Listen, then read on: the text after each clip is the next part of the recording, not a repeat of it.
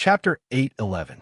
Wishing Magic was a high-circle arcane spell that was exclusive to archmages and powerful existences. However, it wasn't rare in this world.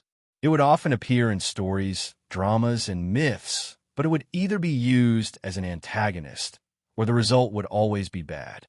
Those who truly knew about this spell would never think of relying on it. Making a wish would make it come true? Haha, if there really was such a good thing, the mages would have long since conquered the world. Those who had used wishing magic before would probably come to the same conclusion: never use wishing magic again. The reason for this was that most wishing magic followed the principle of equivalent exchange. You would receive what you paid for. Don't be greedy. This was the experience of those who had succeeded in making a wish. It was also the final reason why the protagonists of those fables and myths were able to laugh. Those powerful antagonists usually reach their end in greed and desire. Those gods, god equipment, and dimensional lords all used a unique method to fulfill their wishes. Dramas originated from reality. As far as I knew, many stories related to wishing magic were based on reality. Desiring eternal life, transforming into a stone statue, and being buried in the astral plane would grant you absolute eternal life. Desiring greater power, allowing you to instantly obtain enough power to explode an entire planet. Then you would truly explode. Desiring to become a god, either you would be able to merge with a god's corpse in the astral plane, or you would be unable to control your divine concept, and divine thrown the moment you became a god and instantly perished. Desiring to be surrounded by countless beautiful women, that unlucky mercenary king's eyes were permanently enchanted. From then on, all men in his eyes became all sorts of beautiful women. In a way, this was probably the most pitiful outcome. But since the mercenary king was so satisfied and even created a gigantic harem, just imagining what hell that would be like it would be better for future generations to not take things too seriously. Wishing magic wasn't a panacea. It was only a mechanism to achieve one's goal through a subtle exchange. Some people said that the gods were the ones who granted wishes. However, no god had ever taken responsibility for such a thing. Most mages believed that the natural laws of the world would complete this exchange. In a sense, this was a transaction that would definitely succeed. Of course, it depended on how you define success. If you planned to obtain a mountain of gold with 50 cents, then you couldn't blame the wishing spell for distorting your wishes. No matter how much one thought about the words of the wish, it was impossible to change this rule. It was just like how no matter how good one was at bargaining, it was impossible for the owner of a shop to sell his goods at a price lower than the cost. If such a thing really happened, it could only be robbery or fraud. But the benediction spell couldn't find a target to rob. For those who succeeded in making a wish, the magical energy consumed to activate the wishing spell could already be used to accomplish their goals with their own hands. It was destined to be a losing business. However, that doesn't mean that this spell is meaningless. I have seen great Mage Leon who truly knows how to use the wishing spell. The way he uses the wishing spell is really thought-provoking. Make a wish. I want a bottle of 1962 Soth red wine. Make a wish. I wish for the house to become clean. Make a wish. I wish for my apple tree sapling to become a large tree and bear fruit within a day. In his hands, the benediction spell wasn't some kind of ladder to the heavens to achieve his grand goals. Instead, it was a tool to make life more convenient and faster. In his eyes, the benediction spell was essentially no different from other spells. If I want to obtain something, I will obtain it with my own hands. The correct method of making a deal with the world was to stop wanting something, to make a deal that would result in a slight loss, and to obtain convenience after paying an excessive cost. I sensed a power similar to the power of the benediction spell on the monument at the extreme point of this world. It was directly connected to the source of the world and borrowed the power of the creator goddess. The world had to pay the price. It could be said that this existence itself was even more valuable than its power. If I could research the secrets of the creator goddess, even if it was just a tiny bit, it would be an improvement for the entire civilization. Unfortunately, I didn't have the time to research it right now. I could faintly sense that as long as I left this place, I would never be able to return again. This benediction spell limited the scope of a wish, making it impossible to make a wish based on a twisted interpretation. Since the creator goddess had feelings for her children, I wasn't worried that my wish would be granted in the worst possible way. Since that was the case, why not take a gamble? I, Roland Mist, wish to go to the place where Cavendish doesn't want me to appear the most. If this wish couldn't be granted, I could simply change the location. And if my wish was granted, I would most likely appear on the battlefield in Barty. But if my wish was granted and I didn't appear on that battlefield, then it would truly be worth looking forward to. Recently, I've been on the defensive all this time. That's all because Cavendish is planned ahead of time. I can only keep up with him step by step. Even if I go to the battlefield in Barty, is that really his weakness? Not necessarily. Now that I had a chance to catch up, why would I give it up? But when I said my wish, I received no response. Just as I was hesitating about whether or not I should change my wish, the world before me changed. Is this the power of the creator goddess? I don't feel anything at all. When I hesitantly looked in front of me, a group of busy imps was also gaping at my sudden appearance. Since they were so shocked, some of them even dropped the items in their hands. But the next instant, when they saw my face clearly, they panicked even more. Asterisk smack, smack, smack. Asterisk whips descended from the sky and scattered all the little demons. The next instant, a high-level succubus landed in front of me and half-knelt in front of me. "High Lord, you've returned." I paused in surprise for a moment, but then came to a sudden realization. This succubus had probably mistaken me for Cavendish. Cavendish often took on human form that didn't reveal any of his power. Only someone who was familiar with me would be able to tell us apart. I looked around me. This seemed to be a pitch-black cave, but there were demons and humans everywhere. They seemed to be constructing something. The moment that I looked over, I felt several gazes on me. The next instant, I unhesitatingly activated my original Sin Demon God transformation. The power of the abyss covered my entire body, and the power of the abyss overflowed from my skin. The succubus in front of me seemed to sense something as her entire body trembled in fear. "Who are you? How's the work I gave you going?" The one who asked this question wasn't the succubus who was in charge of this place. Instead, it was me who asked it first. My tone was quite calm, but I didn't hide the arrogance and carelessness in my tone at all. It was highly likely that I was mimicking Cavendish's tone, gambling on the fact that this succubus didn't know Cavendish at all. She was only a high-level succubus. There were at least several 100,000 of them in the Chaos Abyss, if not several million. Normally, even if she saw a Chaos main god, she would only be able to see him from afar.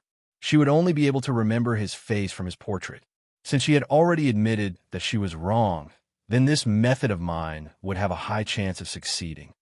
"Venerated High Lord, I'm the second-rank Supervisor Tina. We've been working day and night.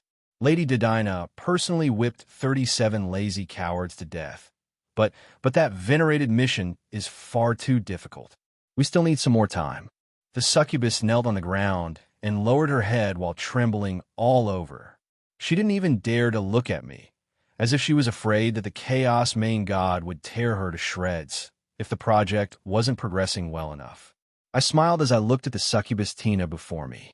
Although it was likely that I wouldn't be able to keep this a secret for long, there was no reason for me to miss out on information that was delivered to my doorstep. "Don't inform them. I'm here in private to check on the project's progress. I want to see if there are any idiots who dare to slack off. Show me the way so that I can see the results of your hard work. If you can't satisfy me..." Hee. The succubus who had just stood up suddenly felt her legs go weak, and she almost fell to the ground. A strange hee sounded in her mind as she imagined Hell's 100 punishments. For a succubus at her level, not to mention the Chaos main god's anger, even the Chaos main god's anger would be more than enough to kill her. Demon main gods were never reasonable, nor did they need to be reasonable. The pitiful fate of the succubus sisters who had offended a demon main god due to trivial matters in the past was still fresh in Tina's mind. Tina hurriedly crawled forward, but she didn't see the High Lord behind her. She revealed a playful smile. In that case, let me see just what else Cavendish is hiding. Chapter 8:12. The succubus in front of me walked quite slowly. Judging from how she was constantly trembling, she seemed to be quite frightened, and judging from how she kept sneaking glances at me in fear, she seemed to have noticed my displeasure. It seems that the succubus' natural talent of being able to instinctively read others' good and evil is real. The succubus Tina, in front of me, was constantly cowering. Whenever I looked at her, she would immediately panic. She felt like she could escape at any moment, yet she didn't dare to. This wasn't because I was being overly sensitive. It was because it would be foolish to talk about human rights with a demon. From the very start, all sorts of thoughts had been running through my mind. The most direct one was that I really wanted to find a dark corner and use a soul-searching spell to directly obtain all of the succubus memories. That would be the most direct method. However, I was currently on the main road, and there were too many people looking at me. Right now, I was probably in the enemy's main camp. If I was exposed, I might as well use a milder and more indirect method. I had too little information. The more I said, the more mistakes I would make. It would be better to get more information out of her. Report the latest progress. This seemed simple, but it was actually the most suitable for the current situation. There was no need for a superior to know the progress of a subordinate's work. But this time, I was flirting with a blind person. We're not slacking off. We're really not slacking off. Recent progress. Two berserk demons joined my team recently. They're really strong and hardworking. It's just that they're a bit smelly. Can we transfer them away? The succubus said a lot of random information, but very little of it was useful. She seemed to notice that I was becoming more and more displeased, so she spoke in a quieter and quieter voice. This wasn't because she saw through anything and was holding back. It was simply because her position was too low and she knew too little. As a team leader, she would do whatever her superior wanted her to do. She could only see so much. Trivial matters were meaningless to me. I didn't know whether to laugh or cry as I listened to her constantly report on how bad the food was and how stupid her companions were. I patiently listened for quite a while, but apart from learning that they were constructing something, I learned nothing. Where is this place? Just what you all busy with? Although I really wanted to ask, I could sense that many people were paying attention to me. And if I really asked, I would probably have to consider killing my way out. I patiently continued to listen to her report. It was probably because her expression was getting uglier and uglier that she was already on the verge of tears. However, I didn't tell her to stop, so she continued to rack her brains to find something to say. I used to be a barmaid in Wrath City on the 162nd level of the Abyss. I never imagined that I would one day be able to reach the holy land of origin of the demons. Finally, my eyes lit up, and I heard a word with weight. The origin of the demons? Am I in the Abyss now? Comparing it with his past memories, there was only one place that fulfilled this condition. At the bottom of the Abyss pool, where Cynthia's body slept. When I turned around a corner and saw the gigantic creature in front of me, I instantly understood. It was a pitch-black wall, so tall that the top could not be seen, and so wide that one could not see the end. Countless demons were busy below, and they seemed to be building something. The door in the middle of the wall was slightly open. When I looked up from the bottom of the wall, I was surprised to discover an old acquaintance. Dedina, the former elf empress, was currently commanding the busy demon laborers below. Meanwhile, Ilmigia, the former queen of all lustful demons, was currently resting by the side. I wouldn't have been so surprised if it was only the two of them. The other familiar person was Leona, who had long since disappeared. The current Chaos Girl didn't have a good appearance. She was embedded into the pitch-black wall, and a powerful demon was currently carving magical runes next to her. Her strange posture made her seem like a living sacrifice. She should have been pregnant for several more months, but her stomach was now bulging. It seemed like she might give birth at any moment. She seemed to sense my gaze as she looked over at me. She opened her mouth slightly, but was unable to say anything. I didn't have the time to respond. When I discovered the scheme here, the mastermind of the scheme naturally recognized me as well. Capture him. He's Roland. He's not master. I didn't even know which demon was the first to scream out loud. When Didina and Ilmigia looked over at me, not only did their gazes contain surprise, there was also undisguised killing intent. I knew that the only thing I could do now was probably no longer be able to communicate with words. You aren't His Majesty Cavendish. There's an intruder. Guards. The succubus who had been leading me here finally realized what was going on and started summoning the guards. I found this all the more interesting. I never said that I was Cavendish. I'm Cavendish's older brother. Yep, I'm no outsider. Right, thank you for leading me here. The succubus paused in surprise for a moment before she foolishly said, "No need to thank me." I chuckled and shook my head as I looked at how adorably foolish she was. It was truly rare to see such a foolish succubus. I even felt like killing her while I was at it. Tina, you actually dared to betray me. You actually dared to bring Roland here. However, the current Didina had probably lost all sense of reason as she started shouting on the castle walls. Seeing her superior's frantic expression, the unlucky Tina instantly showed despair as if it was the end of the world. The little succubus before me looked at me pitifully. She wanted to hate me, but didn't dare to. I found this even more hilarious. Just what type of succubus was she? She was so incompetent. I wanted to continue chatting with her, but the demons before me had already surrounded me. All I needed to do now was to kill my way through them. A top-level succubus queen and a devil-main god? Several dozen demon lords? Thousands of mid- and high-level demons? That was nothing. It seemed that there really was something important here. My mood instantly became much better. Thank you, H.E. It seems that we've truly surpassed Cavendish. In that case, let me see just what else Cavendish is hiding. Chapter 8:13. From a certain standpoint, Cavendish's scheme had been greatly exposed the moment I saw this scene before me. A scam that's half real and half fake? He's prepared for both.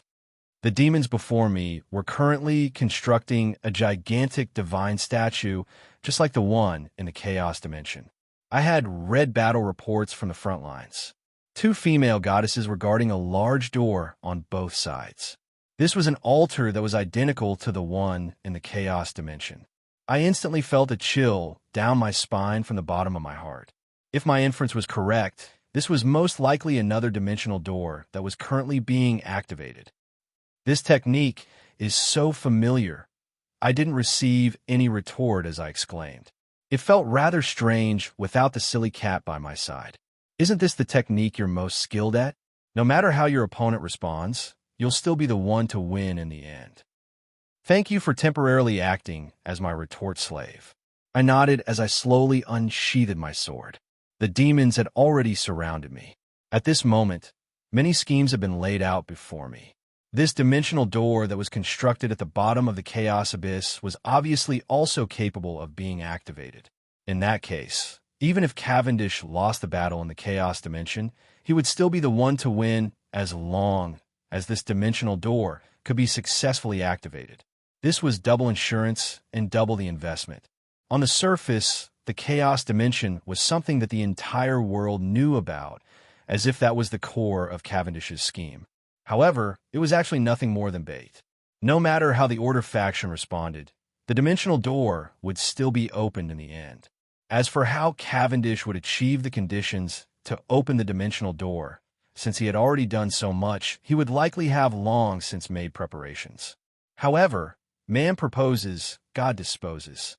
A world destroyer would always be defeated by a man with 25 legs. I meant that there would always be various accidents and obstacles. Perhaps the world of He was using me to stop Cavendish. No, you're overthinking things. This is purely a coincidence. If you didn't want to make such a wish, you wouldn't have been able to arrive here. It's impossible to enter through normal means. I casually sliced apart the Inferno demons blocking my way as I unhesitatingly attacked the dimensional door. No matter what, destroying this dimensional door first wouldn't be a mistake. The longer I delayed, the stronger my opponent's reinforcements would be. However, the next instant, my sword clashed against a silver sword in an umbrella and was blocked. I was rather hesitant, as the one before me was Ilmigia, the final Devil Lord. The ironic part was that Ilmigia was a wanted traitor. Now that the other 9 Devil Lords had either died or betrayed Carwins, Ilmigia became the only purebred Devil Lord. The famous queen was more than 3 meters tall. Her devilish curves were undoubtedly seductive. Her pure and pleasant face was as pure as an angel's, perfectly illustrating the meaning of an angel's face and a devil's body. However, her usual smile had vanished without a trace. Currently, Ilmigia's expression was filled with killing intent. She wielded her sword with one hand and swung her sword in the air. However, her figure seemed illusory and real at the same time. It would seem that she was quite skilled. I couldn't help but recall the unlucky Lasnina, the Lord of Curses. Lasnina was an excellent magic swordswoman, and it seemed that Lasnina and Lasnina had once been lovers. Cough, just based on Lasnina's attitude. Ilmigia was completely different from the rumors. Vaguely, from those beautiful eyes that were glaring angrily at me, I could sense her resolve. Stop Roland at all costs, even at the cost of your life.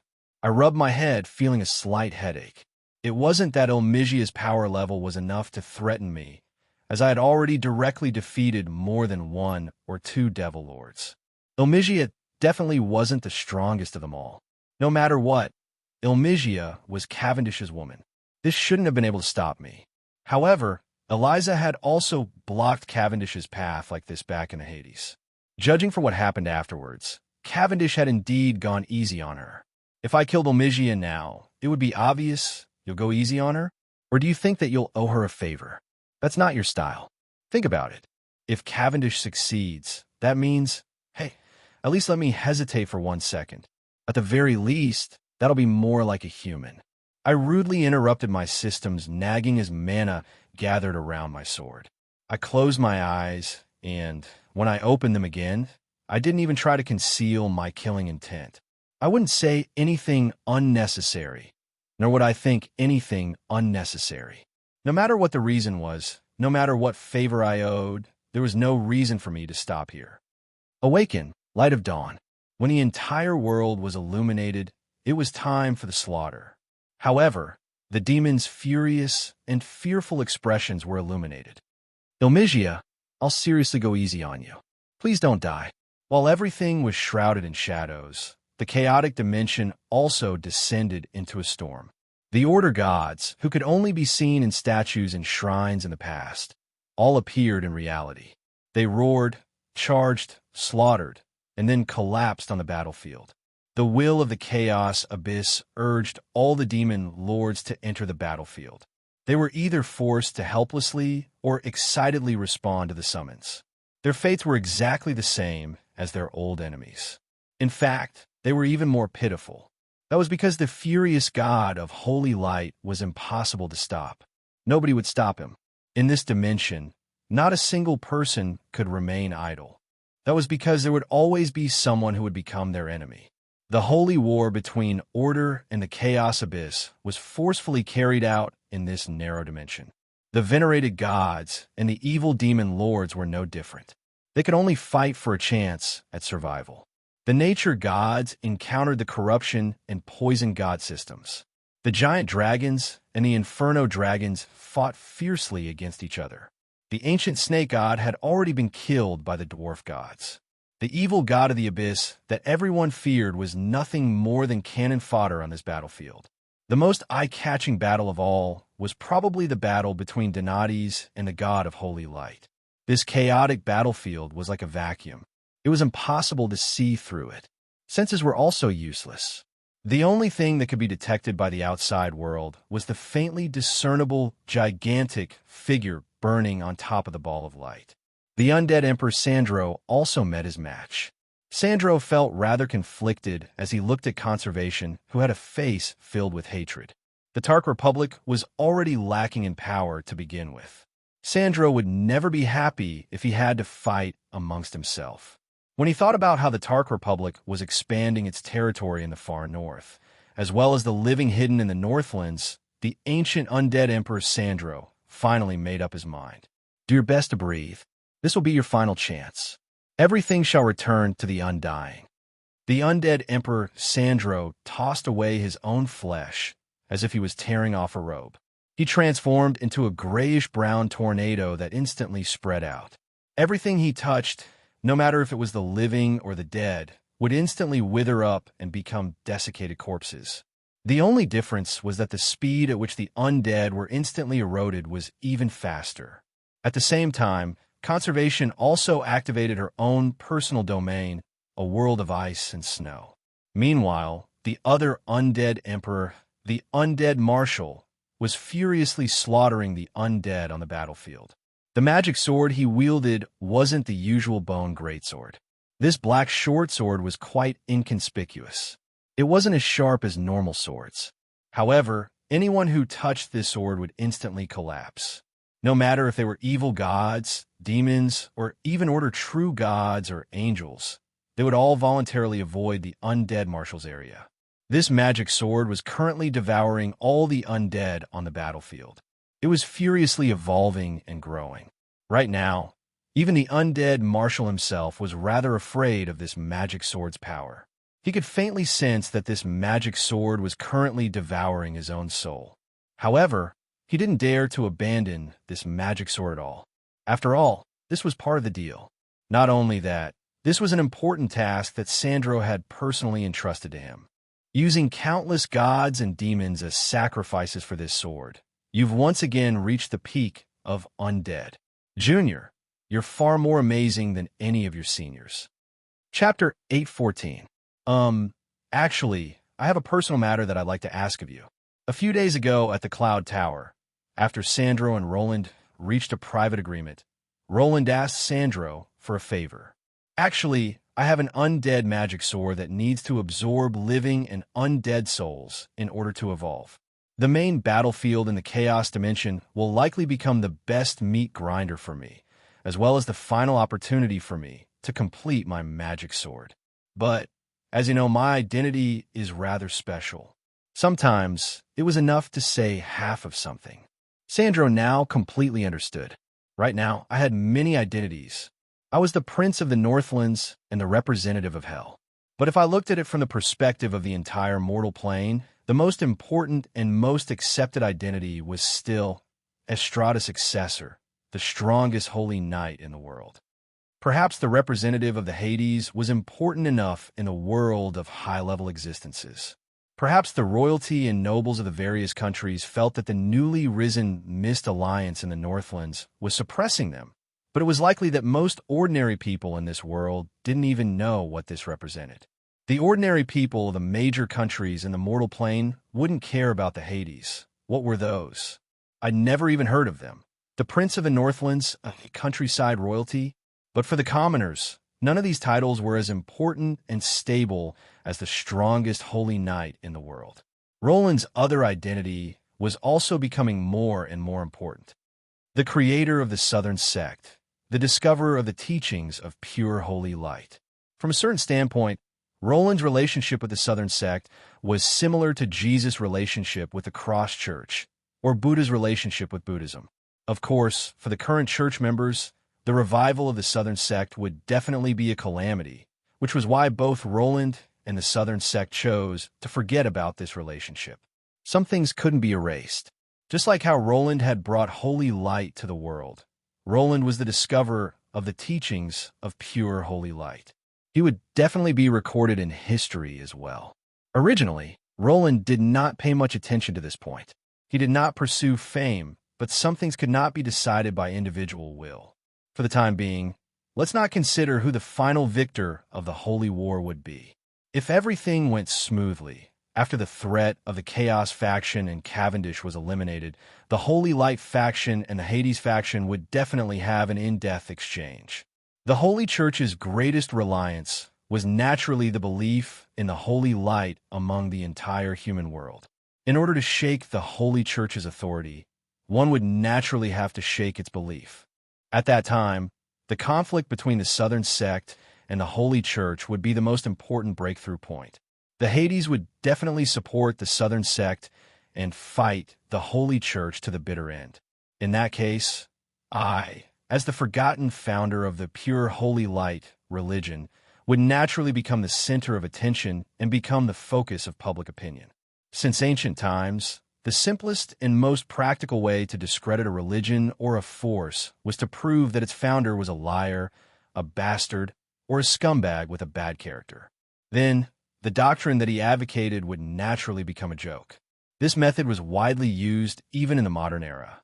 And the Holy Church was definitely an expert at slandering people in religious wars. Now that I thought about it, it was quite ironic. Even before victory was achieved, the two factions that were at odds with each other on the surface were already plotting how to stab their companions in the back.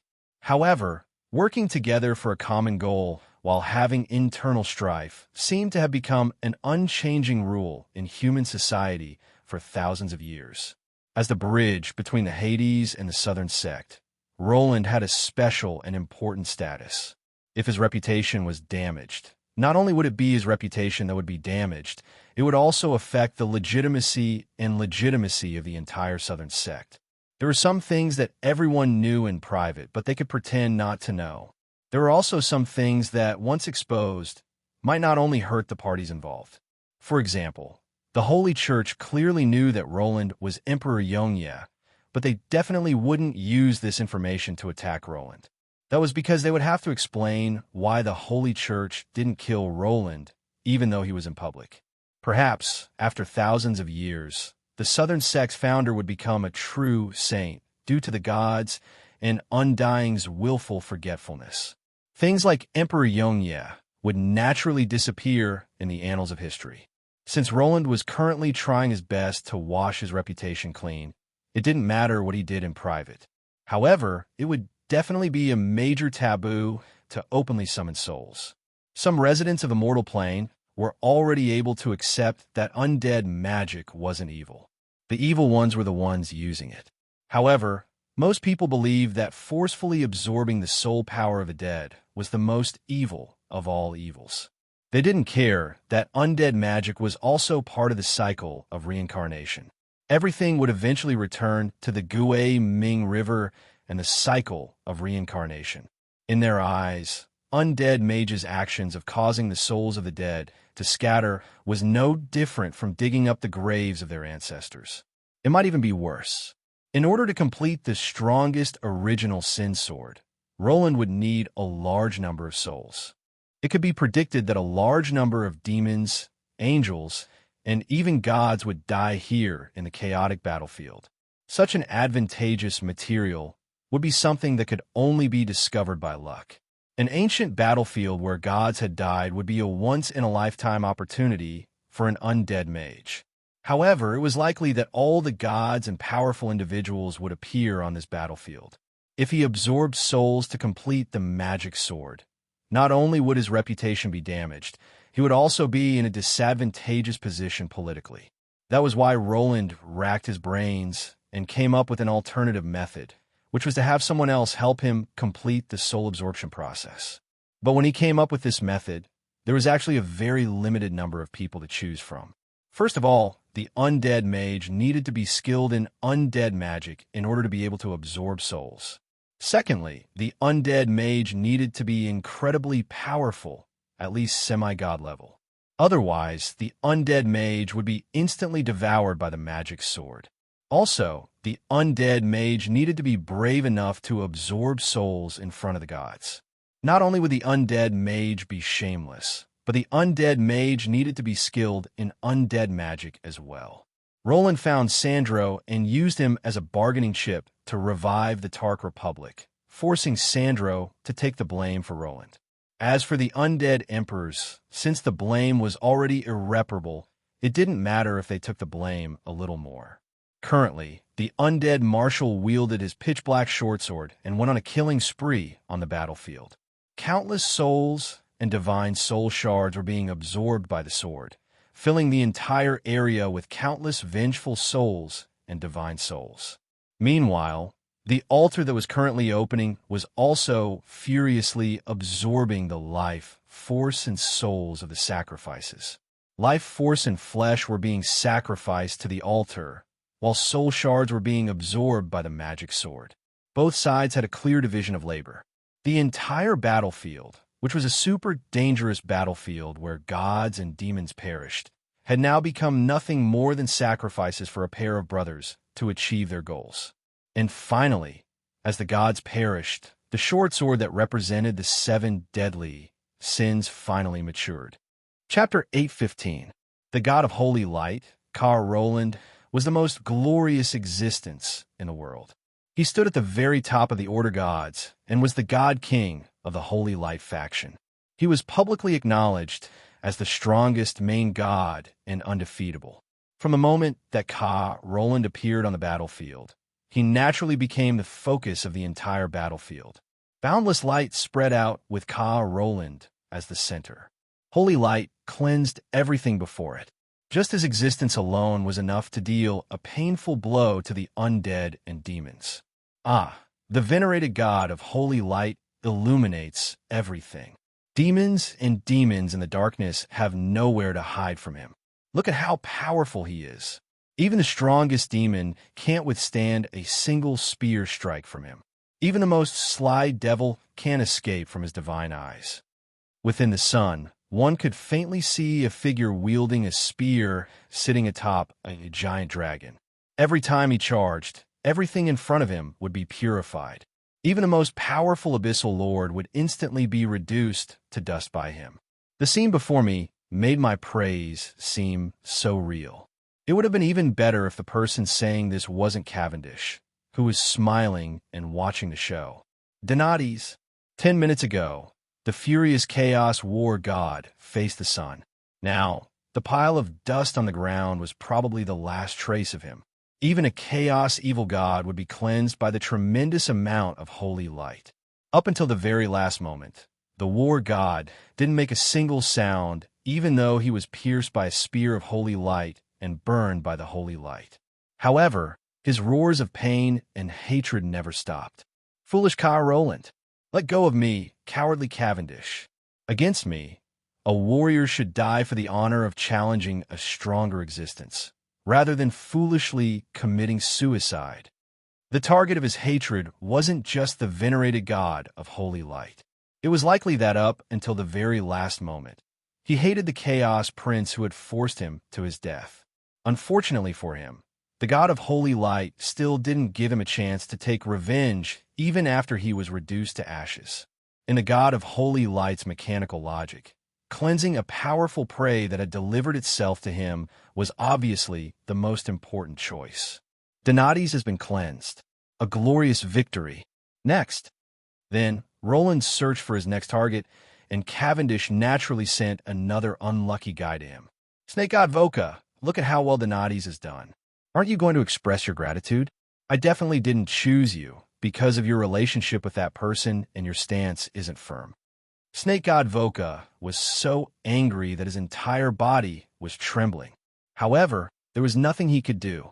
He could only walk in front and instantly transform into a giant snake that wrapped around the sun. Since the evil gods of the Chaos Abyss lived in the Chaos Abyss, they were all gods who swore loyalty to the will of the Chaos Abyss. Not only was it their duty to fight for the Chaos Abyss when necessary, it was also the contract between the gods and the Chaos Abyss Master. Of course, such a contract would have limited binding power. There would also be many restrictions. For example, the Chaos Abyss would be in danger. The number of times the Chaos Abyss could attack would be limited, and the duration of the battle would be limited. But right now, Cavendish wasn't giving the Chaos Abyss any time to find loopholes. Voka has been purified. Next, the sly ancient snake god didn't even have a chance to switch sides before the god of holy light stabbed him to death with a single spear strike. Now, the Chaos Abyss had directly sent these Chaos Abyss gods onto the battlefield. The Chaos Abyss's mortal enemy, the Order gods, had no way of retreating. Fortunately, the strongest individuals in the Chaos Abyss, including the Chaos main gods, were all strong enough to resist the Chaos Abyss's repulsive power. Otherwise, the battle would naturally be even more intense. Donati's? It was his fault for being here from the very start. Right now, Cavendish was sending the Chaos Abyss lords up one by one and forcefully ordering them to attack the god of holy light. See Tesla. Aren't you going to show off after seeing how hard your seniors are working? These powerful existences that had always looked down on mortals and short-lived species were now lining up and being stabbed to death by the god of holy light, one spear strike at a time. They would then transform into divine souls and divine power shards that became nutrients for the river Styx and the altar. Carwin's glanced to the southwest. There, a power was currently seizing control over souls and unknown divine power. And the elemental ripples of that power were so familiar.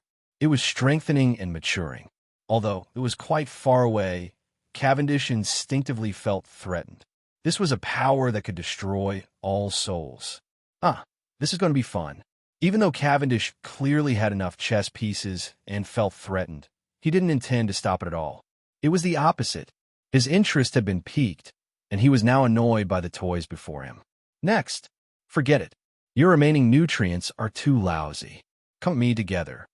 Cavendish didn't even look at the Chaos Abyss Lord's final expressions of hatred. He sensed the divine souls and divine power being constantly absorbed by the altar as he watched the gods battle before him. He couldn't help but sigh.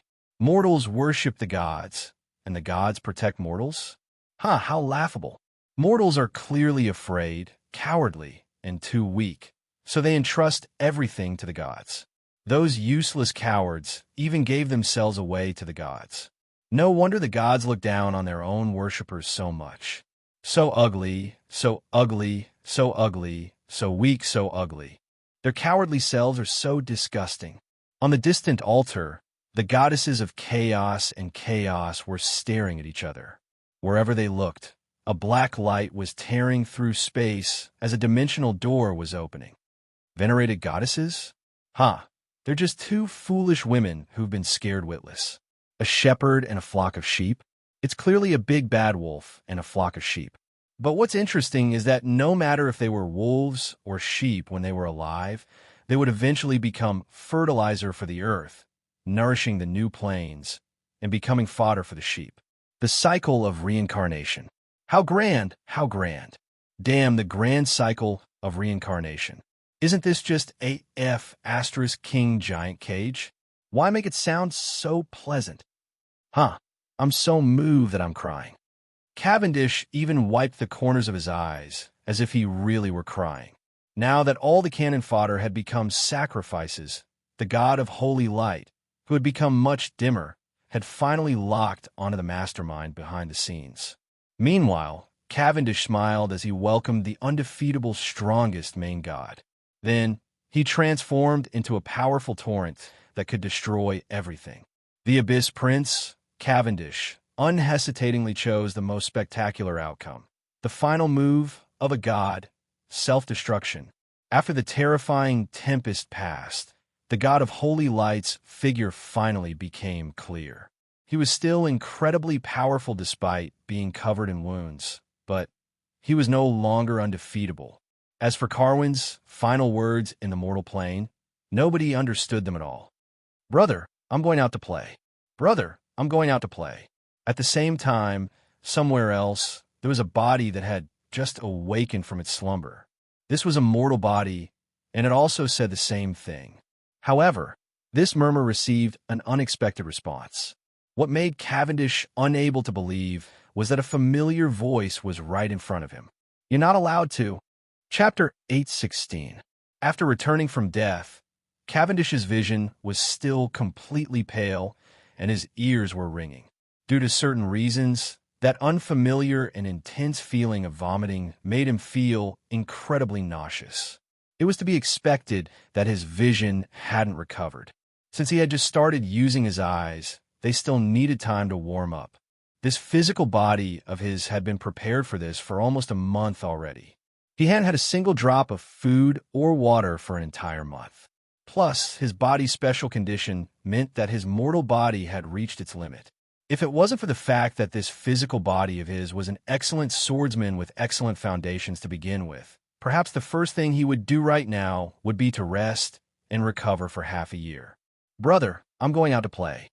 A raspy voice was squeezed out from his withered lips. His original body's words were repeated once again. This was a sign that his soul and physical body had synchronized. You're not allowed.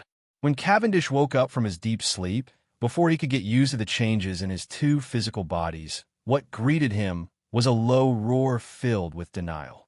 The expected scene of construction in the chaos abyss was nowhere to be seen. The servants didn't welcome him either. It was inconceivable how someone with evil intentions had arrived here. Roland, the demon elites that Roland had personally chosen were now nothing more than pieces of minced meat. The golden-haired holy knight was clutching a beautiful devil's neck in a pool of blood. Ah, as expected of Roland. I never expected that you would appear here. Cavendish paused in surprise for a moment before he actually started laughing out loud. Currently, I was rather stunned as well. He had familiar blonde hair, familiar blue eyes, and familiar face. However, he had a completely unfamiliar body and gender. Cavendish? Leona? I couldn't help but ask, even though I clearly felt that the person in front of me was that bastard younger brother of mine, even though I had already predicted the possibility of this happening. But when it really happened in front of me, I was still shocked. My foolish younger brother, sister. Cough. As expected, Leona was your backup plan from the very start. The physical body that Cavendish had possessed was none other than the holy maiden of the Church of Lightning and Sword.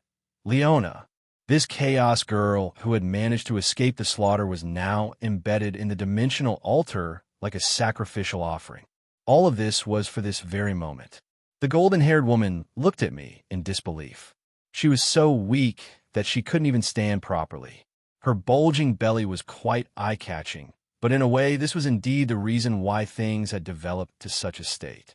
For demons, offspring are a kind of property, but to go to such an extent, you're really crazy. Just like how Cavendish had once possessed Renee, the bloodline connection between demon nobles and lords of the abyss meant that their descendants were controlled by their ancestors. For a half-demon species, being summoned by their bloodline to become laborers was nothing much. The most pitiful ending was probably becoming a backup body for their ancestors. His consciousness had been erased. His knowledge and power had become food for his ancestors. Everything he had painstakingly obtained had been devoured, and all traces of his existence had been erased. Many powerful demon gods and demon lords had revived in the physical bodies of their descendants after they died in battle. However, this was usually only a backup plan. The result of doing so would be that they would lose everything in the past and have to start over again. And those descendants would only be mixed-blood descendants who had obtained a portion of the original bloodline. Their bloodline abilities and upper limits would often be weaker than the original demon gods and demon lords. It would also be difficult for them to surpass the original limit of their power level. Powerful demons would never choose to use this method unless absolutely necessary. However, Cavendish was different. He was incredibly different. From the very start, I noticed that something was off about this demon fetus. Such a powerful and pure high-level demon bloodline is something that can shake the foundational power level of a god. It's impossible for this demon fetus to be an accident. And the most important part is that it's impossible for his soul to exist.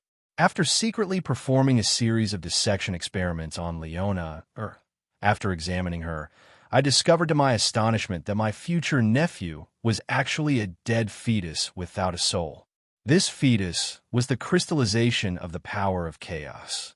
Although Leona was his mother, in a way, she was nothing more than a vessel.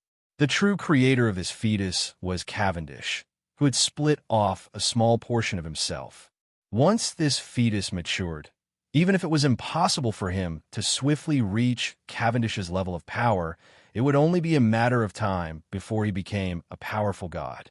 Naturally, I had paid so much in hopes of obtaining even more. The price of sacrificing a main god was already laid out in front of me. Now, Cavendish's goal of possessing this fetus and using it to control the mother's body was also laid out in front of me. Cavendish, you abandoned a main god-level existence in order to pass through that wall. Behind the altar was a boundless pitch-black wall. I also learned what this wall was used for from the murals on it that were related to the goddess of chaos. Only a girl of chaos can become Cynthia. Only Cynthia can pass through this wall and reach Cynthia's place of hibernation. This was the creator goddess of chaos foundational setting. It was the ultimate insurance to protect her physical body. In normal situations, it would be impossible to pass through this wall. However, Cavendish and the others had managed to find a loophole in this rule. A fetus that was living inside a girl of chaos body, would naturally be able to enter and obtain Cynthia's physical body, power, and authority. And then, Cynthia's physical body would descend upon the mortal world and use her creator goddess authority to open up the dimensional door. This was Cavendish's ultimate plan. Currently, Cavendish wasn't panicking at all. That was because the altar was right next to the wall, and the wall that mortals couldn't pass through is now open for him. Roland, let's chat later. She turned around and wanted to enter the wall, but I coldly uttered a completely inappropriate threat. Cavendish, you'd better turn around, unless you don't want to take her life. I pointed at Ilmigia, who was in my hand. I sliced a thin ice blade across Ilmigia's slender neck, leaving a blood-red mark. You don't seem like a good character at all. Didn't you say before that the villains who threaten hostages are all low-level villains who die incredibly quickly? Carwins paused for a moment, but then he said something from the past that even I couldn't remember. I originally thought that he would at least hesitate for a moment, but the next instant, Leona turned around and rolled her eyes before she laughed heartlessly. Leona, go ahead and kill me if you want to. So many people have died already, so one more won't matter. Once the dimensional door is opened, even more people will die. Hee. Even though he was clearly speaking the apocalyptic truth, his frivolous and expectant tone made him seem like a naughty child looking forward to his birthday.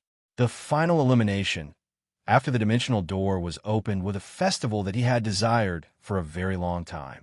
All the sacrifices and deaths before this were nothing more than a warm-up for the festival. At this moment, I understood that Ilmigia was meaningless to him. He didn't care at all. He didn't even care what would happen to him in the Armageddon. Destruction? Evolution? Actually, none of that mattered. It was fine as long as he had fun. But I knew what he cared about. And so, I took a deep breath and slowly moved my ice blade away from Ilmigia's neck. I then transformed it into a short blade and pointed it at my own chest. Cavendish, you and I share the same soul. If I don't die, you won't die, and I won't die as long as you don't die. But perhaps it's time for us to die together. The blade itself didn't have any meaning, but this was only a declaration of his resolution and attitude. Cavendish turned around again. This time, he finally furrowed his eyebrows. Eliza was correct. As expected, after you found out about our undying nature, you used this technique to take me down with you whenever I had a great advantage. Honestly, dying together with a man is so disgusting. At this moment, I was also disgusted by this. This is clearly a noble act of self-sacrifice. No matter how bad it is, it counts as taking on your responsibility as an older brother. Can you not make it sound so disgusting? I had goosebumps all over my body.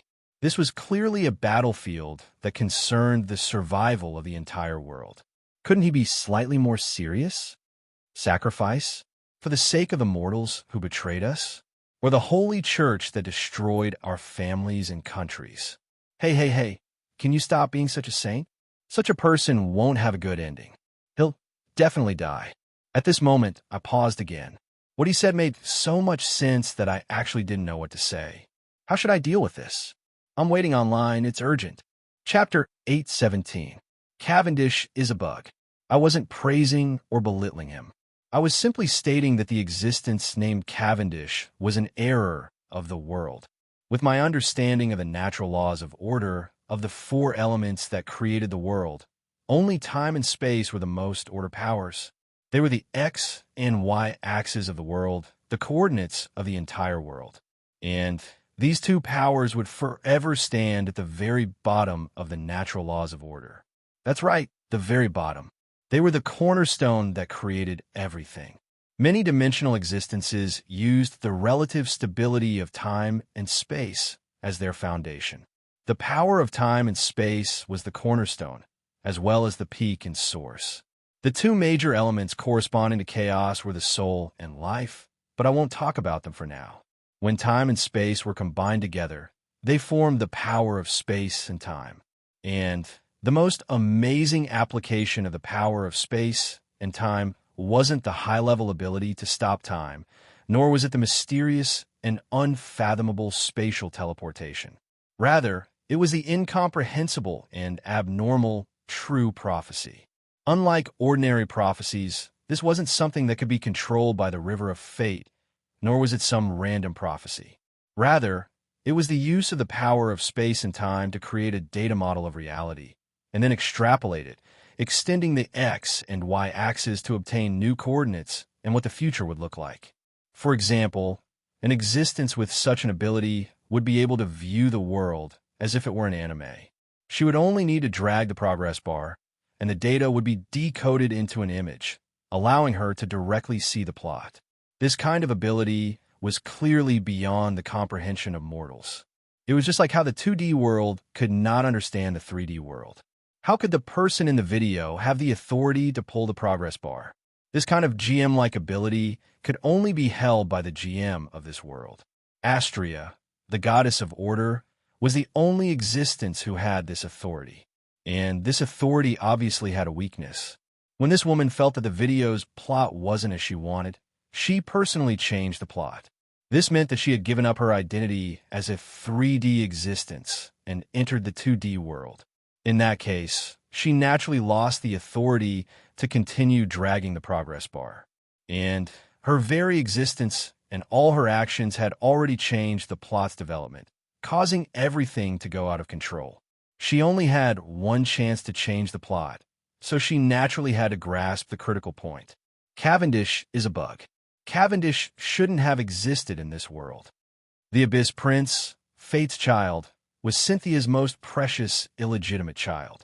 He was the crystallization of the power of the Chaos Abyss, and was a key character in her victory in the Holy War. In the original storyline, in the video that Astria watched, the Chaos Abyss Prince named Roland obtained knowledge from another world and became the main character of this world. Roland's fate was so rough that it could be written into a 20-million-word novel. To omit the entire story, Roland was heartbroken by the Holy Church, which represented human society. Roland finally lost his last bit of faith in humanity and entered the Chaos Abyss in despair. When he led the demon army back to the human world, it would also be the time when humans completely lost their dominance. Such a key character was an opportunity to change everything. Astria unhesitatingly used the same trick again. Her remnant soul entered the pregnant Roland's mother's body and quietly waited for Roland to be born. Unfortunately, the previous Chaos Abyss Prince's betrayal had led to the birth of the Holy Light and the Holy Church. Cynthia, who had suffered at the hands of the Chaos Abyss, also entered the will of the Chaos Abyss into Roland's mother's body. She prepared to personally guide the Chaos Abyss Prince's growth and personally shape his worldview. The two thieves reached their hands into each other's pockets. Cough. I meant that the two sisters were so happy to meet that their brains almost spilled out. In the end, their argument was just like in a fairy tale where two mothers fought over the ownership of a child. They each pulled on the child's arm, and the real mother could only helplessly let go after hearing the child's screams of pain. But the Chaos Abyss Prince, who knew right from wrong, would never have thought of the possibility that neither mother was the real mother. Such a tragedy. Teacher Yi's accent. The pitiful child was directly torn in half by the two stepmothers before he was even born. While the mother was still pregnant, one soul was forcefully split into two. The physical body also changed, and the only child became twins. However, having an insufficient soul was the cruelest of all innate deficiencies. Children who lost their souls would either be idiots or mentally handicapped. If the two stepmothers didn't want to obtain two mentally handicapped children who were completely useless, the two stepmothers had to do something. What could they do? They were two souls. That's right, just as everyone could see, the two sisters made the exact same choice. They used their own souls to make up for the incomplete souls, just like how a mother would use breast milk to feed a newborn. However, they did even worse. They basically used their own flesh and blood to make up for the newborn's insufficiency. The two mothers were connected to the newborn, becoming a part of them. The two newborns were also quite fortunate to have some of the chaos goddess's traits. I would be inclined towards order, while he would be inclined towards chaos. This wasn't a coincidence, but rather a necessity. The end result was an interesting hypothesis. It was similar to that famous wooden boat that had its parts changed countless times. When one person's parts were replaced one by one, creating two soul-stitched demons, would the two people that were finally pieced together still be independent individuals? Actually, nobody should have known the answer to this question, nor would it have any practical meaning. However, due to some unexpected circumstances, the answer was given beforehand. I had died. The Abyss Prince was also a living creature. He was also a part of the cycle of reincarnation. However, he didn't have any special ability to surpass the cycle of reincarnation. However, I was able to survive in the cycle of reincarnation and swim in the river Styx. The reason? It wasn't simply because of Astria's existence. Even if Astria was able to protect herself in the river Styx, she wouldn't be able to protect the mortal part of her soul. As a remnant soul, she could only move her mouth.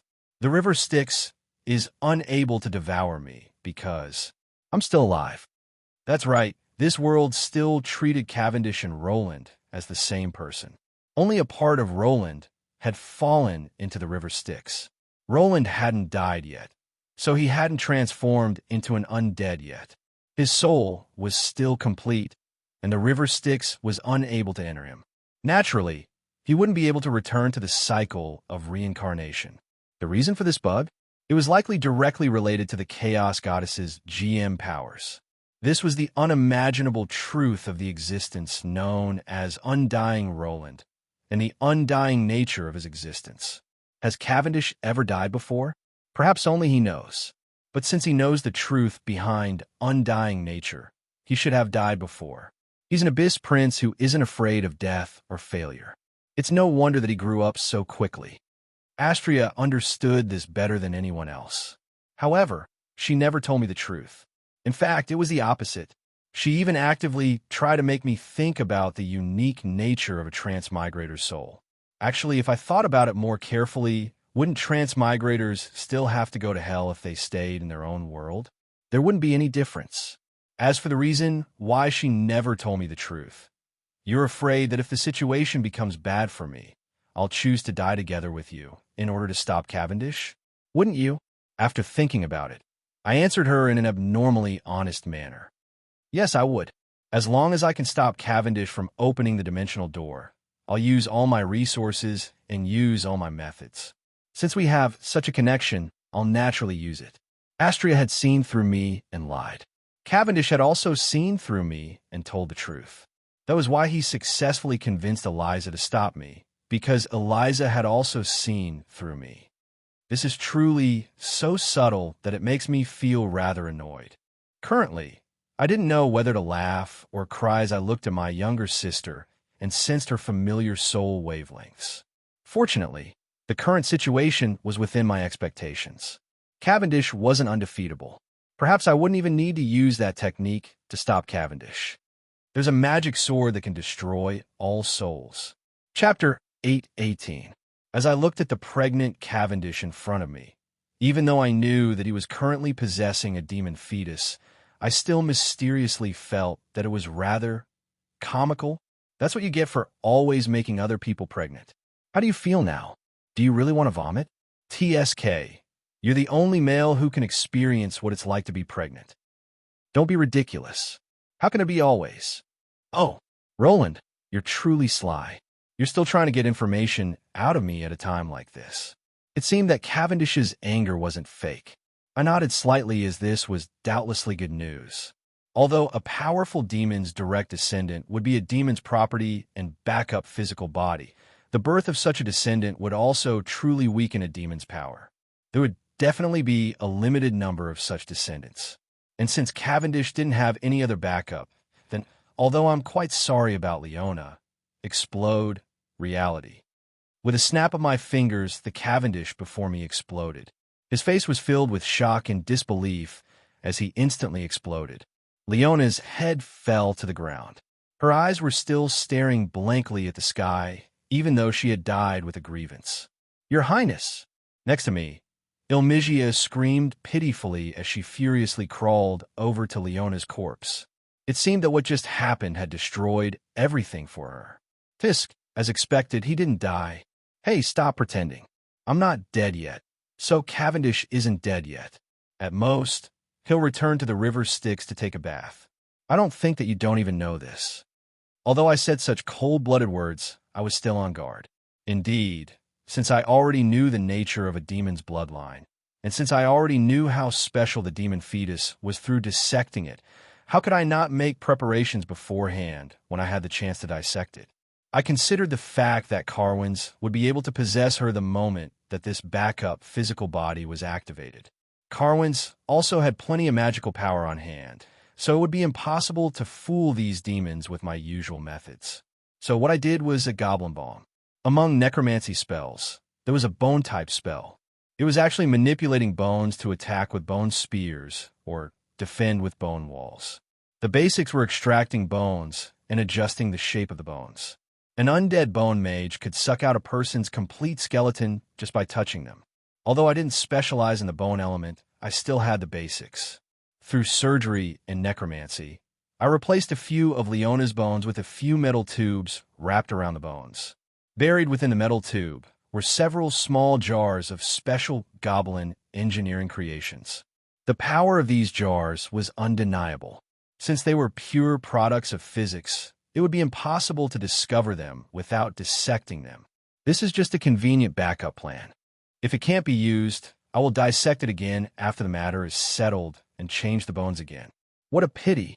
I coldly looked at the flesh and blood in front of me. I wouldn't say anything like your sacrifice is meaningful or your death will save more people, even if it was the truth. This was slaughter, an evil act for personal gain. This was my choice.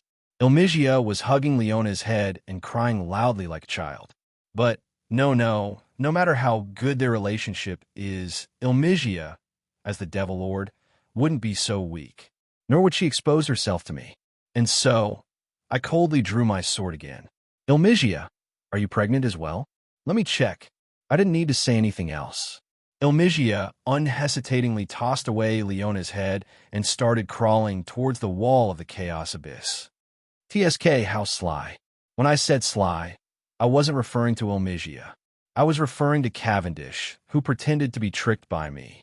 Of course I could tell by now.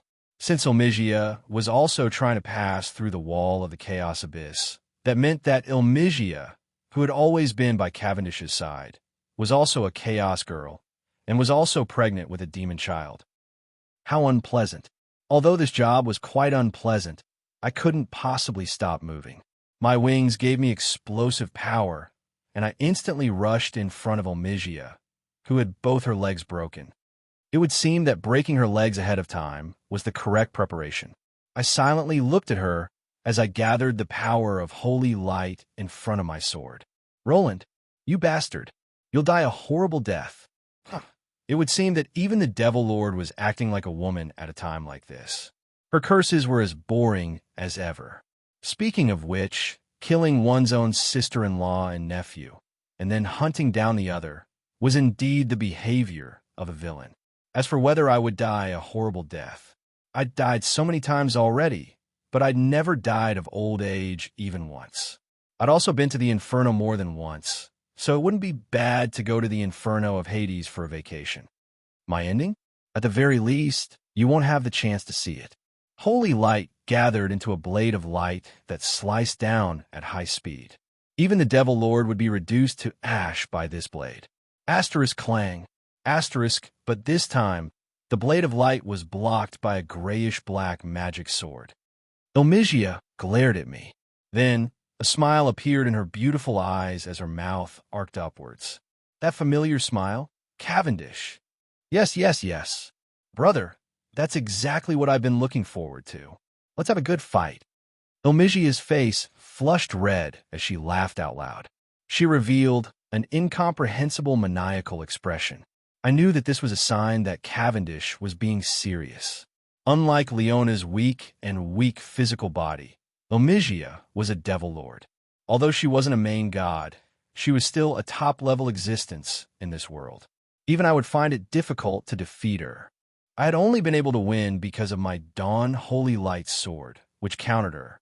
But now, Omigia had a main god's inner core, along with a demon fetus of the same origin as her power source.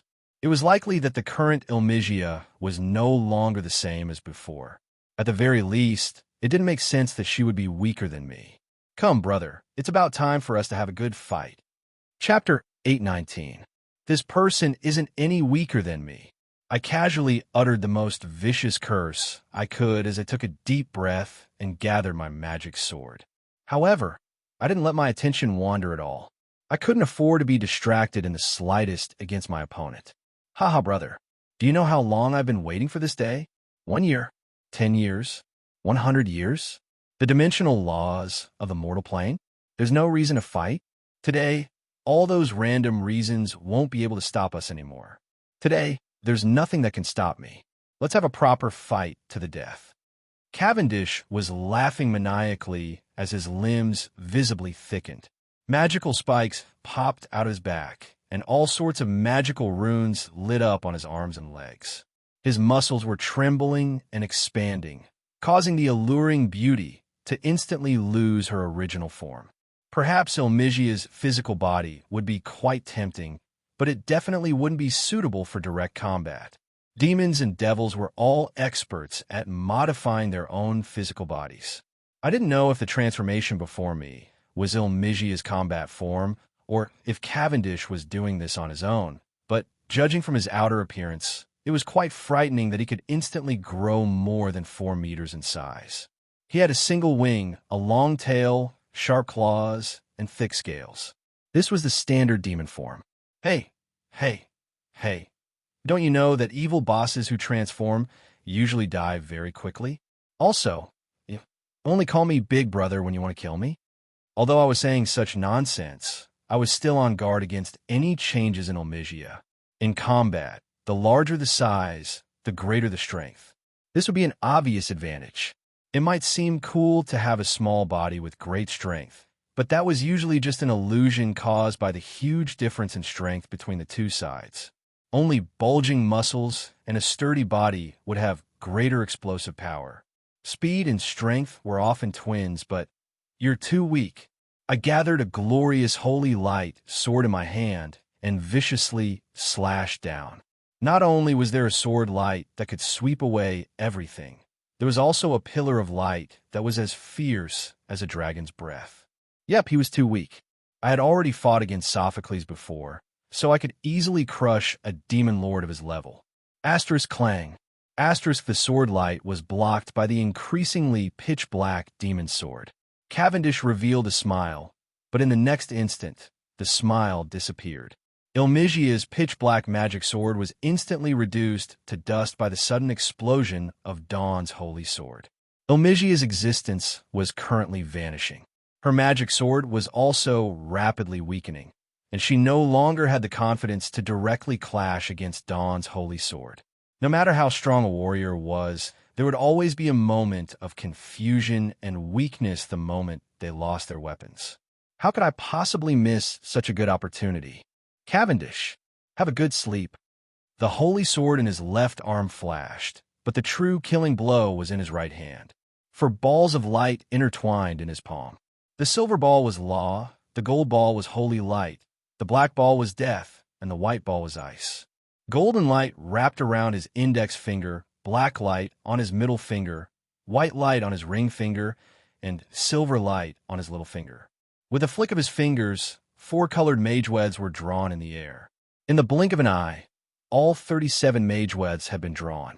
Then, they turned into a palm blade and cut into Cavendish's abdomen. Seal of 4 elements. Was he trying to act cool by holding back his ultimate attack? Only an idiot would do such a thing. The ultimate attack that would decide the victor should have been used from the very beginning. Success. I could sense that my arm had already touched Omigia's soul. The spell model that I had prepared beforehand had been activated, and the seal of 4 elements was now a success. The demon fetus in Cavendish's abdomen was his true body. The elemental powers surrounding it were already intertwining. The ultimate sealing spell was currently restraining Ilmigia's struggling soul. However, the next instant, Cavendish's smile caused me to feel a chill down my spine as I saw it.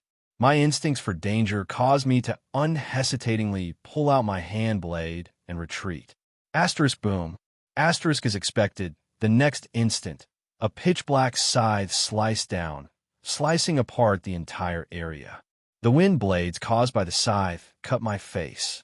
If it wasn't for the fact that I retreated in time, I probably would have been turned into minced meat. How can he still attack when his soul is sealed? I didn't even need to think about it. My physical body, which was becoming more and more Cavendish, explained everything. Oh my, poor Ilmigia. She's so unlucky.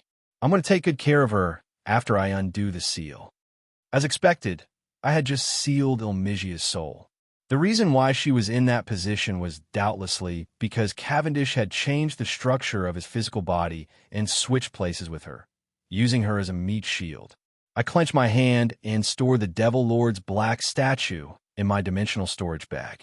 I now had 1 less spellcasting material to use and also used up a lot of mana. For some reason, I felt rather displeased as I looked at Cavendish's calm expression. Cavendish, you're using your own woman as a meat shield? How far have you fallen? Previously, no matter how much I interrogated her, she insisted on not telling me where Cavendish was. Although we were on different sides, I was still rather moved by her feelings for me. Fallen? Your own woman? What if I told you that we're simply superior and subordinate, that I've never touched her before, and that even my demon fetus was forcefully transplanted into her using a special method? Would you believe me? What if I told you that she was the one who suggested changing my soul's coordinates? Would you believe me? Would I believe you? You're someone who's been harming noble ladies since the age of 12. You think you should be a vegetarian? You relied on your personal charisma to conquer the famous Charm King? Like hell I believe you. Uffed, your soul is almost burning up. Is this the FFF group's flames that you were talking about? Cavendish chuckled and didn't explain further. Even though this sounded ridiculous, I instinctively knew that it was true. However, I found it even more difficult to understand. Sophocles and Ilmigia were clearly evil and chaotic chaos demon lords, as well as the reincarnation of the former elven emperor. They were incredibly wise and noble. Just how capable was this little bastard Cavendish to make them sacrifice themselves for him? That's because I can give them hope. Cavendish seemed to see through my thoughts as he proudly said such a thing. I took a deep breath. The powerful feeling of emptiness from casting a forbidden spell earlier was gradually being replenished by my mana. It would take around 3 to 5 minutes before I could cast another elemental seal. Cavendish was currently trying to gain more control over this physical body. Since both of us needed more time, I might as well stall for time. Hope. It's destruction, right?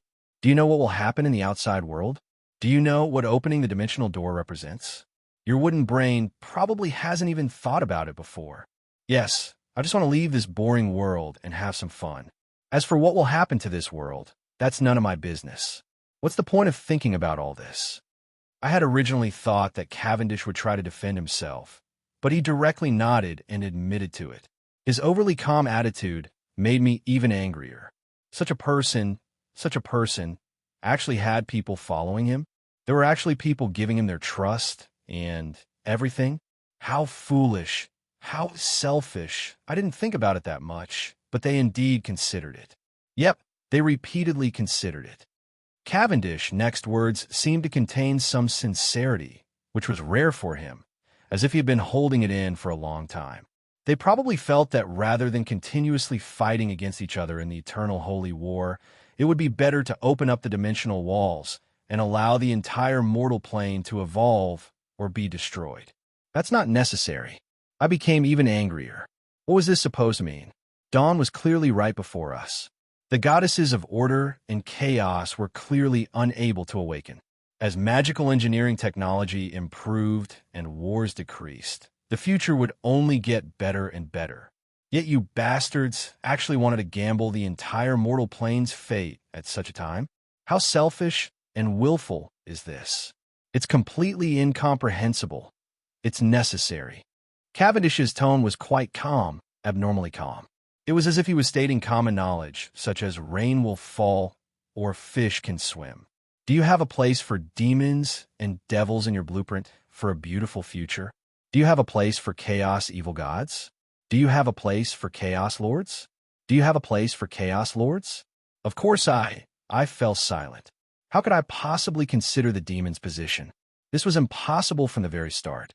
Weren't those evil chaos devils that loved to kill and slaughter constantly fighting in the chaos abyss for the past millennia? Have the demons do construction, coexist peacefully with other species? What a joke. This was fundamentally impossible. I didn't know much about the immemorial demons, but the current residents of the lower planes were natural-born slaughterers and devourers. Only by killing and devouring would they evolve.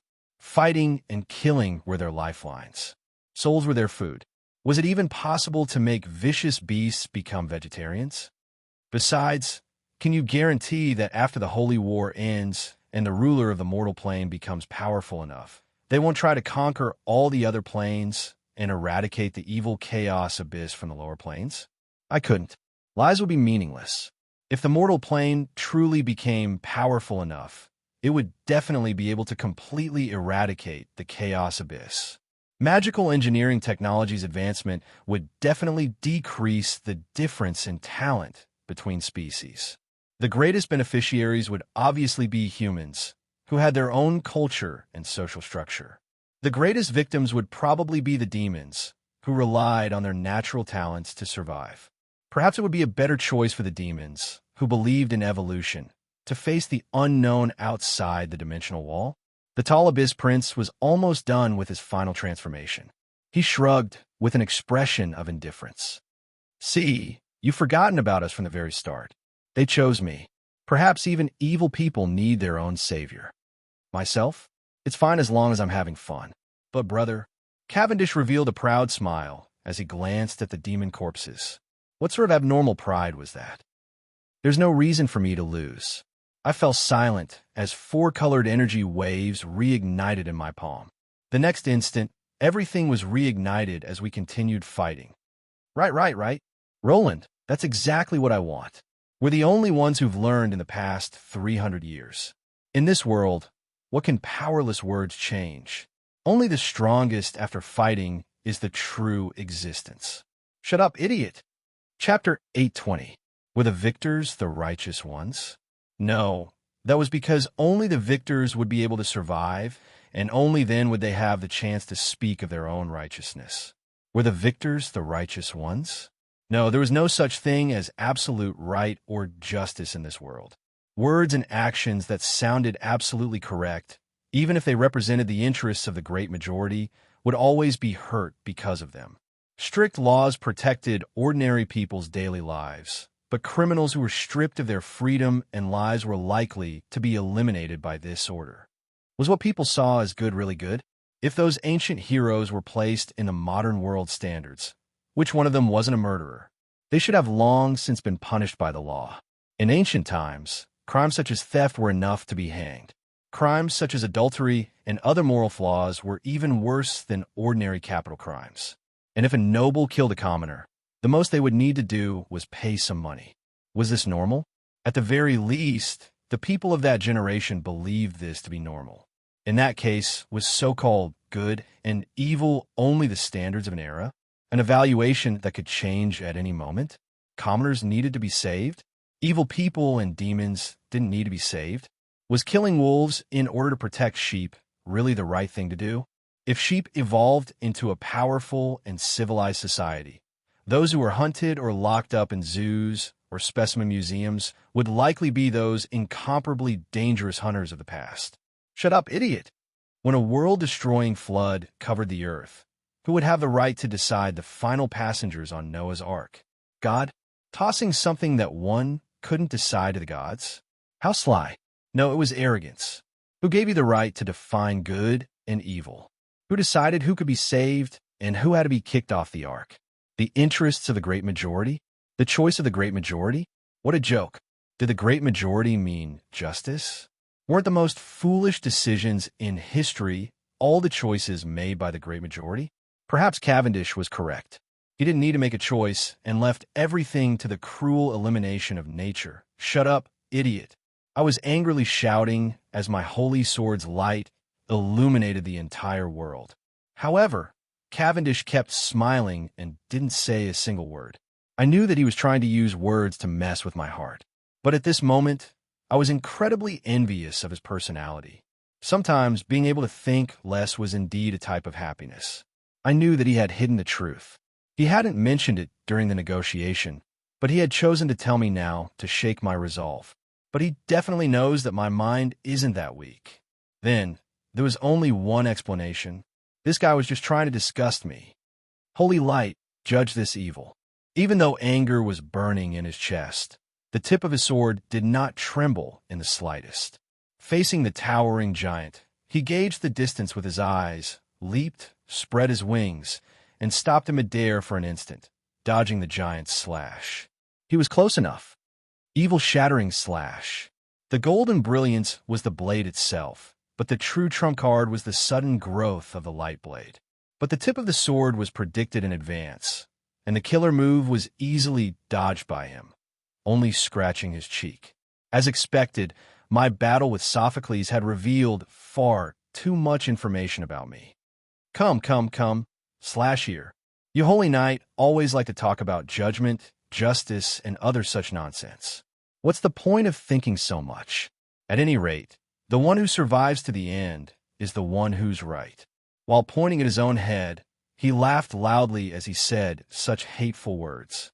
He clearly knew that I hated this world's unspoken rule of survival of the fittest, where only the strong were right.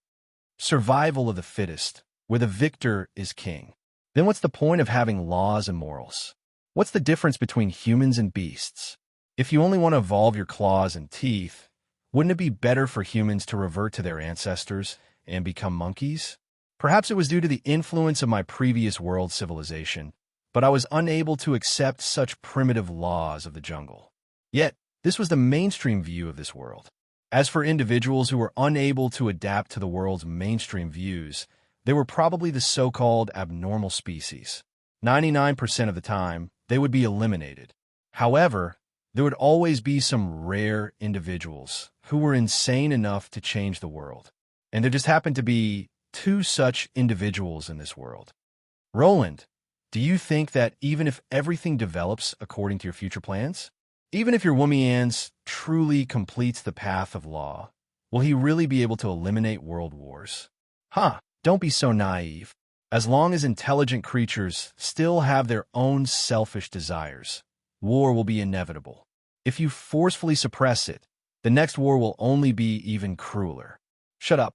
Cavendish, I know better than anyone that it's impossible to completely eliminate war. What I hope for is for this world to be slightly better. At the very least, give the weak some space to live and the right to speak. Roland, if the weak have the right to speak, then the originally strong will naturally become the weak. Haven't you noticed yet? Your law is no different from the demons. You're using your fists to convince your opponents. To tell you the truth, you're even worse than the demons.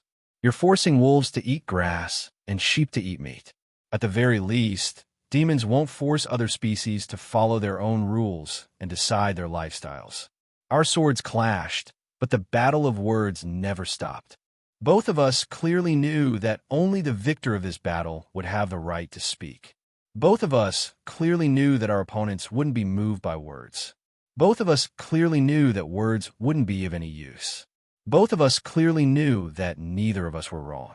Both of us clearly knew that there were some things that didn't have an answer from the very start. Yet, we were unable to stop. Blood splattered everywhere, and the smell of holy light burning flesh followed. Sword wounds kept increasing on both of us.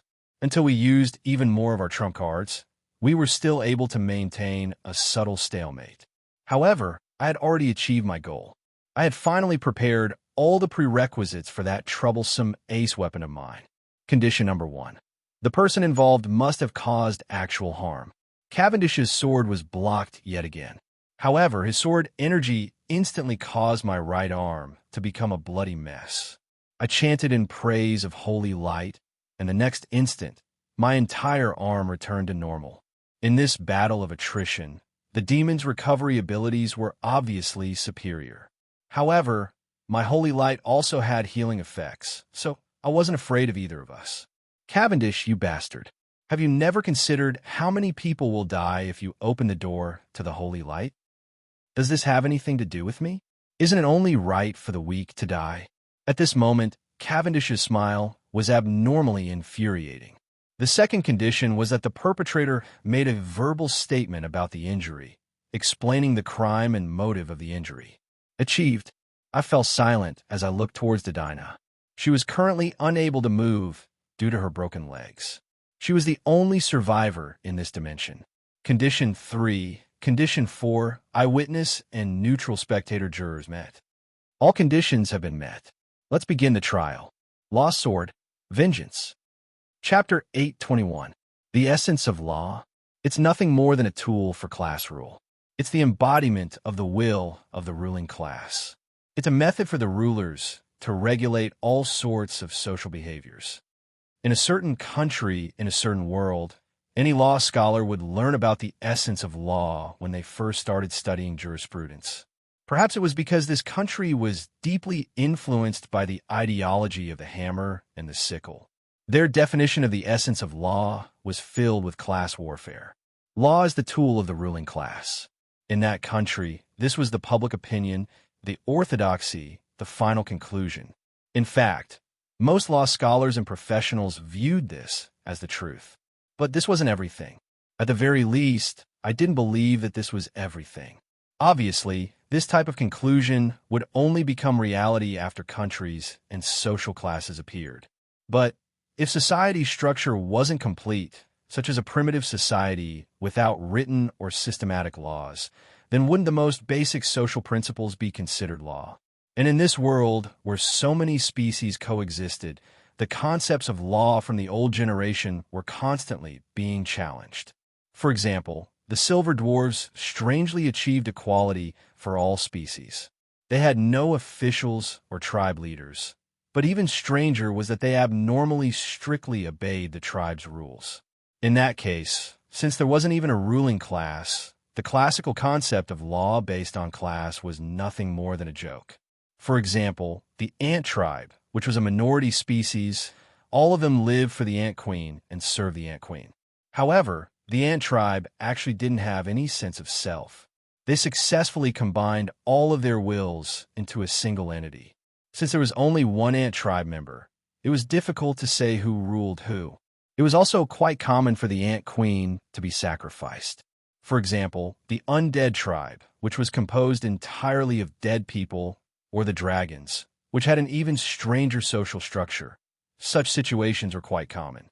In this world, the elves and humans had strict and careful societies, while the nobles and commoners were the minority. I couldn't even count how many societies were even stranger than the silver dwarves. Since most species hadn't even established their own countries yet, it would obviously be a joke to continue using the concept of class as the foundation of law.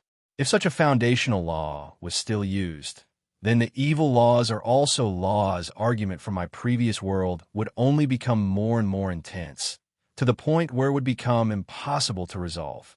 Abstract theories might be difficult to understand, but for example, if the tyranny of a tyrant, the internal system of a terrorist organization, and the unspoken rules of a killer society were also recognized as laws, then the newly born power of law would become the most powerful weapon in the hands of villains and tyrants.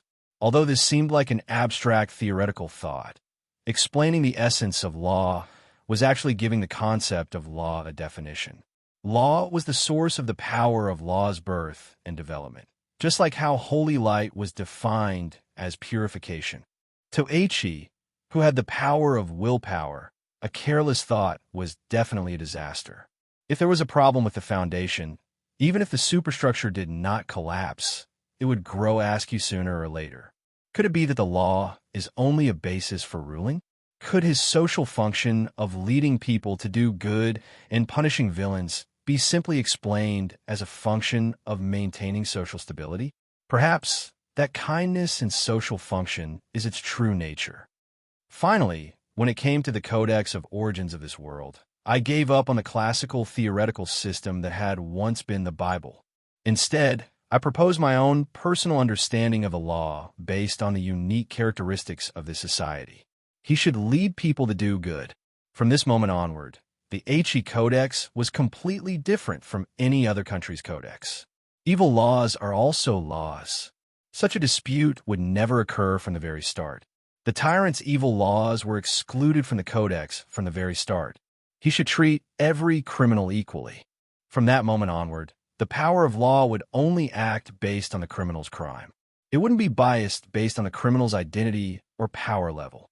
He should be limited to divine laws and human laws. After I finished defining the laws one by one, I discovered to my astonishment that an action that had been despised by human society back in the olden days became the best explanation for my law. It's actually bloody and primitive revenge of the same kind. Perhaps the term revenge of the same kind was a legal term, but the actual meaning was quite simple. An eye for an eye and blood for blood. Those who harmed or killed would be treated the same way no matter how many evil deeds they committed.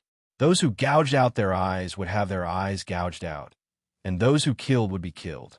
In primitive tribal societies, the majority of the time, the victim's blood relatives would take revenge. That was why this had another name, blood revenge. Since it was far too barbaric and cruel, it had long since been eliminated by modern countries. But perhaps it was precisely because this world was far too cruel and barbaric that my power of law appeared in this world. Law used even crueler methods to threaten villains. Even if the villains managed to avoid judgment while they were alive, they would still be punished afterward. There would be no exceptions. Law gave the victims the right to take revenge. When a villain's actions were exposed to the light, when the Codex of the River Styx recorded the mortals' experiences, their heavy crimes would finally transform into a noose that would strangle them to death. Law gave the innocent and the weak a necessary sense of security. That was because the villains' severed heads were still hung high on the city walls, shocking the people who came after them. Law gave the victims the right to take revenge. They were the protectors of the weak and the weak. They were the protectors of the weak and commoners, as well as the executors of vengeance for the victims. It was quite obvious that this was quite extreme, bloody, barbaric, and unreasonable. But in this cruel world, if I continued to use modern law, then even the death penalty was being abolished. The peacetime laws that could be bailed out with money were the true idiots that didn't fit this era. To give the simplest example, if I continued to use the laws of the olden generation as the foundation of law, then my Justice Knight would have to act just like the olden generation's police, even if they encountered an evil act of murder. They would first gather evidence and testimony, and then bring the criminal to court for a fair trial.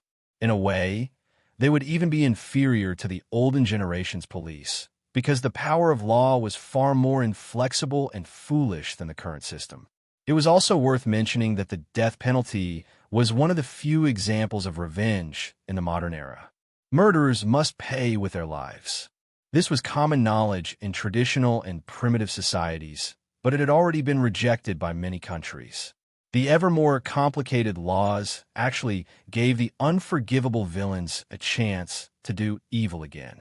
In this world where resources were limited, this was far too wasteful. Chaotic times require severe punishments. This world is even more chaotic than chaotic times.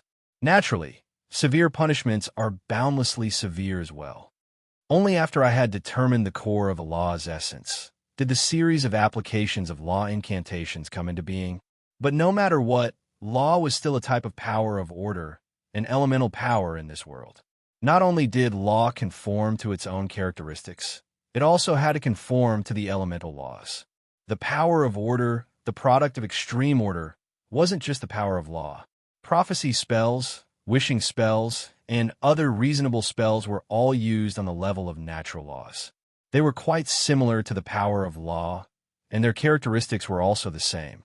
The result of casting the spell would either succeed in achieving the desired result, or fail and be completely useless.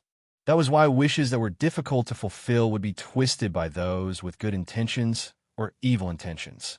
4 overly complicated events. Prophecy spells that forcefully determine the future would be impossible to fulfill. That was why even if the popes forced prophecies, they would make it sound simple. The power of law was the same. Using law incantations would result in a tug-of-war between friend and foe. If the user of the power of law won, the law incantation would succeed.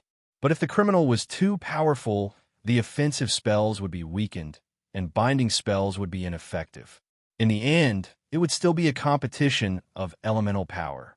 The more complicated the application, the weaker the source. The more simple and direct the application, the stronger the source, the more impossible to distort. In the end, when I decided to forge a sword, I finally achieved my goal in the most primitive and foundational way. Begin the trial.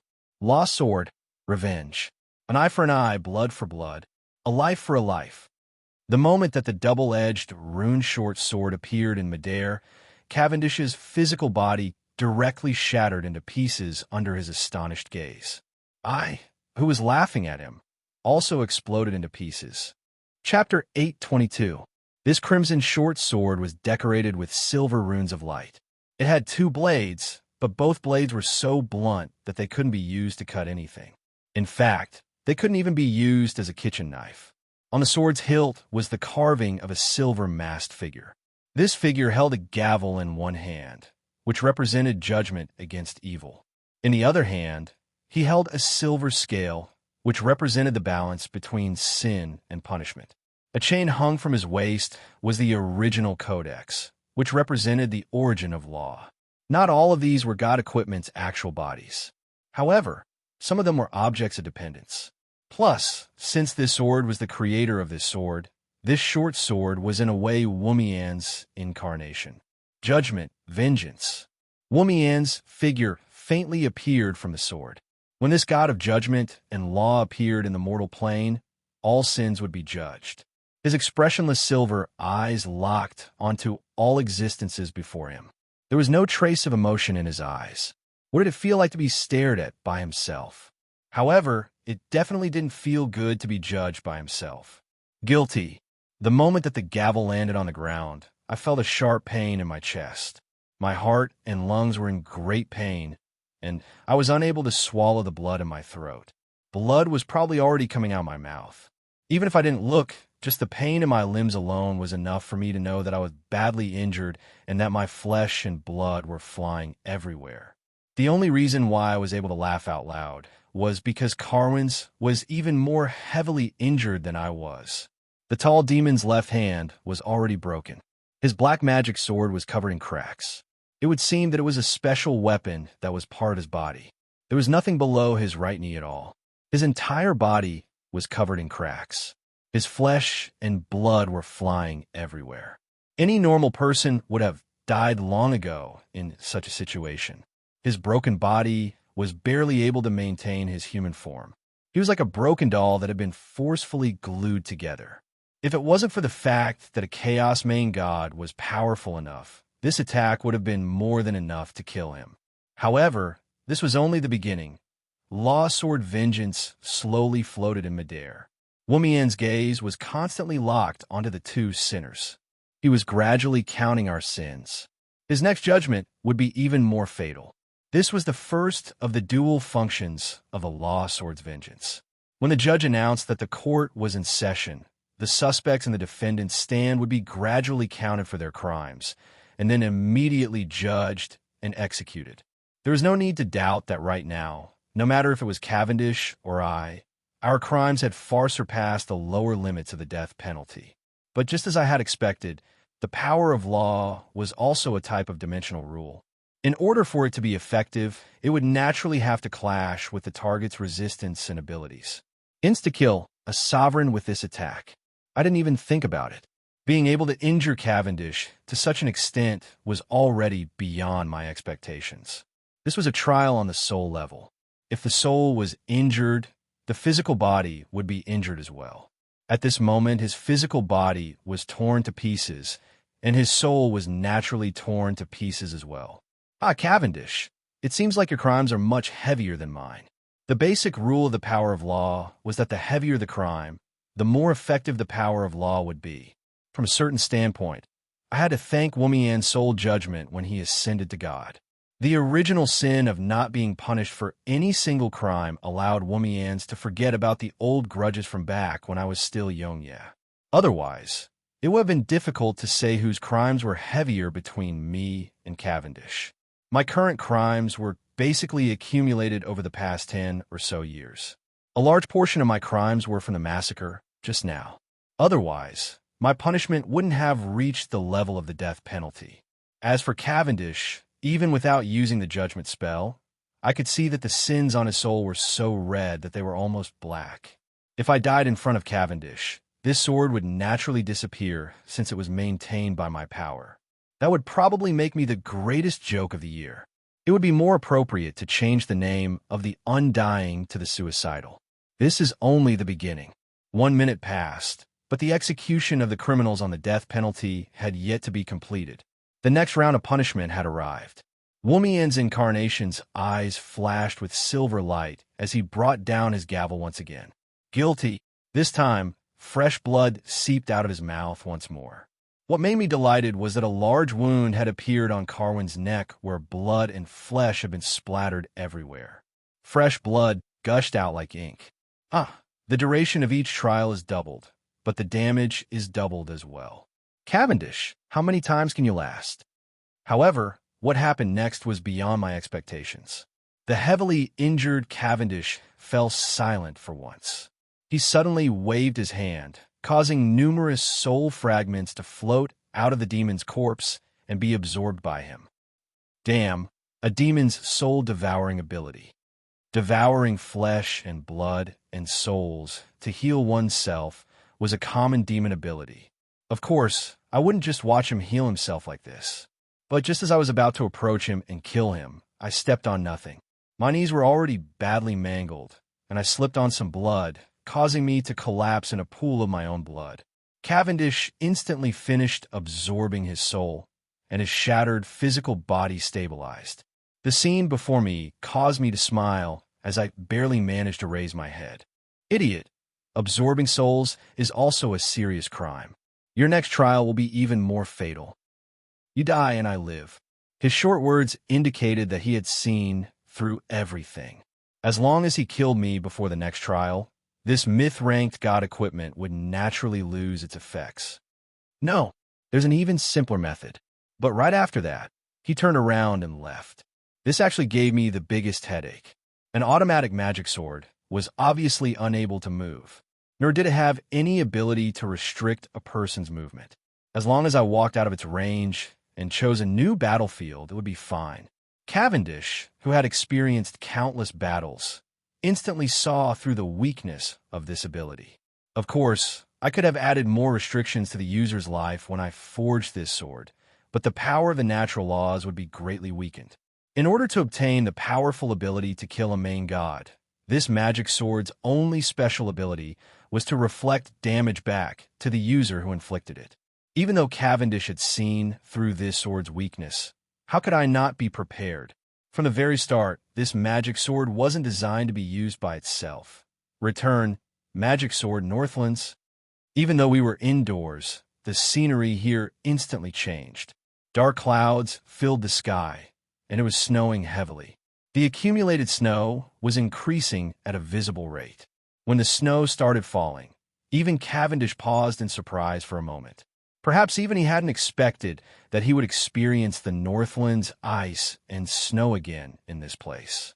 Meanwhile, I carefully controlled the ice and snow arena and successfully brought the dimensional altar into the battlefield as well. Perhaps the Northland's snow calamity wouldn't be particularly effective against us. But considering the Northland's history, I was quite confident in my ability to destroy buildings. Now that we were trapped in this ice and snow arena, it was possible for the magic sword's second ability to be activated. Now, let's see who can last longer. Chapter 823. Amidst the snowy tundra, the two brothers stared at each other as usual. That familiar cold air was unable to cool down their boiling emotions. Sword shadows and sword light seemed to cut apart time itself. For some reason, blood and flesh were flying everywhere as my consciousness sunk into my memories. Imperceptibly, I seemed to have improved even further now that I had all 4 magic swords ready. Previously, when I fought against Sophocles, I had relied on my special ability to counter the main god's power. Perhaps now, in the eyes of the world, I had also reached the level of a main god. Guilty. Wumien's illusory image floated in midair. Every time he struck down with his gavel, not only would snowflakes fall, but both our souls would also shatter into pieces. Perhaps the fact that this magic sword was able to injure Cavendish to such an extent was the best evidence. As time passed, this magic sword was calculating our sins and attacking our souls according to the degree of our sins. At this stage, Cavendish's sins were far heavier than mine, which was why he was injured more severely each time. However, every time I judged him, the mana in my body would be greatly depleted. This mysterious feeling of exhaustion made me want to vomit. After all, I was still the one using this magic sword. Using my own sword to judge myself is basically suicide. But no matter what method we use to fight, we'll still end up like this in the end. I used up a tremendous amount of mana in order to simultaneously maintain the Northlands and Vengeance magic sword special abilities. Even though my mature Arbiter Bloodline's mana regeneration abilities were ridiculously high, I was still at a disadvantage in a direct battle. Cavendish's black magic sword suddenly exploded. It was so fast that it was impossible for the naked eye to lock onto it, and it slashed right past my cheek, but it missed by an instant and didn't hit a fatal spot. Try hitting here. I pointed at my weak neck. However, Cavendish didn't respond to my taunt. That's right. It wasn't that he didn't have the heart to do it. It was simply that he didn't dare to. At this moment, I had a wound on my right shoulder that extended all the way to my chest, almost piercing through my heart. Cavendish also had an identical wound on his body, extending from his right shoulder to his chest. The wound stopped at his heart, which was currently burning with pain. Revenge, blood for blood, injury for injury. This was the second effect of Lost Sword, Vengeance. The principle behind it was actually the same as the first. It was also to punish the sinner according to the degree of sin they had committed. However, this punishment was instantaneous. When this magic sword was activated, within the range of its ability, under the watchful eyes of Judge Wumien's, all harming actions would be directly imprinted onto the body of the perpetrator. If you cut off your opponent's head, your head would also fall off. If you cut off your opponent's arm, your arm would also fall off. This was a demonic sword that could not be won, but it was also a demonic sword that could not be lost. Yes, from the start, I never thought that I could win against Cavendish in close combat. I only hoped that I wouldn't lose. He's so unreasonably strong. Even though I'd been mentally prepared, Cavendish's talent in swordsmanship was above mine, his magic talent was above mine, and his battle experience was above mine. I shouldn't be able to defeat him in a hand-to-hand fight, but to actually fight to this extent, it was really infuriating. My speed, strength, and techniques were all suppressed. Every sword attack was instantly seen through and then countered. No matter what kind of trap I set up, my next unrestrained attack would definitely shatter all my battle plans and thoughts. In the end, it would become a chaotic battle that relied on instinct. I would then be at a disadvantage due to my opponent's rich battle experience. Neither of us used any ultimate swordsmanship techniques or major magic spells that required a long chant. That was because at such a distance and in such a chaotic snowstorm battlefield, a seemingly simple attack was actually the best choice for both sword saints. Snowflakes kept falling down as the pitch-black greatsword and the lightsaber kept clashing. Blood and flesh flew everywhere as the snowy ground was dyed red. Everything fell into a cycle. Slash, stab, dodge, counterattack, exchange injury for injury, and then suffer the same pain.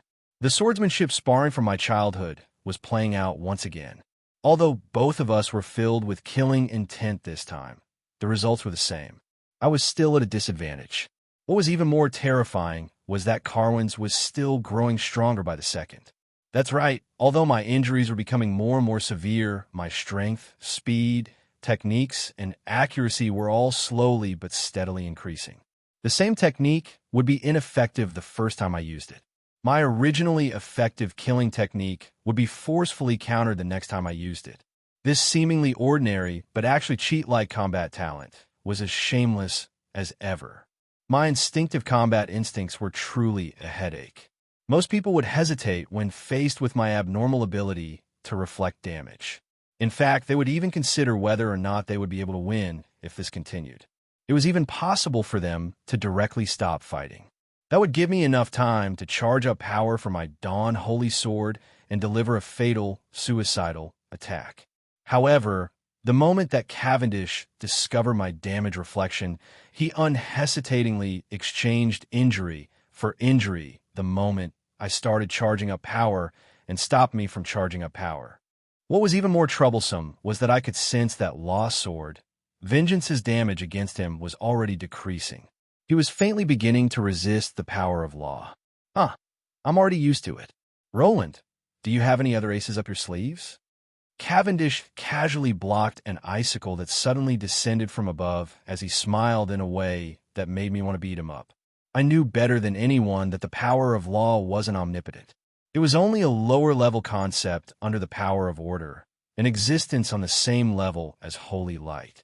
Law was only a new supernatural power in this world. It was foundationally no different from magic, and could also be resisted and eliminated. However, it was rather depressing to see how quickly Cavendish had gotten used to using this trump card. Who doesn't dare to brag? Fine, I'll just stand here and not move. Do you dare to cut my neck? Even if he was now resistant to the first ability of my Law Sword, Vengeance, the second ability to reflect damage, instantly still made this battle an exhausting one. We both knew that it would be impossible to directly kill him. He had been constantly on guard against my swordless left hand. My seal of the four elements was still the trump card that would end this battle. Meanwhile, his sword mostly targeted my ankles, arms, and other limbs. It would seem that eliminating my mobility and combat abilities was his way of winning. Suddenly, Cavendish fell silent as he directly stabbed his sword into the snow. How boring, Roland. It would seem that you never intended to win against me from the very start. No, from the very start, you never thought about the possibility of killing me. I wanted to retort, but when I saw his familiar cold eyes, I didn't say anything in the end. That's right, the power of law had transformed into a double-edged sword of revenge. Although it seemed incredibly powerful, it actually had a restrictive effect. It restricted both sides from killing each other or engaging in melee combat, and delayed the time it took for a victor to be decided. However, this didn't increase my chances of winning at all. Those who truly desired victory would invest their resources into increasing their advantage in an attempt to suppress their opponent. As for me, from the very start, I had been thinking about how not to lose and how to die together with my opponent. There was nothing wrong with this strategy. Under normal circumstances, Cavendish's power level should be higher than mine, so there was nothing wrong with thinking about how not to lose first. Plus, due to the special connection between our souls, it was completely reasonable for me to think about how not to lose. Was Cavendish dissatisfied with my current situation? Did he think that I was being perfunctory? I'm seriously trying to kill you, yet you're being perfunctory. What's the meaning of this? Perhaps that was exactly what he meant. Suddenly, Cavendish chuckled evilly. It would seem that I still need to give you some motivation. Roland, do you really think that since there are two doors, there won't be a third door? Do you really think that killing my demon fetus and mother's body will be enough to stop me? Have you forgotten about the mortal plane and the bloodline that both you and I know about? What? At this moment, I thought about many things. But then, Cavendish laughed loudly as he swung his sword. His magic sword gave off a dangerous aura, preventing me from saying anything else. Even though I comforted myself by telling myself that my allies in the mortal plane, the Hades, and the Holy Light faction wouldn't just watch as this situation worsened, and even though I'd already prepared a backup plan for my bloodline, I was still shaken by my many emotions. The next second, I also made up my mind. I had accumulated enough ice and snow. and this was my trump card for victory. I absolutely had to end this battle as soon as possible. I took a deep breath and stabbed my ice and snow magic sword into the snowy ground, causing the snowy plains to begin boiling. Let's begin. Zero's March. Chapter 824. Perhaps using my magic sword from the Northlands was a mistake from the very start.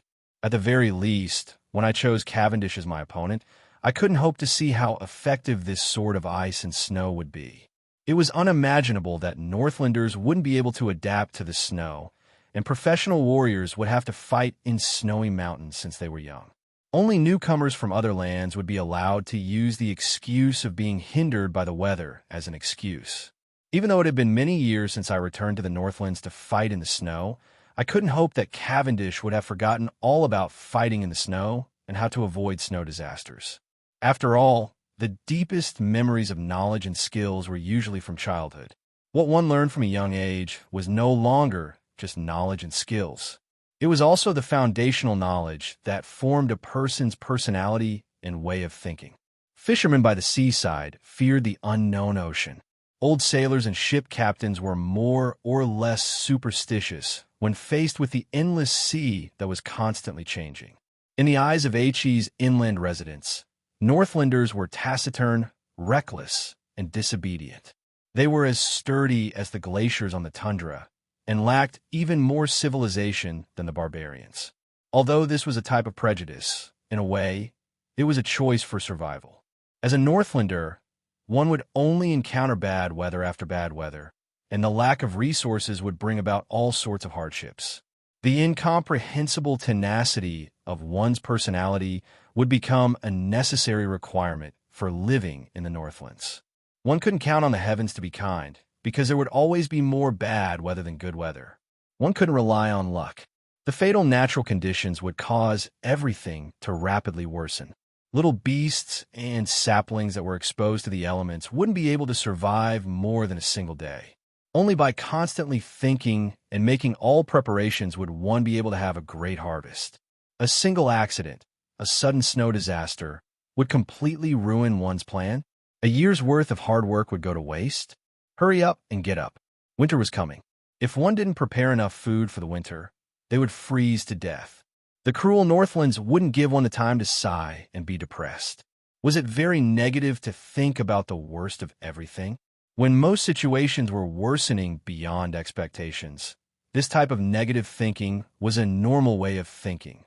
Toughness, or the strength to live on regardless of how bad the situation was, might seem pessimistic and rigid in the eyes of outsiders, but it was necessary. Actually, it's all the same.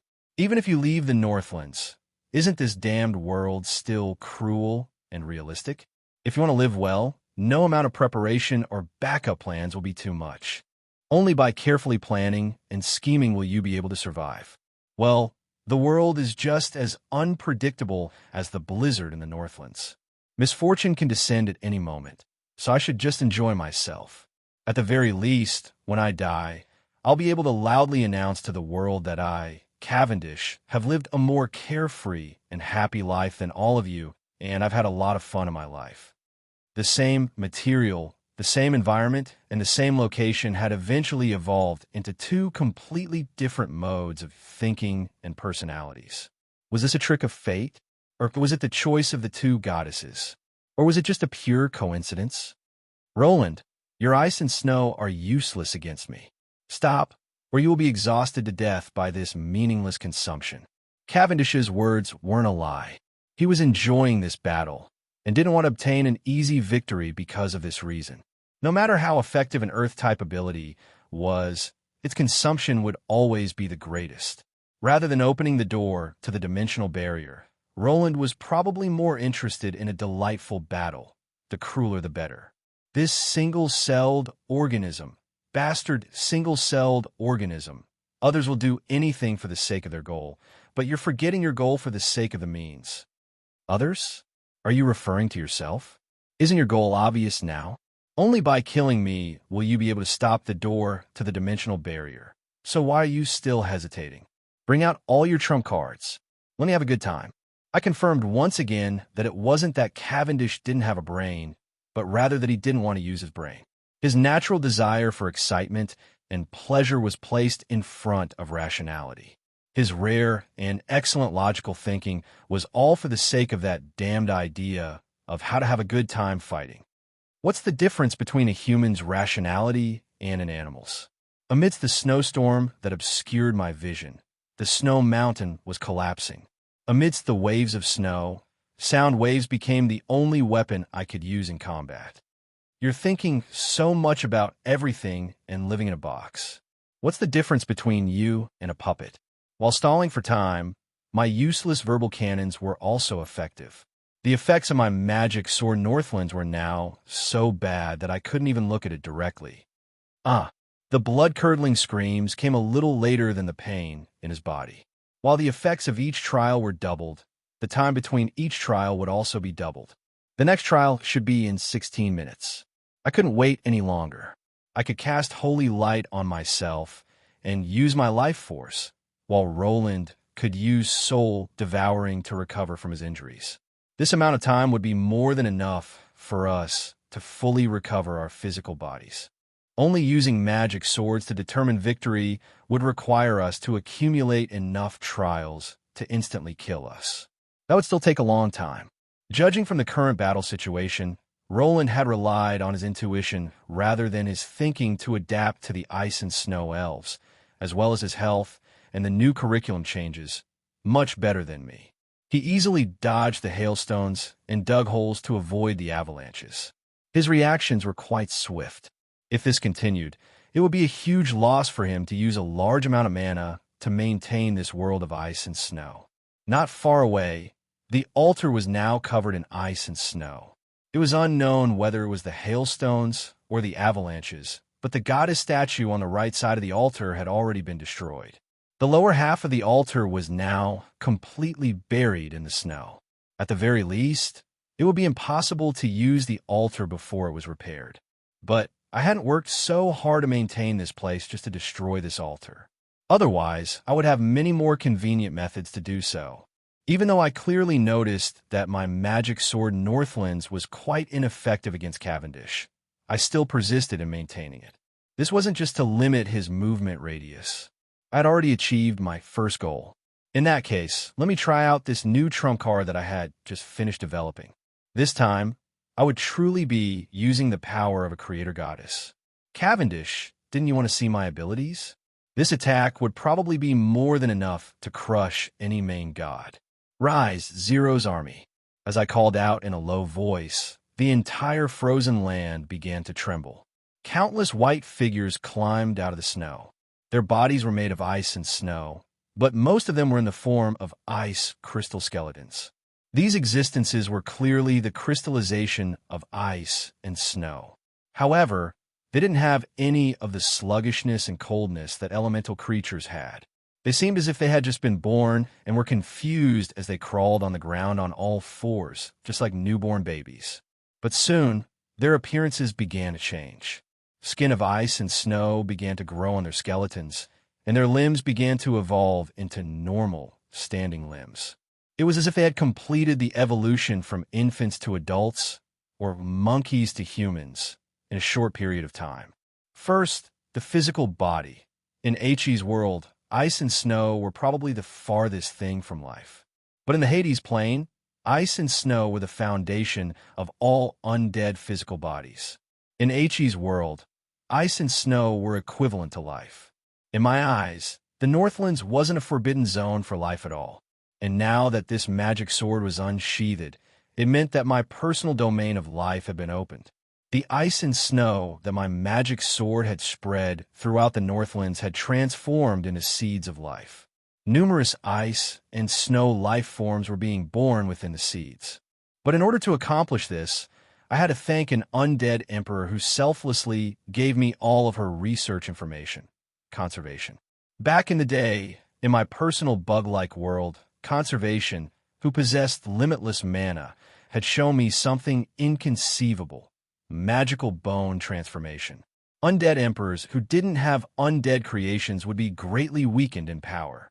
Corpses would forever be a necessary combat resource for undead mages, until Conservation's research results appeared out of nowhere. She used her mana to create bones that should have originally belonged to life. Then, she treated these materials as ordinary bones and used undead magic to control them, creating undead cannon fodder and bone giants. For conservation, perhaps this was only a simple trick to save on spellcasting materials and how to collect them. Only she, who had limitless mana, would be able to extravagantly use her mana to create artificial bones. But for me, this was a path to the heavens. The existence of Hades gave ice and snow elements the ability to transform into living elements under certain conditions. This was the theory behind it. Artificial bone transformation was a technique that used mana to create bones unique to living creatures. This was the process of transforming mana into living creatures. After I obtained the theory and technique, all I needed to do was to use my two major tools, ice magic and undead magic, to experiment and refine the technique over and over again. Only then would I be able to create a mature technique. The scene before me seemed like the lowest level of elemental creatures. But this was actually a special ability of the creator goddesses, the creation of life. And this was only the beginning. This technique was originally only theoretical research. It would be meaningless to create a bunch of babies on a battlefield.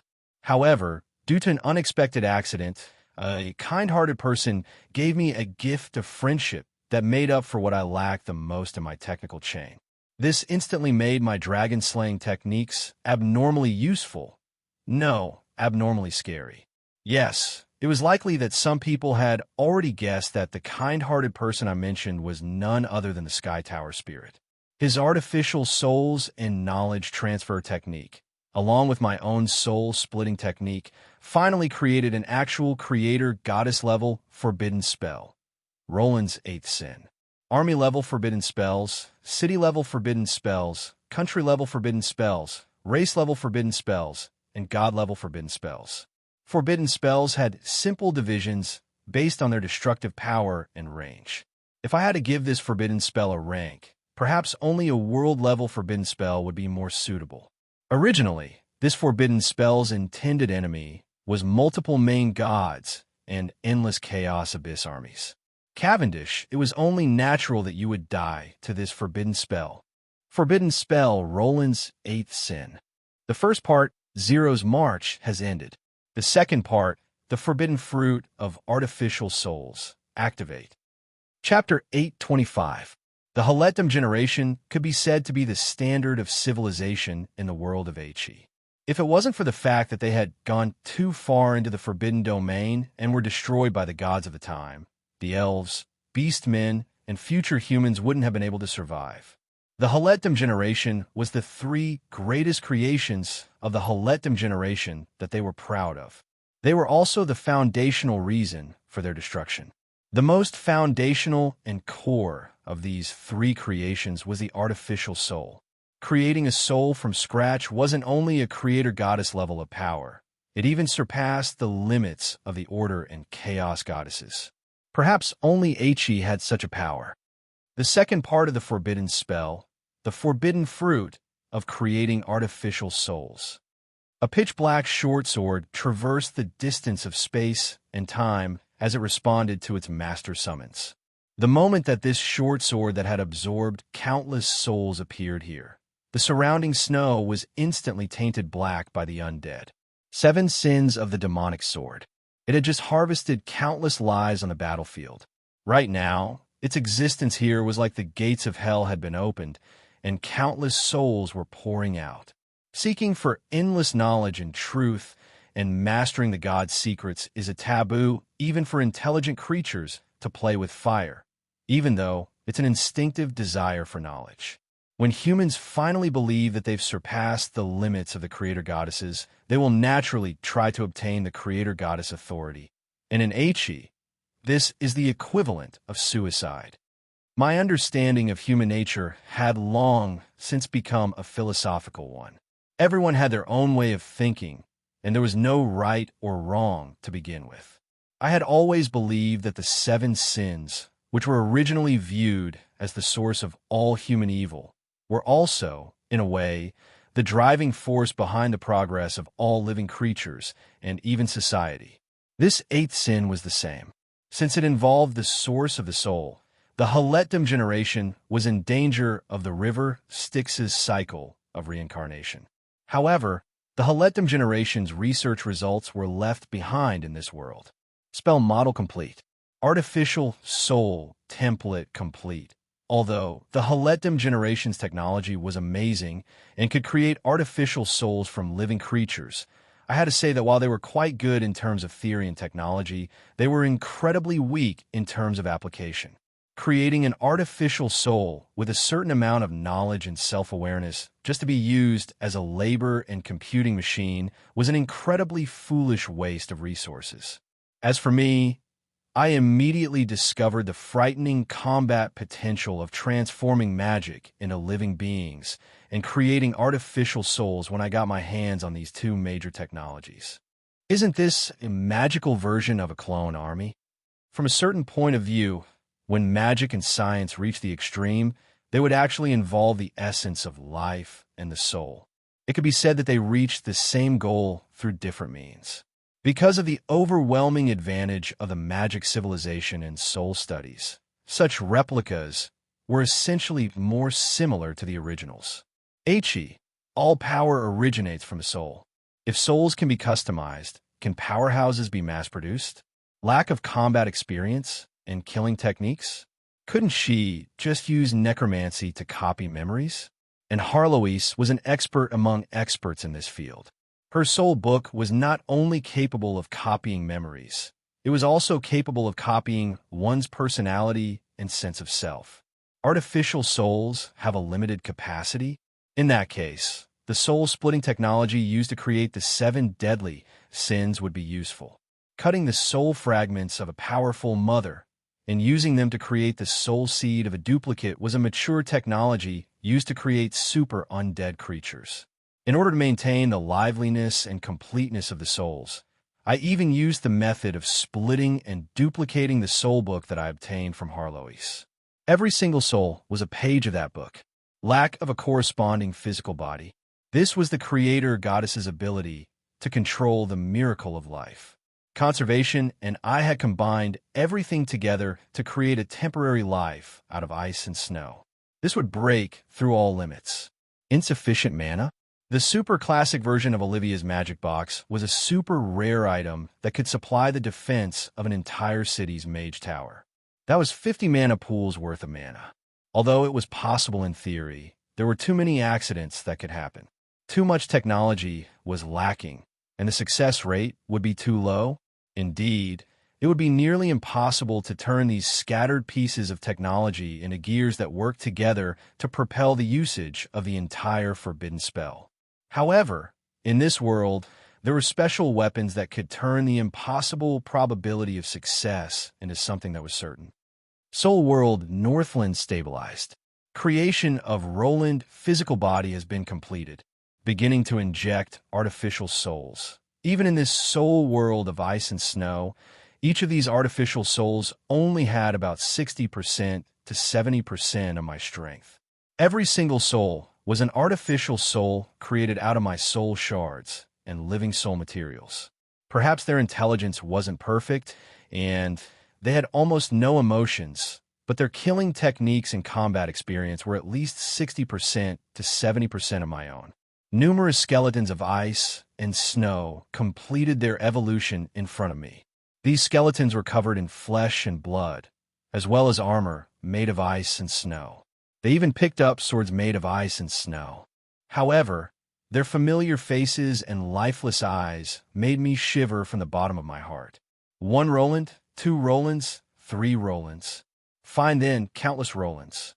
Harloise, Roland, and Conservation were 3 top-level existences in the field of soul science. They combined their research results with the most precious technological treasures from the Halettum generation to create this unstoppable miracle.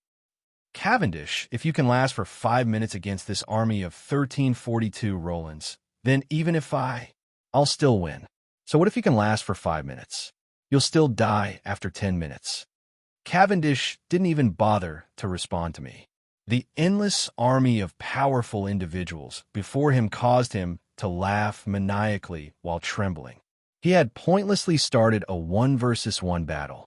I heaved a sigh of relief at Cavendish's insanity. The result of cutting my soul too much was that my vision was now hazy, and my head was aching so much that I couldn't feel anything.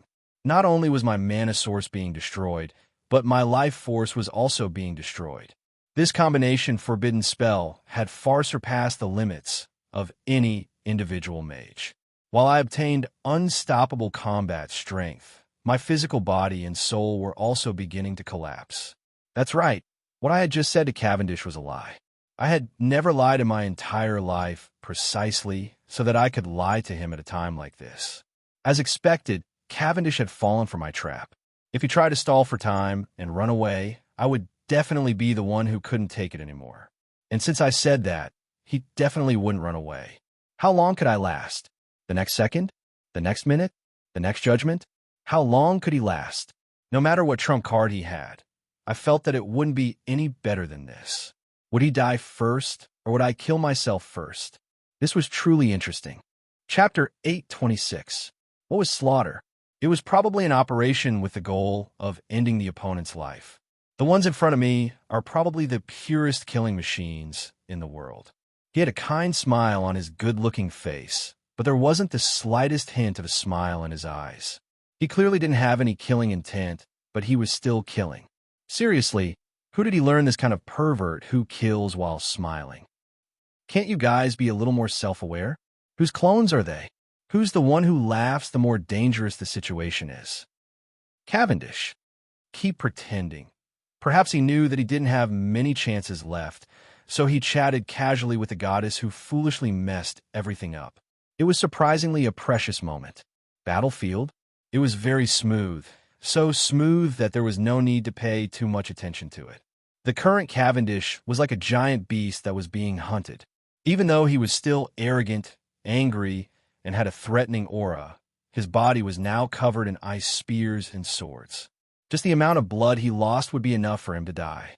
This group of smiling Roland didn't have any pity or anger. In fact, they didn't even have any hostility. However, every attack they made was extremely dangerous. Turning into a dragon, using the profound killing move, exchanging wound for wound. Even if he had to pay with his life, it would be worth it as long as there was a scar that could not heal. Even as the creator, I couldn't imagine how dangerous it would be when I risked my life. The desperate Cavendish was incredibly strong, to the point of despair. I discovered to my astonishment that Cavendish's individual power level was even slightly above Sophocles'. However, in front of 1,342 Rolands, even if Rolands only had less than half of their strength, Cavendish's strength was still meaningless. Just like the sword saints of the samurai era, when faced with a torrent of steel beasts, what they encountered was not an opponent that they could face head-on, but a crushing difference in power level. What was even more unfair to Cavendish was that once he attacked Roland, the reflected damage would be fatal, while Roland would die without hesitation. When the difference in individual strength wasn't pulled apart, when Cavendish's hands and feet were tied up, the side with more people naturally won. Ow! Roland! You dare! I don't dare. I could even guess what this single-celled creature was shouting at me. It would be nothing more than some nonsense like, fight me head-on. Would verbal taunts even mean anything to me? Not only that, right now, I probably only had the strength to watch. Perhaps even watch would be difficult for me. My vision was now hazy. I could only sense in my life to understand what was happening. It was as if my physical body and soul were collapsing. My sense of hearing had lost as well. Roland. It seemed like Carwins had gone berserk. His aura suddenly rose by quite a bit. The entire world had been set ablaze, and the domain of chaos was attempting to destroy space itself. As long as I could escape from this place, I wouldn't have the strength to set up another one. Roland of Roland was to have Roland of me. Roland roof of. Although I could no longer see clearly, I could sense that Carwins was gradually weakening. His life force was like a flickering flame that could be extinguished at any moment. How pitiful. The foolish goddess sent me a scene. My arrogant younger brother was currently being pierced by a forest of ice spears. The Roland was finishing their final harvest. Roland's screams echoed in my ears. The demon god's blood kept dripping onto the snow. The demon prince's soul fire was on the verge of being extinguished. Why do I have to risk my life every time? My past memories flashed in my mind like a movie. How many times had I experienced these flashbacks already? Couldn't my opponent be slightly weaker? My physical body had already lost its consciousness. Cavendish's screams continued. If this continued, I would probably die before him. Fortunately, I could sense that Wumian's shadow appeared above my head. When Wumian's gavel landed, the final trial had arrived. It's finally over. When silver flashes filled my vision, I smiled. This time, I smiled in satisfaction from the bottom of my heart. Then, all I saw was a familiar pitch-black darkness. This time, I could have a good sleep. Sleep? It's over? What kind of sweet dream are you having? A familiar, angry roar echoed in my ears. Could it be that Cavendish had already broken out of my prison? I suddenly woke up, only to discover that I was no longer in the deepest part of the chaos abyss. I was in a boundless river. Countless souls were floating in that familiar, grayish-black river water. The furious Roland in front of me seemed rather familiar. Cavendish? I was quite astonished, because the soul in front of me was also quite weak. I finally understood the current situation. It would seem that no matter who died first, we were all dead now. In that case, everything would be over. I smiled. At the very least, it was possible for me to reincarnate. This was far better than the worst-case scenario that I had expected. Over? Don't even think about it. Just lie here and suck on your fingers as you watch me open the door to the chaos abyss. Cavendish's words sounded rather ridiculous. What else could he possibly do in such a state? But the next instant I understood. His soul eyes had lost all emotion. He was no different from the undead around him who had no sense of self. Where could his consciousness go in such a situation? His consciousness has been transferred. He even has a bloodline descendant.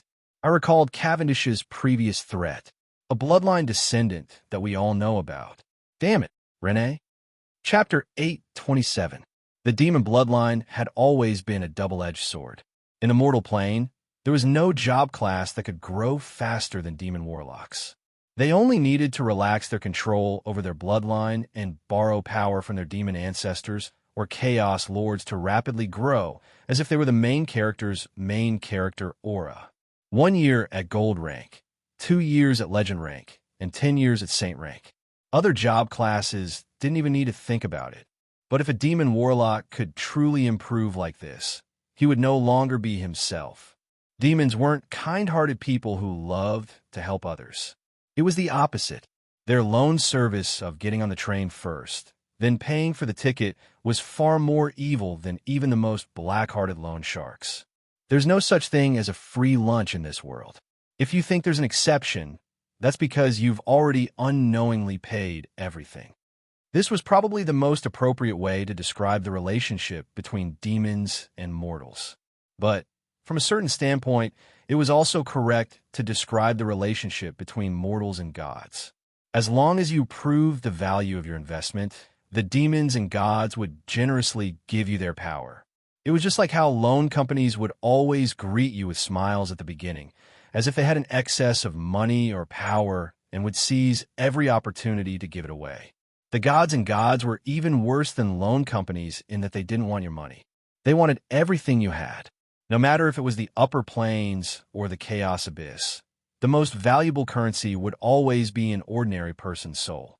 4 high-level gods and gods, their divine power and magic power were a part of themselves. Whenever you tried to obtain that power, it would be the equivalent of opening the door to your own soul and inviting an outsider into your own home. If you really casually used this power, you would be connected to the existence of the gods and gods. You might think that you were controlling this power, but you would actually be corroded by this power and become a part of it. Puppets, god envoys, fanatics, evil cultists, gods chosen, demon awakened, and so on, depending on which god or god was interested in, would be the final outcome. There was actually no foundational difference between these identities. Cavendish had his eyes on Renée from the very start. No, perhaps it should be said that Renée's birth had been prepared for Cavendish. Their identical soul imprints explained everything. Soul imprints were the crystallization of a person's natural talent and past path. There was no precedent of two people possessing identical soul imprints without the guidance of an outsider. And with Renée's natural talent and power level, awakening such a cheat-like super soul imprint, as long as she believed herself to be strong, she would be strong, seemed like a joke no matter what. A mortal body created by Cavendish through his bloodline to walk on the surface. This was my inference about Renée. Back when powerful demons and gods were unable to do as they pleased on the surface, it was quite common for them to use their own descendants as gods' descenders or physical bodies to descend onto the mortal plane. Sometimes such a physical body would have other uses as well. For example, when a god or powerful demon was destined to die, the body could be used as a seed for their revival. For instance, a certain evil god had once left behind several hundred descendants of goblins, dragons, giants, insects, centaurs, deer, and so on. He had these descendants fight against each other and kill off the weak while keeping the strong. The final victor became the evil god's vessel for his revival. Not only did his power level not decrease, it actually increased. I couldn't help but sigh at how varied his tastes were. I meant that he was quite thoughtful. Casting a net of light was a common choice for reviving seeds. Breeding records and reproductive barriers were repeatedly broken by these shameless, superior existences. However, it was evident that Cavendish greatly valued Renée's body. He definitely wouldn't casually scatter a seed. Their physical appearances were exactly the same. Perhaps outsiders would only see this as a coincidence, but my inference was that she was so similar to him that their DNA and cells were the same. In order to perform a perfect demon descent, not only did Cavendish duplicate his own physical body, he even spent a great deal of effort to modify Renée's soul. That was the only reason why she had an identical soul imprint. At our level, soul imprints would no longer be of critical importance on the battlefield. However, soul imprints were the starting point for all legends, the source of future development, the cornerstone of a skyscraper, and the platform for building the future. For an ordinary god's descent, it would be enough to find a random physical body. Although the higher the compatibility, the better, it would be impossible to have the exact same soul imprint. That would be almost impossible. For Cavendish, Renée could be said to be a duplicate of himself. Of course, when considering the fact that Cavendish had definitely contributed greatly to her birth, it wouldn't be wrong to say that she was his biological daughter. For Cavendish, Renée was incredibly important to the point where it was abnormal. But for the Mist Kingdom, Renée was also incredibly important. I couldn't just kill her just because there was a possibility that I might become Cavendish's enemy, ending everything once and for all. All right then, I admit that I probably wouldn't be able to do such a thing. There was always a way out. It wasn't certain that a demon or god's descendant would forever be controlled by their superior existences. Many powerful demons and true gods were gods or demons' descendants. As long as they worked hard to perfect themselves and escape the temptation of their superior existence's power, obtaining a true name and becoming truly independent was possible. I didn't know much about the gods, but in the chaos abyss, where the strong preyed on the weak, it seemed that defeating the strong was a highly praised virtue. I tried to teach Renée to find her own path and not rely on the power of chaos in her bloodline. This seemingly free lunch was actually ridiculously expensive. Cavendish had possessed Renée multiple times. Although he had done many ridiculous things, he was a perfect personal grandfather who helped Renée overcome all obstacles and even save the Mist Kingdom in Renée's place. It was likely that it would be quite difficult to erase the favorable impression that he had saved the Mist Kingdom. Perhaps the thing that made Renée lower her guard the most was my relationship with Cavendish. Perhaps in her mind, Roland's younger brother Cavendish wasn't some evil villain that needed to be strictly guarded against, especially since he had possessed her body to save the Mist Kingdom. Not only that, He was also quite humorous and intelligent. Rain's kindness towards Carwins would be quite fatal. While Rain was busy with government affairs and many other national affairs, she had to make time to train hard in order to ensure that her power level didn't decrease, and she also had to rely on her bloodline's power to swiftly grow stronger. I found it impossible to imagine that Rain would be able to completely resist the temptation of her bloodline, especially when her personal talent was so terrible. Her previous foundational power had all been built up by the power of the chaos. At least 50% of the Night Princess's legend came from her personal grandfather. It could be said that without Cavendish, there would be no Night Princess Renee. Reliance was a habit. Trust was buried deep within one's heart. It was almost instinctual. It was fine for me to use it before. Why would it be fine for me to use it again? Once such an attitude was formed, it would be quite difficult for outsiders to convince her no matter how they tried to explain it to her, especially when she was still filled with trust towards Cavendish. In the end, I half forcefully changed Renee's bloodline. The one who suffered along with her was Galena, who didn't need to do this to begin with. After all, she had been fighting against the chaos abyss since she was young. Her willpower to defend herself to the death was quite reassuring. Her hard work and outstanding talent allowed her to grow at a tremendous pace. Stealing the power of her bloodline to improve herself was also a shortcut. Changing my bloodline didn't mean that it was the end. At the very least, it would cut off my connection with Cavendish. My bloodline was more than enough to install an iron door between Cavendish and Renee. But if the owner of the room couldn't resist the temptation and open the door herself, then no matter how sturdy the iron door was, it would become meaningless.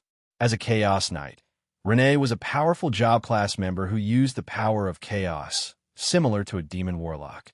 Unless she gave up everything and started all over again, it would be inevitable for her to have a relationship with the chaos abyss. I didn't know whether or not Renee had asked Cavendish to borrow her power, how much she had borrowed, and whether or not she had accidentally sold herself out. But just looking at Renee's rapid growth rate made me feel that the situation was far from good. That was why I made some additional preparations. When Renee woke up from her fatigued sleep, before she could completely adapt to the changes in her physical body, someone blocked her path. This person had a familiar face and an even stranger, yet familiar dual voice. Isn't this my foolish younger brother / younger sister? Little brat / little girl, are you lost? Chapter 828. Barty's battle seemed to have reached its end as the Chaos main gods collapsed one by one. However, the core of the battle was still the god who was enveloped in endless holy light. However, he now appeared rather unsightly. The holy light that was so blinding that people couldn't even look at it had dimmed. When he used divine power to counteract the Chaos main god's self-destructions, he naturally used up even more power. Time and time again, main god-level clones perished, taking with them the power of faith and divine power that had been accumulated over thousands of years. Finally, the face hidden in the light appeared before the mortals. He had blonde hair, blue eyes, a rather handsome face, and a cold, expressionless face. Perhaps he would be quite popular among women, but at this time, this was a sign of weakness. Finally, the god of holy light is no longer undefeatable. There was an old saying that the enemy of an enemy was a friend. It was quite easy for friendship to come when there was a common enemy. But if the common enemy disappeared, friendship would easily capsize. The nature gods and other neutral gods all wanted to become even stronger and become the ruler of this vast mortal plane. Not to mention the chaos main gods who were eager to take action. Many ancient existences among them had been paying attention to this battle all this time. The will of the chaos abyss would be unable to order a main god around. Carwin's relationship with a main god was more like a mercenary relationship. Apart from the unfortunate Donati's, Sophocles, and the inexperienced Carwins wouldn't be able to order any of the chaos abyss main gods whose names had long since been forgotten by ordinary people. Most of these ancients were defeated in the past holy wars. Some were once great heroes, and some were survivors of the ruling god systems. Perhaps some among them were living a peaceful life of retirement, and some were tired of the holy wars. However, there were definitely some who still had ambitions for the mortal plane and were restlessly hiding in the shadows, waiting for an opportunity. In the previous holy wars, these ancient existences hadn't taken action because of the existence of the will of the Chaos Abyss. This was because they wouldn't be able to become the final victors without their own kin. But now, the will of the Chaos Abyss was no longer present, so all restrictions were meaningless. It seemed that it was time for them to return to the mortal plane. However, the god of holy light was far too much of an eyesore. The god of holy light was the strongest main god. He was an existence that was impossible to defeat. No main god would be able to fight against him. His pure divine power server had finally reached the limits of the multiverse. The undefeatable god of holy light was more than enough to threaten any powerful existence with ambitions for the mortal plane. The Chaos faction's overall power level was several times stronger than the Order faction. This was a fact that everyone knew. If a sufficient number of Chaos main gods joined forces to invade the Order faction, even the god of holy light would definitely be defeated. Of course, the invading main gods would probably die at the god of holy light's hands. Nobody was willing to become cannon fodder. The end result was that nobody started invading the undead plane. This was all because of the existence of the god of holy light. Even I had to admit this. I had tried to weaken the god of holy light in order to create an opportunity for hell.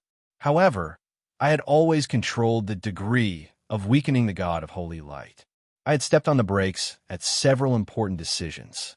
I knew that it was absolutely necessary for the god of holy light to exist in the mortal plane before the Hell faction and Nature faction truly took over the holy light faction's territory. But now, everything had changed as Cavendish's final plan took effect. Perhaps the god of holy light hadn't been weakened by much. Perhaps he was still the strongest main god in the world. However, he had now revealed his weakness in front of everyone. He was no longer undefeatable. The wolves that had feared him would now view him as weak prey. They wouldn't give him any time to rest or recover. Meanwhile, behind the god of holy light, his allies from earlier were also having their own thoughts.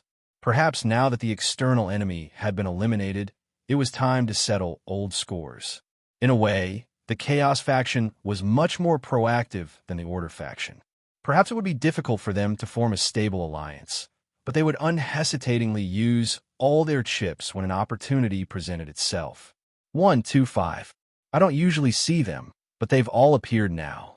Renee was counting the number of Chaos main gods that were currently on the battlefield or about to enter the battlefield. This wasn't the end of the battle. Chaos domains opened up one after another. The Chaos dimensional door that had originally been closed was forcefully opened from the other side. The Chaos main gods all turned their gazes here. This time, their target wasn't Carwins. Instead, it was the large ball of light that was showing signs of weakening. The scariest enemy would always be the unknown. Now that the god of holy light finally lost his barrier of the unknown and revealed his trump card, he instantly went from being the hunter to the hunted. This had been Renee's choice from the very start. In the captain's room of the Borealis airship, the flagship of the Mist Kingdom's Big Dipper fleet, Renee had just woken up from a deep sleep when she encountered the legendary Borealis airship. "My dear younger brother, where do you intend to go?" Cavendish didn't respond. Instead, he chuckled out loud as he looked at Rain's icy and angry face. "Haha, Roland, I never expected that you would have such a hobby of cross-dressing and acting as a child." There was an explosion as the little lowly's thick and black tube shot out a fatal object. Cavendish could only swallow the rest of his mocking words. Galena Mist was Roland Mist's proudest and most outstanding disciple. Roland had once used his own bloodline to replace Galena Mist's bloodline. It could be said that Galena Mist's bloodline was an inferior version of the Arbiter bloodline. Her power level had reached semi-god several years ago. She scored full points in all sorts of subjects. Her combat techniques and experience were excellent as well. Her knowledge in all sorts of engineering was an excellent support. She was at the top of the world in everything from her combat puppets to her explosives. Renee Mist had a chaos bloodline. She was a chaos knight who mainly fought by summoning demons. Plus, she had a lazy attitude towards cultivation. It was a compliment to say that her power level was a mystery. Her actual power level was mediocre.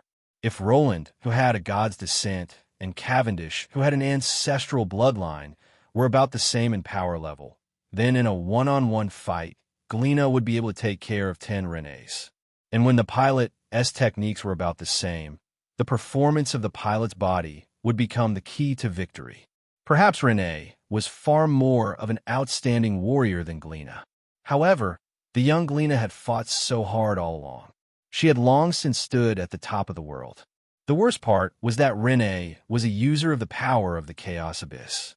She was someone who borrowed power. And when the person she borrowed power from, my ancestor Cavendish, died, it would be quite difficult to say how much power she had left. At the very least, if a true god died, that true god's priest would be completely useless. On the other hand, Rene was definitely resisting Cavendish's will. Meanwhile, Galena was cooperating with Roland. With 1 plus and 1 minus, the difference between the two sides became even greater. You have no chance of winning. Voluntarily leave Rene's body, and I'll only seal you for 500 years. Otherwise, this wasn't an empty threat. There was an obvious difference in power between their bodies. The feeling of weakness within his body made Cavendish realize that it was impossible for him to win. At the same time, he was also regretting that he shouldn't have urged his descendant to properly cultivate instead of resting. Rene was relying too much on the power of the Chaos Abyss. Is this the end? Cavendish was rather hesitant. He felt that it was a pity, but more than anything, he was displeased that the game had ended so early. Saying that there would be a third door was obviously just a lie to sway Roland. At this point, it seemed that everything could only end here. Perhaps admitting defeat would at least look better on the surface. If the result was already decided, it would be rather unseemly to be beaten to death before being sealed. Asterisk crack. Asterisk at this moment, the entire world trembled slightly. It was as if something had silently changed. It was as if a certain door had been opened by a key. The two siblings exchanged glances in a small room. Both of them paused in surprise. This scene had completely exceeded their expectations. Just what had happened? The door opened. The door opened. After a while, Roland and Cavendish both realized what had happened. I should have hardened my heart and killed her, even if she was Harlow's father. Did I not? Don't say that after the fact. You wouldn't have been able to do it. Without a neutral jury, you wouldn't have been able to activate that law sword at all. How could you possibly have won against me without that? Indeed, this was the only possible explanation. At this moment, in the Chaos Abyss, the former Elven Emperor Dedina, the former Chaos Girl, opened that door as the only survivor here. Chapter 829. Let's rewind time slightly. About an hour before the dimensional door was opened, the battle between the two brothers in the Chaos Abyss came to an end. Death sentence. When the judge smashed down his gavel for the final time, everything was reduced to dust, just like an afterimage that was shattered. The two brothers fell at the same time, and the Roland clones also turned into bubbles at the same time. The endless snow swiftly melted, and the pitch-black palace returned to the world. The snow took away all the corpses and ruins, leaving behind only an empty hall. Wretch, the only survivor in this hall, was currently lying on the ground and vomiting. This wasn't some evil curse, nor was he a novice who couldn't stand the sight of blood. It was simply that he suddenly relaxed after experiencing intense fear. His body's natural instincts of being able to survive were rather unbearable. When a snake stared at a frog, its instinctive fear would make it impossible for the frog to move. The cruelest death sentence will be to tell the frog when it would die, causing the frog to slowly die in fear and anxiety. The difference between Cavendish, Roland, and Dedina was no longer the difference between a snake and a frog. This was the difference between a T-Rex and an ant. Just the wind and tremors caused by Dedina's movement would be enough to destroy an ant colony. The survivors were tied up in the audience seats and forcibly enjoyed this monster battle at the closest possible distance for more than an hour. Even though the slightest shockwave would shatter their bodies, they didn't die because they were jurors. Even though they should have been completely dead, they managed to survive without any injuries due to the court's requirements. Perhaps killing intent was only a legend in novels. However, high-level demons were indeed capable of killing mortals and low-level magical creatures with their auras and angry glares. The battle between the two main gods finally escalated into a chaotic battle between over 1,000 main gods and powerful gods. Didina had been willing to die many times over. However, the result of this dance with the death god was that the succubus mind and physical body simultaneously surpassed their limits. A slightly weaker soul would have long since died. However, Didina still felt terrible. His stomach convulsed, and food spurted out. His mucus and saliva flew everywhere. Even if his rationality repeatedly told him that the threat was over, he couldn't control his body at all. He could only use this method to vent his instinctive fear. That extremely embarrassing look didn't change just because he was a beauty. Didina's stomach was completely empty with only water inside. Only then did she barely manage to recover a little. She lay paralyzed on the ground and took deep breaths, as if this was the only way to feel alive. Her sweat made her wet, as if she had just been fished out of the water. But even though her legs were still trembling, she still forced herself to move. Even though her legs were still weak, she could still reluctantly accept having to stand on all fours. There's still time. Not far away was the altar of the twin goddesses that had already been reduced to ruins. Although the snow had left, and the altar that was buried under the snowfield was once again exposed, there were countless damaged areas. It was obvious that it could no longer be used. Chaos summoning. However, it was likely that most people had forgotten that the seemingly weak Didina was actually the ruler of an entire level of the Chaos Abyss. Although Didina's power was more dependent on her pets rather than herself, she was a demon lord who had both the Elven Empire and the demons. She was definitely a top-level mage. Numerous low-level and mid-level demons rushed out of the teleportation portal. However, they weren't given orders to kill. Didina was incredibly fatigued, so she ordered them to work as laborers and repair the altar under her command. Summoning other demons was the most common racial talent that low-level demons possessed. However, demons didn't like to use this ability. That was because summoning existences of the same or higher level would have far too great of a price. They would have to respond to the summoning. It would be quite easy for them to become mortal enemies. As for summoning weaker demons, what meaning would there be? However, succubi were an exception. Due to certain well-known reasons, succubi were quite popular among the Chaos Abyss lords. Many famous succubi had multiple demon lords as lovers. That was why even though succubi had the weakest combat strength among demons, nobody dared to force them.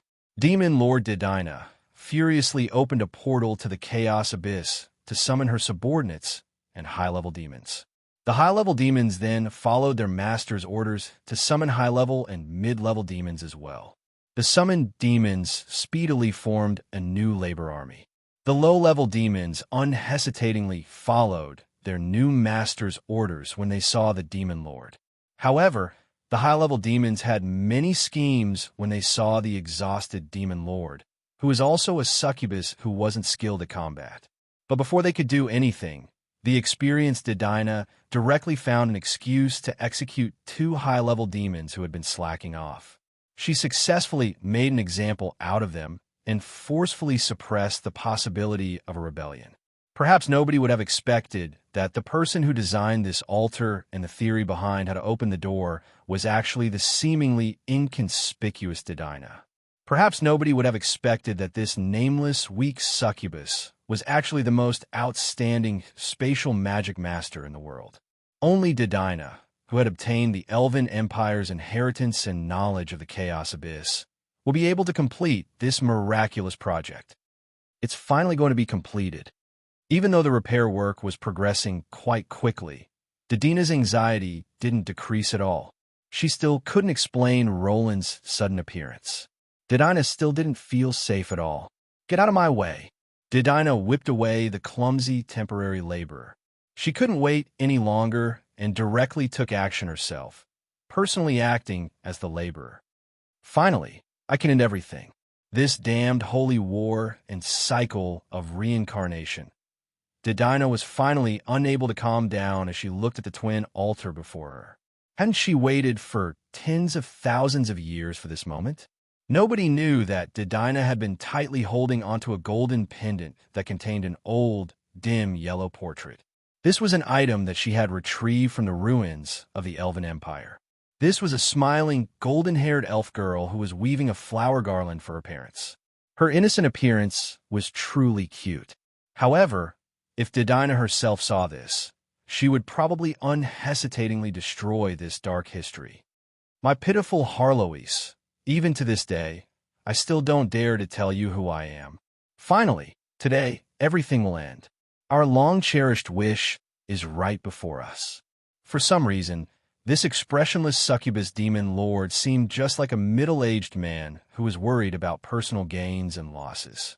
Perhaps nobody expected that Didina, who Roland viewed as nothing more than an accomplice, was actually the root of everything. The natural laws of chaos and order, fate and the god's will, the inevitable replacement of the ruling species.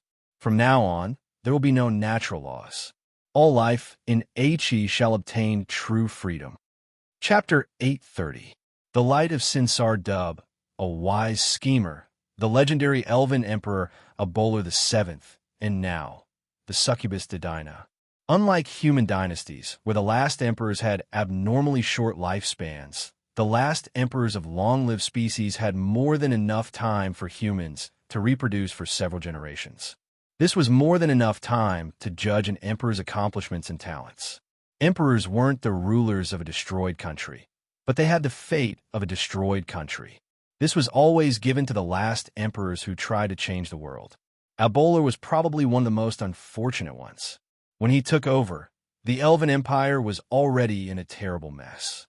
Outside, the great demon empire was still powerful, but the humans were quietly rising up. The elves' status as the ruling species was being challenged. Inside, the silver elves and moon elves rose up, challenging the gold elves' authority. The most unacceptable part was that the four superior elves were all working with other species. The Elven Empire's most precious treasure, magic, was being left behind in the world. The great demons had their own shaman and witchcraft systems, which didn't affect them much. The weak and short-lived humans had a chance to rise up. Audiobook displayed his talents despite the internal and external problems. He supported the wild elves and mixed-blood elf elites to enter the Elven Empire's upper-class society, suppressing the increasingly powerful moon elves and creating a new balance. However, the Red Tribe opposed the Red Tribe's unyielding attitude towards the outside world, making it appear rather weak. The Red Tribe had always exercised restraint in the numerous border conflicts. Not only did the Red Tribe retreat towards the overbearing beastmen and great demons, the Red Tribe even made concessions towards the fragile human tribes. Audiobook's style of ruling was like a coward who only knew how to fight amongst himself. Of course, he wouldn't be praised. However, it was likely that nobody could imagine what Audiobook had been thinking back then. The elves have been the ruling species for far too long, to the point where even the cycle of reincarnation has stopped. Politicians only cared about the present because they wouldn't be able to survive without votes. However, politicians could see far into the future, far beyond the common people's understanding. In that generation, the Gold Elves were one of the few golden bloodlines that had survived from the immemorial era. The Gold Elves had witnessed the birth and origin of magic. Many of the Elven Elders had witnessed the immemorial God Wars. The Elven Empire had been powerful for far too long, to the point where new species couldn't possibly rise. The Elves were the strongest main gods in the world. Nearly half of the Order main gods were from the Elf God faction. The Emperor of the Elf Empire was also the most powerful and influential existence in the world. At Audiobook's level, he was no longer just considering his own species. Of course, he knew about the unspoken rules of the Holy War. The elves weren't able to inherit the throne of the giants for the previous ruling species, not only because of luck. The Chaos Abyss would no longer allow the elves to continue blocking the path of evolution. As for the Order faction, let's not talk about the grudges accumulated between the Order faction, the Nature faction, and the ancient giant gods. The fact that the Order faction's population had an ever-decreasing fertility rate, to the point where it was even lower than the powerful angel species, was the best evidence of this world's attitude towards the Order faction. As for the Gold Elves, they only had a single newborn every few centuries. Even the dragons didn't have such a tragic experience. A race without newborns has no future. The higher we climb, the harder we fall. If we make a mistake in the next holy war, will our mortal enemies still give us a chance? The only thing the elves will face is the complete annihilation of the entire species. Abolar was the leader and helmsman of the elves. Abolar clearly knew that there were countless hidden rocks in the river in front of him, but he was still unable to stop this gigantic airship. Forcefully stopping the airship would also result in the destruction of everyone on board. That was why Abolar chose to fail. Perhaps the only way for the elves to continue existing was to accept their fated failure. Voluntarily stepping off the stage would be better than being kicked off the stage by others. The Gold Elves began to retreat from the upper echelons of the Elf Empire. The ancient gods began to enter a deep slumber. The Empire's borders began to shrink, and the humans and great demons began to take over those lands and resources. Abolar had almost succeeded. However, there were no ifs or misses in history. A ruler who constantly led his citizens to victory and a better life shouldn't be criticized. But to the elves, the foolish Abolar was only good at suppressing his citizens and manipulating the balance of power. He was nothing more than a coward who was afraid of even fighting with low-level creatures, humans. Evaluating a politician shouldn't be based on how he acted at the time. Instead, one should look at how he would develop after he left office. Seeds that would take years, decades, or even centuries to germinate would eventually bloom and bear fruit. Although the citizens had already forgotten about the person who had planted the seeds, future generations of historians would still be able to remember a few things. From a certain standpoint, Abolar had indeed succeeded. However, the betrayal of the superior elves caused the Gold Elves to become truly weak. The Gold Elves and gods' revenge against each other, as well as the superior elves' struggle for power, caused the Gold Elven Empire to gradually return to being a scattered tribal society.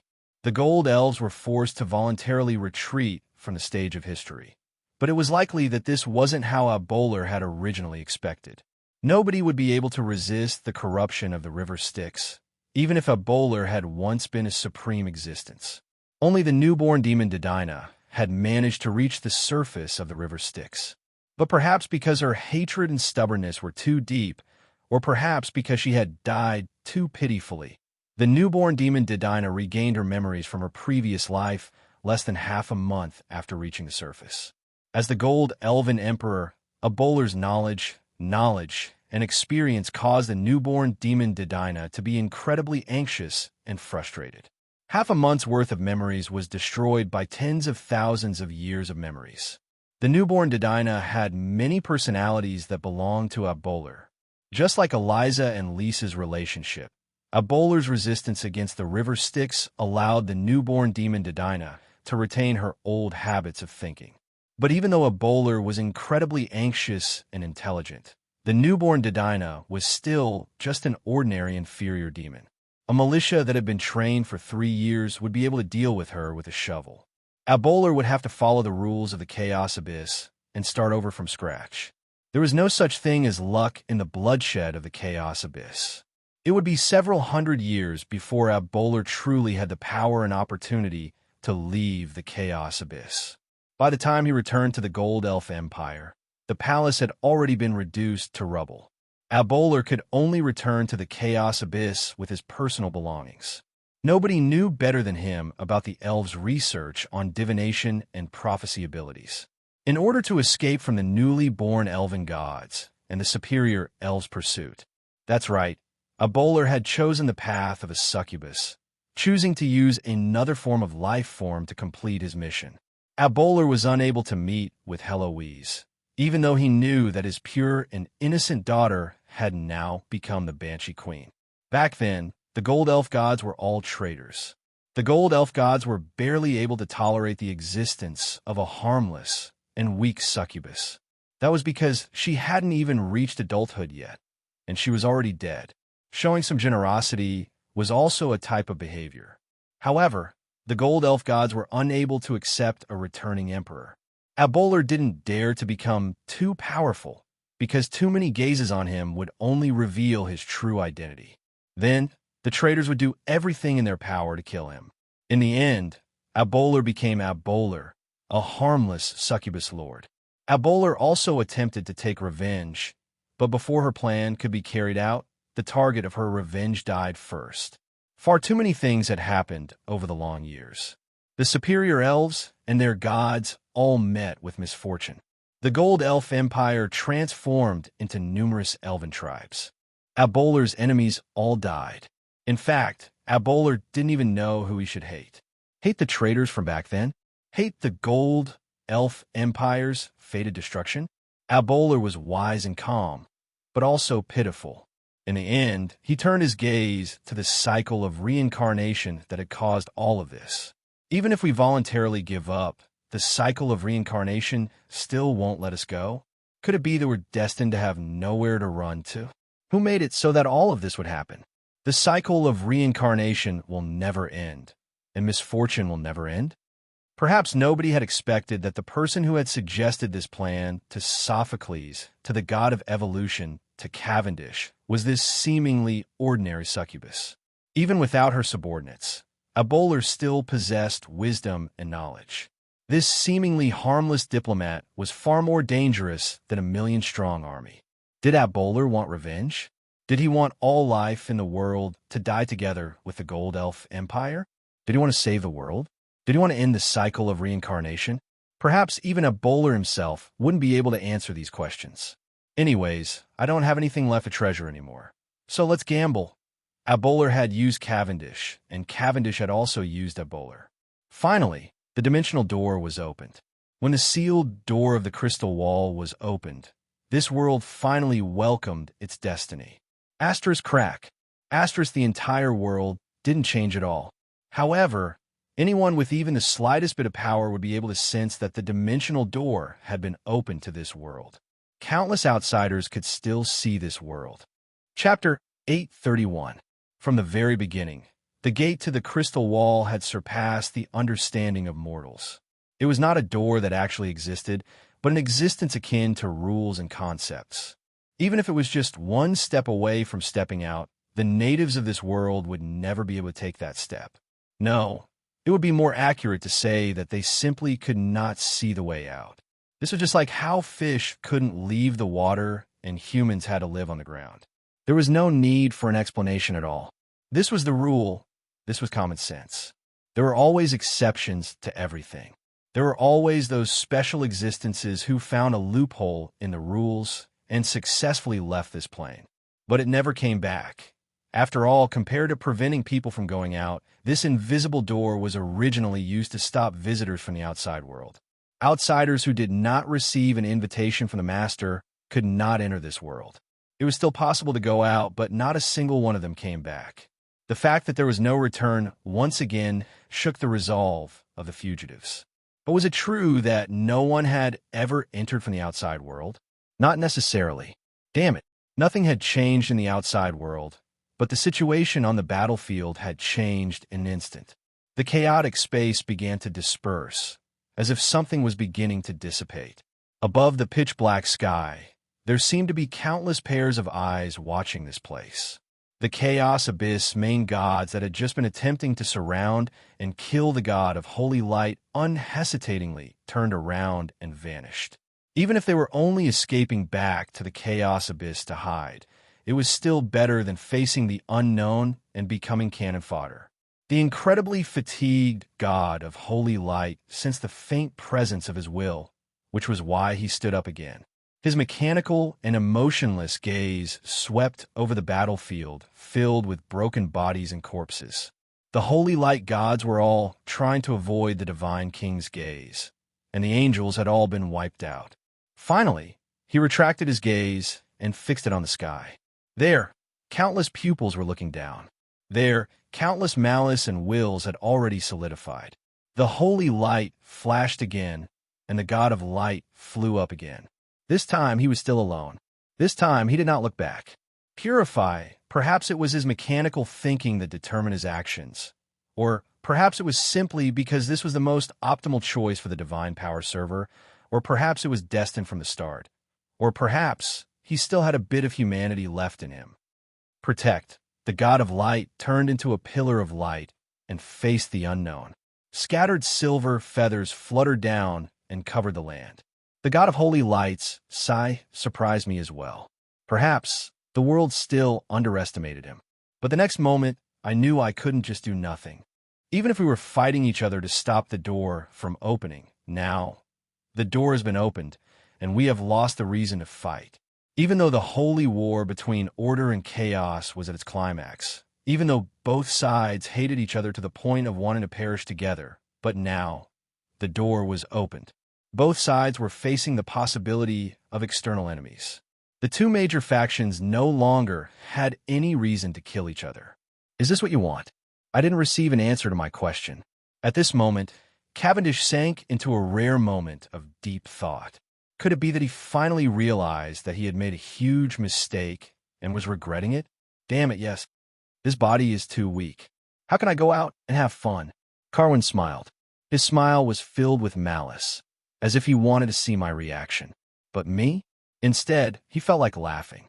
Was there anything I didn't understand about this fellow? It was impossible to hope that he would regret and reflect on himself from the very start. However, he was definitely regretting it now, and the reason was right in front of him. Hey, can't you be a little gentler? This is your precious granddaughter's body, isn't it? I unhesitatingly punched Cavendish's lower abdomen. The tremendous pain caused his expression to distort. Before he could even react, I broke his ankle and knocked him unconscious with a single punch. Let's just treat this pain as interest for my early harvest. After taking care of him, it was my turn to have a headache. While Cavendish was trapped in this physical body, I was also trapped in this physical body. Our physical bodies? They were already dead. Not only were they dead, if my inference was correct, both my and Cavendish's main god-level physical bodies had become sacrifices necessary to open the door to the holy light. Not only that, sacrifices that were delivered to our doorstep. There's not much time left. We need to hurry. I unhesitatingly walked out while carrying Cavendish. I didn't have much time left, and there were still many things I needed to do. The god of holy light, who had been preventing the door from opening, was now the first to face the unknown. This made me feel rather complex emotions. But no matter what, we now had a pathfinder. No matter what the god of holy light would encounter, we would at least have more time to prepare. Let's think on the bright side. Perhaps the god of holy light will be even more weakened outside. The god of holy light will be able to defeat everything. This was probably the first time that I had ever hoped for the god of holy light to win. But the next moment, I couldn't smile anymore. Asterisk boom. Asterisk, a soundless explosion spread through the world. At that moment, all the god of holy light's statues shattered, and all the devout believers started crying. On the battlefield, large numbers of angels chose to commit suicide in despair. The death of a god caused everything to descend into chaos. The god of holy light has died. Wonderful. It seems that there are many.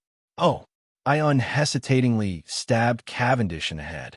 The only reason why I didn't seal him away or directly send him into the river Styx was because Cynthia's knowledge would likely become very important at a time like this. I looked up at the sky. Even though I knew that the sky wasn't the way out, I could sense countless malicious, intense gathering.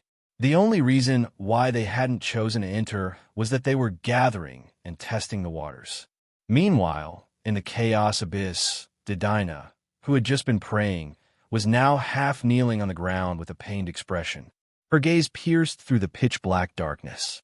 She could also sense the god of holy light's death, as well as the endless malicious intents. Did I lose the gamble? Chapter 832.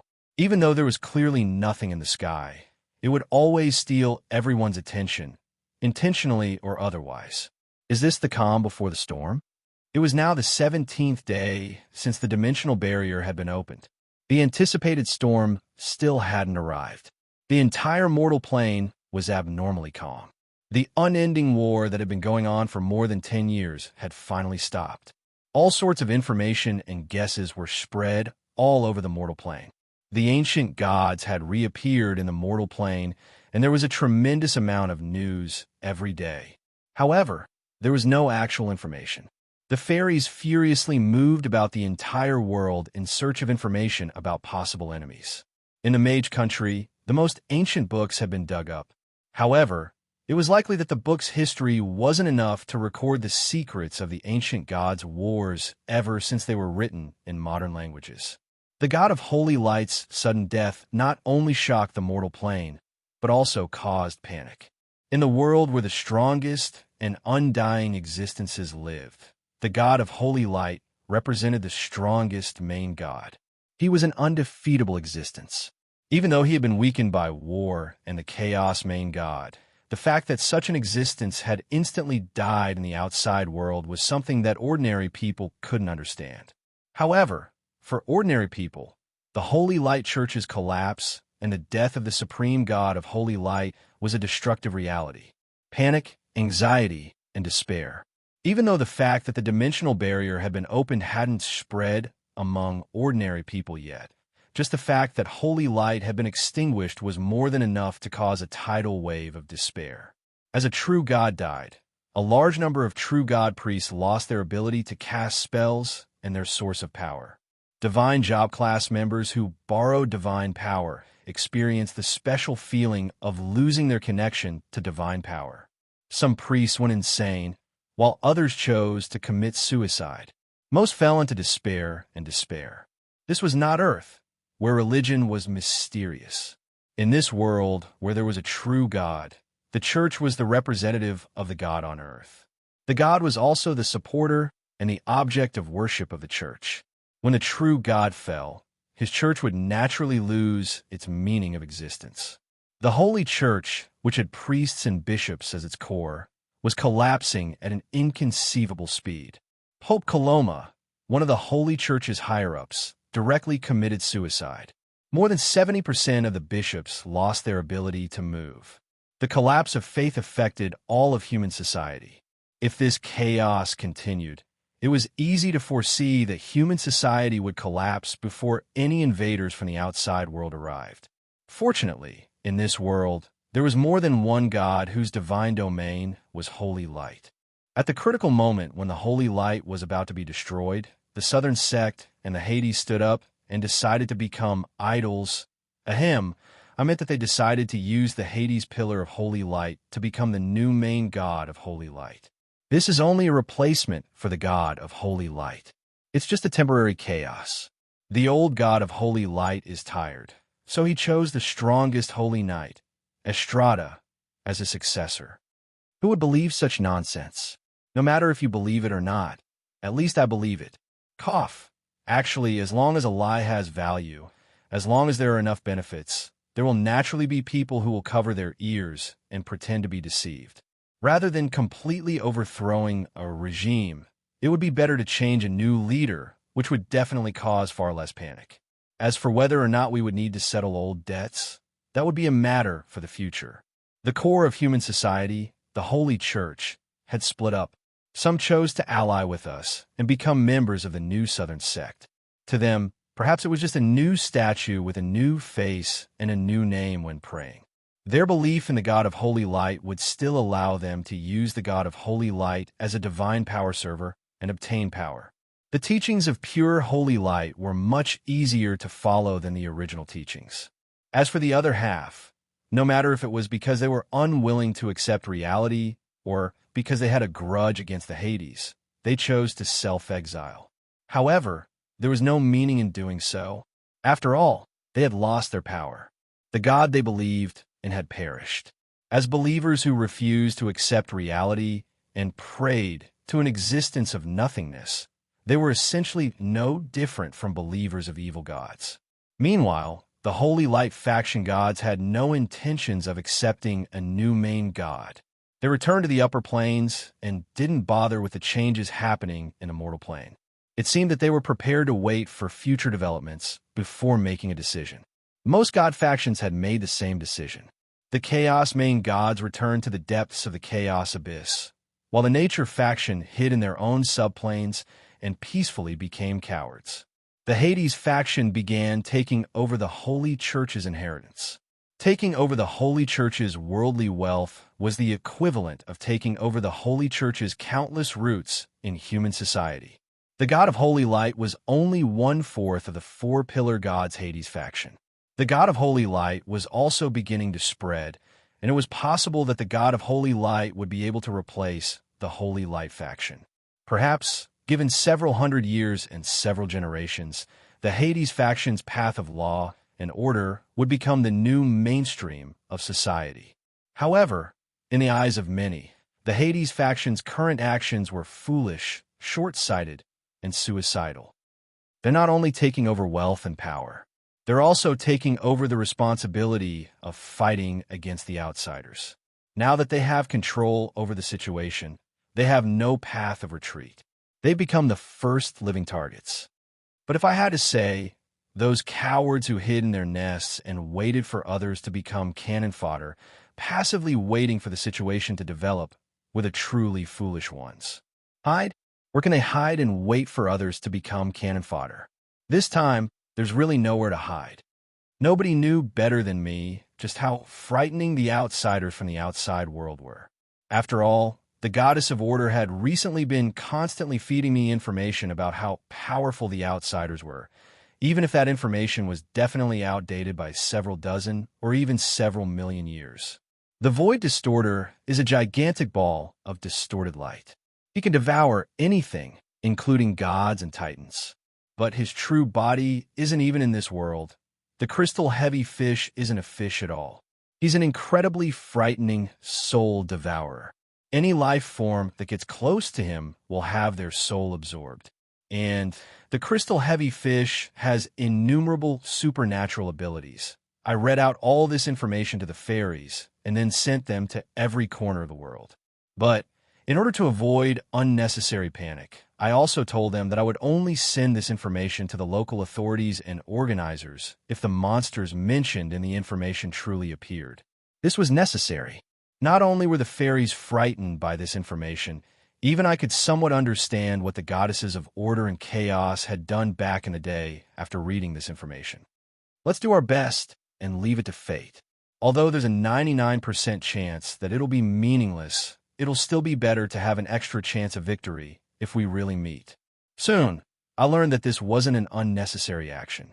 Those ancient existences still existed in the outside world, and this time they were still the vanguard.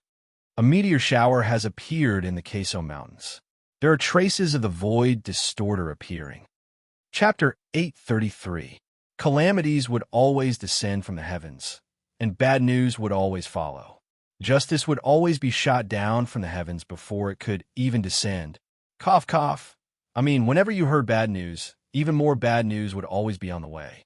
After the first eyewitness report arrived, more and more news about invaders from other dimensions arrived. Most of these invaders weren't on my list of information, but the few that were confirmed were still inconceivably powerful. It seemed that war was about to descend upon this land, filled with calamities once again. Every day, I would hear about a new war. Although the gods would actively participate, and the final victors of these small-scale battles would always be the defending side, everyone knew that something was wrong with the situation. In the eyes of those who were observant, these invaders were nothing more than the first signs. That was because, according to the rules of war, only the cannon fodder and scouts would enter unfamiliar enemy territory first. Even if these cannon fodder were so powerful that the gods would have to deal with them, the result of the Queso Mountains being attacked by a large number of Void Distorters was that only two powerful gods would attack and raise the entire mountain range to the ground. Not everyone would be mysteriously confident that they would always be victorious. Only a battle maniac would blindly attack when there was insufficient information and gamble on the fate of their country. In normal situations, armies and powerful individuals who would be able to make the final decision would only consider entering the battlefield when there was sufficient information. Meanwhile, we could sense that more and more people were observing us from the outside world, and they were becoming more and more powerful. Even if they still didn't choose to enter the dimensional barrier, fear and despair were spreading more and more. Renee was currently recovering from a sudden illness in her harem.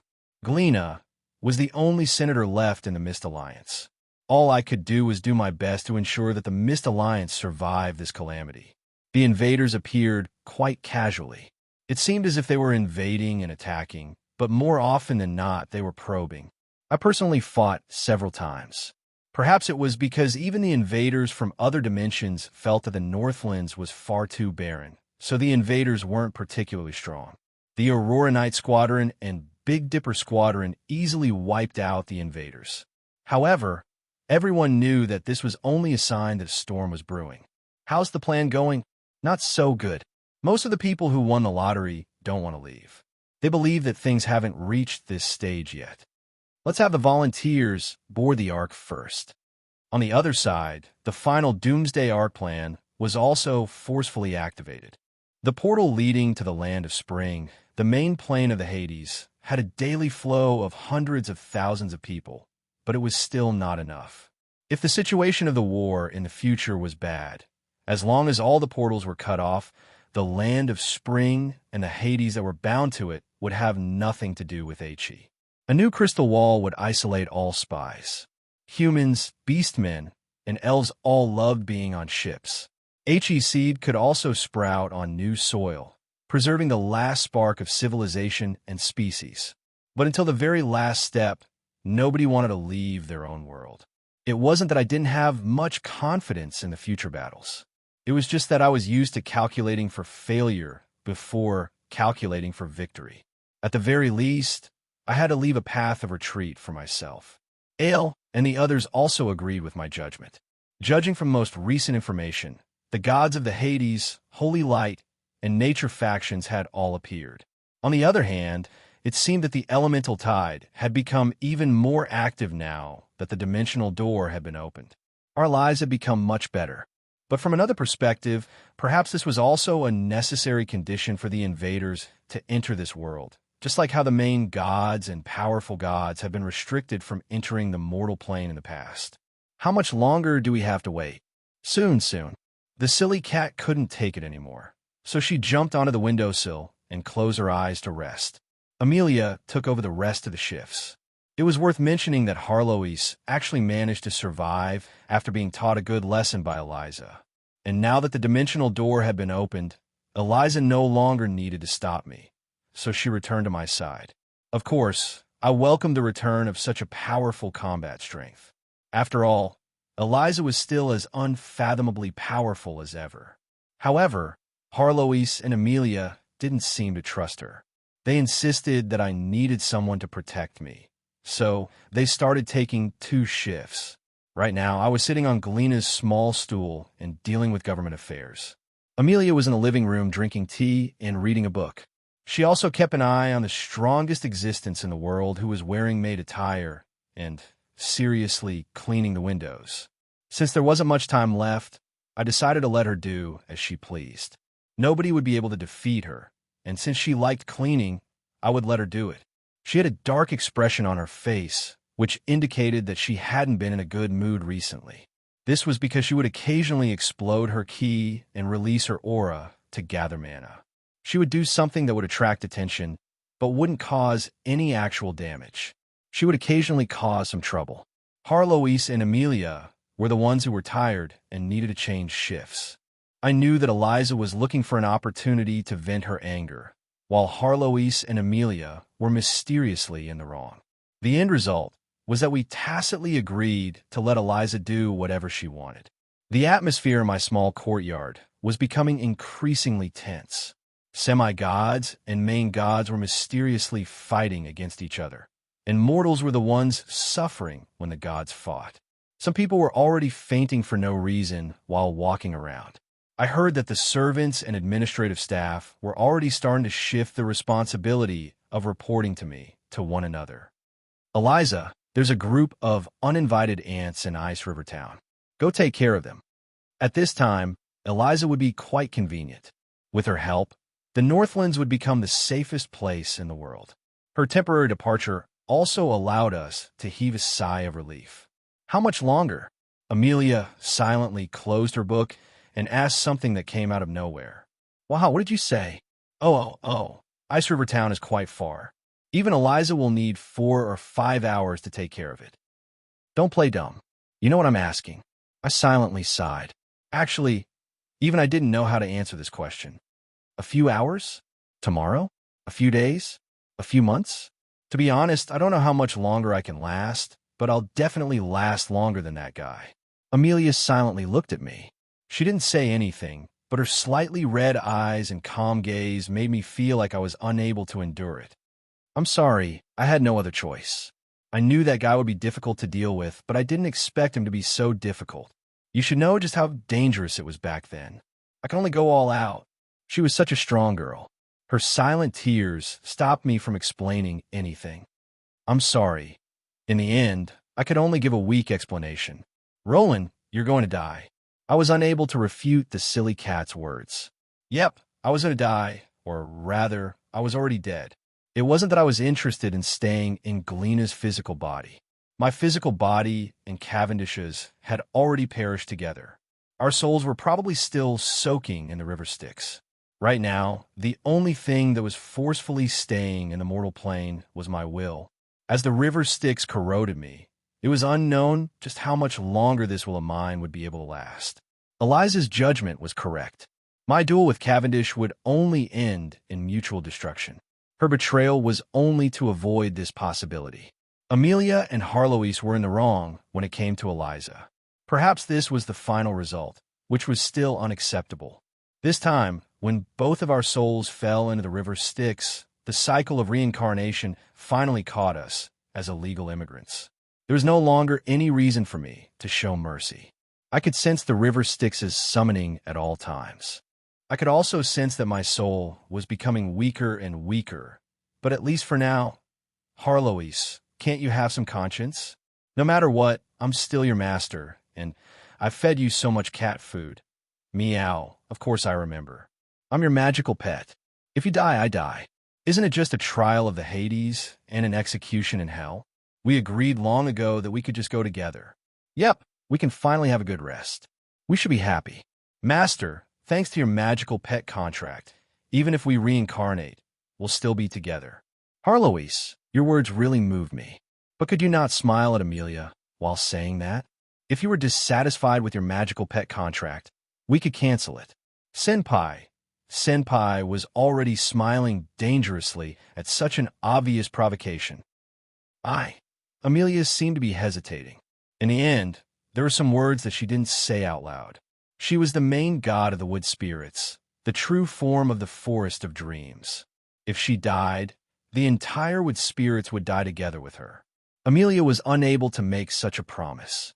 Right, how about I write a will as well? I should first destroy all the books in my old residence. Also, should I give my collection to Adam for safekeeping? Forget it. Marguerite will find them every 2 days and burn them. It'll be so pitiful if news that Roland's belongings were erotic books or something like that. I shook my head as I considered my own future. Although it was likely that other men wouldn't have such a chance in their lifetimes, it would be far too frightening, so I decided to stop here. As I leisurely considered all this nonsense, I was also nearing the end of my work. Actually, there was no way I could finish all the government affairs. It was already quite commendable that I was working so hard. Our current situation was actually quite bad. The entire world was in a bad situation. We're like sheep waiting to be slaughtered. The god of holy light had gone out and then been instantly killed. This proved that going out would be suicidal. If I didn't go out, that would be the equivalent of handing the initiative to the enemy. I knew that I was doing nothing right now. I was only using work to pass the time of anxiousness. I was preparing the Ark while waiting for the final invasion that would eventually arrive. If I don't hurry up, I won't be able to wait. I helplessly looked at my small, tender hands. My previously rosy skin had turned pale and icy. Wearing an undead spirit on a living person's body for too long was causing more and more damage to Galena. Galena's physical body's subconscious rejection of me was also becoming more and more obvious. In my current state, with an undead spirit possessing my physical body, I should count as a lich. But before I could sigh about how the world was unpredictable and how the cycle of reincarnation was impossible to predict, the window suddenly opened, and a pale moon in the sky attracted our attention. It was currently late at night, but there were 2 moons in the sky. We didn't even need to think to tell that these were real moons. That was because Hi's moon definitely wouldn't have a gigantic mouth that was half the size of a planet. Nor would it have an incredibly evil and greedy expression, as if it was looking at the entire world, as if it was looking at delicious cheesecake. And now, it was opening its gigantic mouth and tearing at the moon of Hi's world. At this moment, the moon god's soundless screams of pain echoed in everyone's ears. However, nobody was able to do anything about it. Star-swallowing demon god, the leader of those bandits. Chapter 834. Patricia's pitiful screams echoed in every living creature's ears. The moon that was being devoured gave everyone the most direct expression of despair. Damn it, the Starlight Network. The moon wasn't the moon god's true body. Rather, it was the concept of her existence. It was just like how the god of holy light would naturally cease to exist if the concept of holy light was erased. As a former order god, Patricia had the same weakness. Along with her existence, the Starlight Network that she had sacrificed most of her divine power to create was torn apart. Any existences from the outside world that invaded the mortal plane would be marked by the omnipresent Starlight King. They would also be watched by the moon god and the fate god. This seemingly insignificant design had actually been used multiple times on the battlefield. Dimensional invaders that were marked would become the local residents' prey. They would expose their location and information on the battlefield. No matter how powerful they were, they would still be the prey. This powerful forbidden spell, maintained by the 2 main gods of the Hades, would still be effective even without the Holy War system. Recently, no matter how the invaders from other dimensions entered this world, as long as they chose to enter the most fertile main plane, they would be instantly marked by the net of stars, and then countless hunters would be waiting for them. This forbidden spell was split into 2 parts. One was controlled by the former fate god, and the other was controlled by the moon god Patricia. These 2 gods had been weakened after casting the forbidden spell, so they hid in the Hades. However, the star-devouring demon god seemed to have found a way to break through the forbidden spell. Moon god, no, I definitely can't let her die here. Anxiety was meaningless. She could only see the near future.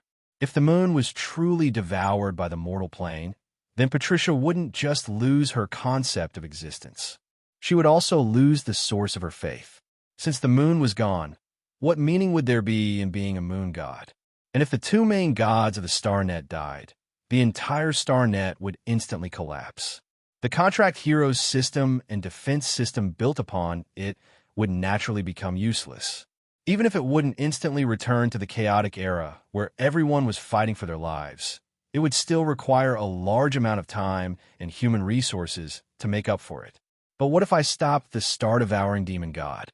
I would have to find a wild Dead Star fortress. Patricia, remember this. You've long since ceased to be the moon god. You're the master of starlight of the Hades divine system. The Starlight Net is the concept that you should have. The moon is only one of the many stars. You haven't lost your existence. You've simply improved your own existence. Since there was no way to stop it, he could only think of a way to protect Patricia first. Perhaps these words were just a game of words, but they provided a way of thinking. From the moment they entered the Hades, the moon god was no longer the moon god. If the moon was viewed as a member of the stars, then the moon god would become a lower concept of the Lord of the Stars.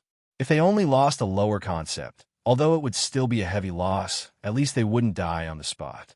If this had been any other god or region, it would have been impossible to change the concept. However, Patricia was the goddess of Hades, and as the creator of Hades and one of the 4 pillar gods, she had the authority to change divine concepts. She had all the necessary seals, documents, and procedures. Changing divine concepts was completely in accordance with the procedures. As long as they acted quickly enough, they should be able to protect Patricia. Patricia, in the name of the four-pillar gods of Hades, we promote you to be the Lord of the Stars. The voices of the four-pillar gods echoed in Patricia's ears. Patricia's screams finally stopped. Although she was still weakening, the moon god was still an important part of her existence. At the very least, she wouldn't be completely destroyed. However, H's moon was gone. It was likely that she wouldn't be the only one who would suffer. As expected, the internet has been disconnected. Although the moon was still a member of the stars, Patricia had used the moon as the core to create the star web. Now that the core was gone, even if the network was still there, it had lost its function. In this strange world that couldn't be perceived by the naked eye, everything was losing its light. The originally bright silver star web was now withered and dying. But as long as the core and the network were still there, rebuilding was only a matter of time. As long as the moon god would give us time. In everyone's eyes, the moon had already been devoured by the demon god. All that was left were pieces of wreckage floating in midair, neither going up nor down, like leftover biscuit pieces. That planet-sized demon god didn't seem to be full yet. He had already turned his attention to the ground. He was moving at a speed that seemed slow, but was actually incredibly fast. Judging from the direction he was moving, he was attempting to descend onto He. Following his descent were countless tiny black dots. But if one got close enough, they would discover that even the shortest of these foreign invaders was more than 10 meters tall. I absolutely can't let him descend onto He. At this moment, I definitely wasn't the only one who was thinking this. In the upper plains, Mountain Paradise's dimensional door opened wide, and countless angels flew out. Under the leadership of the gods, they faced the demon god who intended to destroy the world. In the chaos abyss, an ancient demon lord and a powerful demon opened a dimensional door to the mortal plane. Demons and angels actually became allies.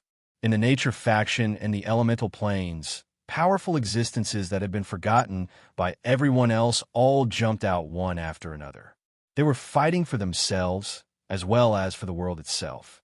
Even if it was a futile attempt to stop a chariot, a mantis that was forced into a corner would still struggle one last time.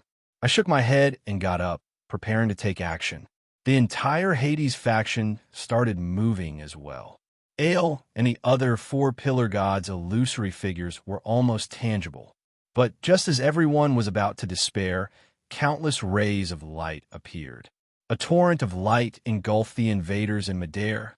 Along with them was hope. 350 star hours ago, we received a dimensional request for assistance from an individual named Roland Ka. We learned that this plane is currently being invaded by other planes. According to the guardian oath of friendship between all intelligent creatures in the universe, we have come to provide assistance. Dimensional doors opened one after another, and our allies of steel walked out from them. Chapter 835. Countless beams of light spewed out from the dimensional gate, and what appeared in a flash were groups of steel warships. There were round, square, cylindrical, small boats, huge airships, and all sorts of gigantic ships. Most of them were metal battleships, but there were also some strange-looking gigantic creatures. Who's calling for an airship fleet? Something's wrong with this scene. I rubbed the corner of my eyes, unable to believe what I was seeing. I could clearly see humanoid black dots within the battleships. Individual transmigration? A magical girl with a magical staff? I think I need some 58-point all-purpose medicine. System, exchange for 2 bottles of sorghum liquor for me first. Also, is there anything you'd like to say? The world is huge. I was rendered speechless. This was doubtlessly useless. Once a sealed dimensional door was opened, who knew what was outside? Of course the world was huge. However, the battle in the sky hadn't ended yet. Thanks to the star-devourer demon god's tremendous size, it was likely that anyone could see this battle.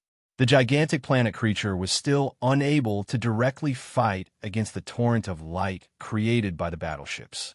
From the moment that the gigantic airship fleet appeared, it unhesitatingly turned around and ran. But judging from how well the chaotic Allied airship fleet was able to do so, perhaps this wasn't the first time. What I cared about the most were the stats of some of the airships. Isn't that a Gundam? Although it's obviously a shrunken version. It was destroyed. There's actually someone inside? That's not a gigantic robot, but a spacesuit that looks like a Gundam? Why does that saucer-shaped airship look so familiar? Is it the Enterprise? It seems that I've met someone from the same world. HE had been sealed off for so many years. Occasionally, powerful individuals would find a way to leave by themselves, but I'd never heard of anyone from the outside successfully entering HE. Were there really no outsiders here? Not necessarily. Roland, was a transmigrator with memories from my previous world. And if I remember correctly, these airships with stats were all from famous sci-fi movies and anime back in the day.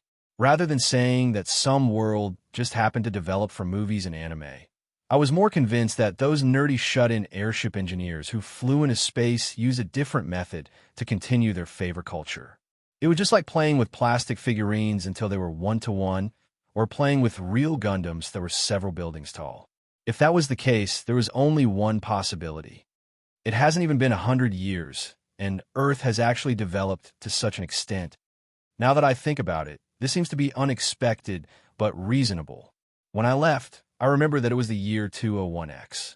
At that time, space technology had already landed in the sky and explored the endless universe. Based on the speed of technological advancement back then, given another 400 years and 20 generations of development, it was entirely possible for them to develop into the space battleship Yamato by the year 24XX, provided that everyone didn't get too excited and end up fighting over nuclear wastelands and trash.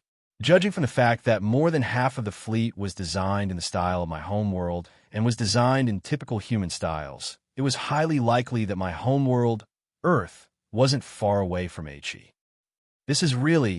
My system was rendered speechless. I had considered this possibility before, but even the goddess of order wasn't sure when I would arrive in this world. If I didn't open the dimensional door, I wouldn't even know how far away Earth was from HE. Since they only came here after receiving Roland's request for reinforcements, then I more or less knew what had happened. If there was light, then there would be darkness. If there were bandits, then there would be police. If there were wolves, then there would be sheep. No, I didn't say it was the opposite. In this day and age, sheep were far more powerful than wolves. A wolf-eating sheep had long since become an epic quest. A certain undying super wolf wouldn't be able to complete it even after several thousand episodes. Cough. I was thinking that although Roland's thoughts were quite mechanical, his mechanical logic was completely based on theory and possibility. Since there were so many hungry hunters out there, then perhaps there would be hunters who would manage and fight against these wild beasts. Since this was the most likely way to save the world, then I might as well carry it out. With so many coming, it's possible that Roland self-destructed because he was outnumbered. For gods, the physical body is power, and power is will.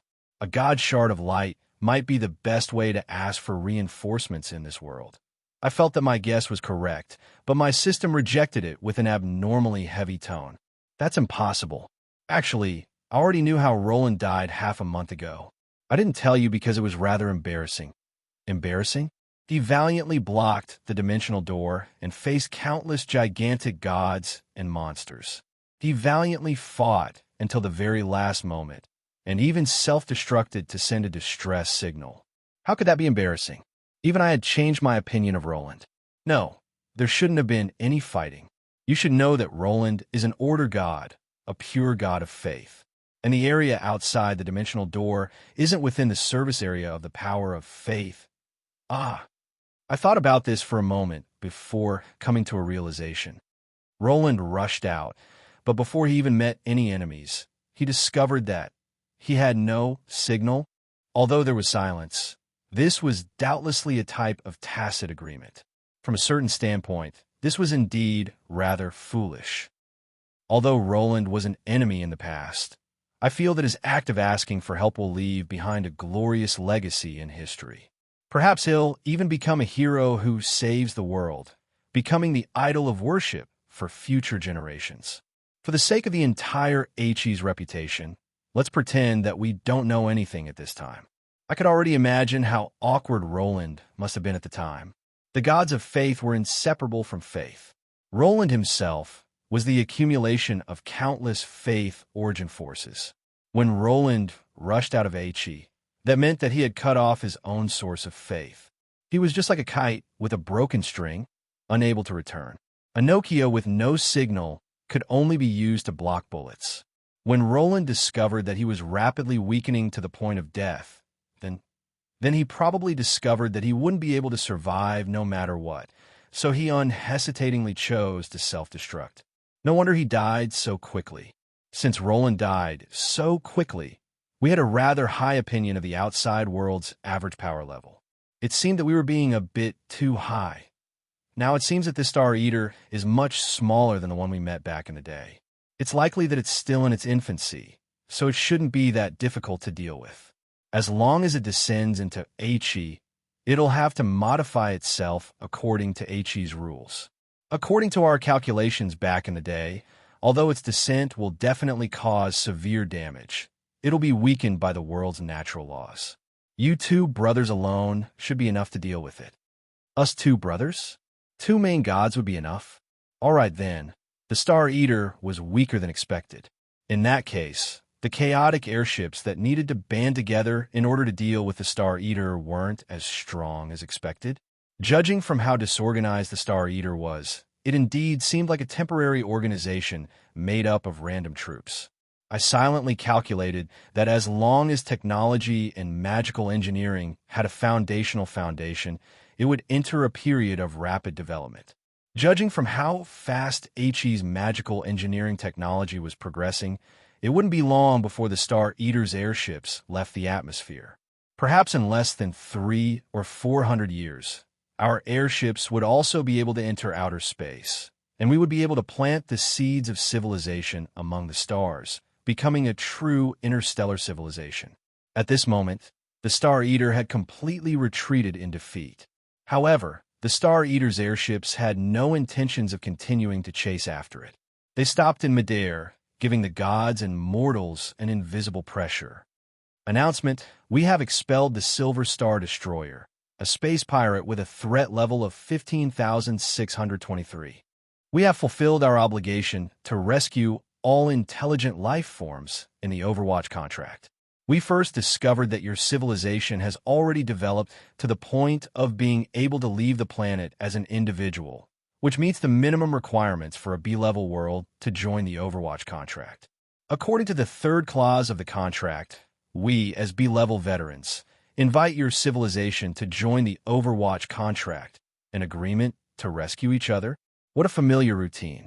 A United Nations from the interstellar era? TSK. It would seem that it's the same everywhere. There are wolves, hunters, and societies. The small world has been opened, and the outside world is different. In midair, a gigantic projection was floating with mysterious runes. However, no matter who it was, no matter which species it was, they would be able to understand this ancient and solemn contract without any doubt. Overwatch contract for intelligent life forms. 1. You're not alone. You're not the only one. Every encounter between intelligent life forms in the endless universe is a miracle worthy of praise. Please put down the butcher's knife in your hands and heart, and search for the possibility of communication. 12. Watching, protecting, and aiding each other is the duty of every intelligent life form. 17. All power originates from the soul. Soul power, magic, technology, and intelligence are essentially the same. Do not discriminate against other civilizations or individuals at any time. Many clauses of the contract attracted my attention. There was far too much knowledge and rules that I could study in detail, but my vision was already becoming hazy. It would seem that I had suddenly felt that there was nothing to worry about, and had become too relaxed. My obsession had disappeared, and it was time to report to the River Styx. I was rather hesitant, but when I thought about how troublesome it would be to deal with those aliens, I was delighted that I could successfully become someone who did nothing. Does this count as me being willing to die rather than go to work? This is impossible. Mom, It's actually Mom. What? What could make the venerated goddess of order be so scared that she would call me Mom? Could it be that she was the new version of Little May's mom? Cough, cough. It seemed rather amusing to make such a comment before dying. I forced myself to focus and did my best to recognize the contract, but I was almost scared to the point of calling her Mom. At the very bottom of the contract were the signatures of 12 ancient existences. They were probably the first signatories of the Overwatch contract, which was why they had left their own signatures on the original contract. Their names were the concept of their existences. Just looking at them would allow me to sense how immeasurably powerful they were. And the fifth signatory seemed so familiar. H.E. Chapter 836. I'm so unlucky. How could it be like this? Everything ended before I even had a chance to cause a scene? This shouldn't be the case. Roland, it's all your fault. Hurry up, idiot. I still want to find an old friend to hear the latest news. Of course, I wouldn't bother with Cavendish's nagging. We had just reached the shore not long ago. Towering black mountains surrounded us on both sides.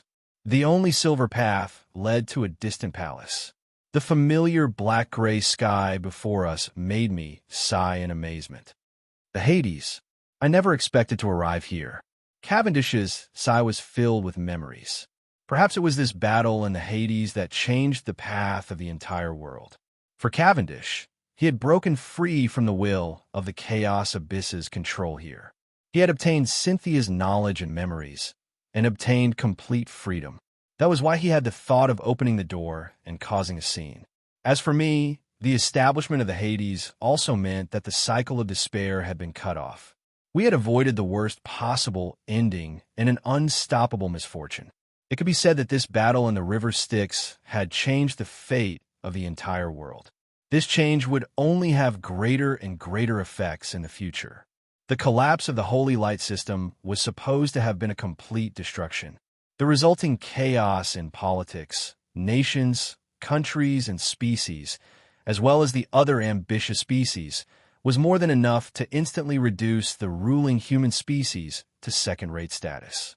Once a king lost his crown, the new nobles who took over the throne wouldn't give him a chance to rise again. But now, the Holy Light system of the Hades had replaced this broken outer layer. As long as we could survive this period of time, many situations would be different. This meant that the Hades would have a more moderate version of the pure Holy Light teachings. This would completely replace the original radical version of the Holy Light teachings.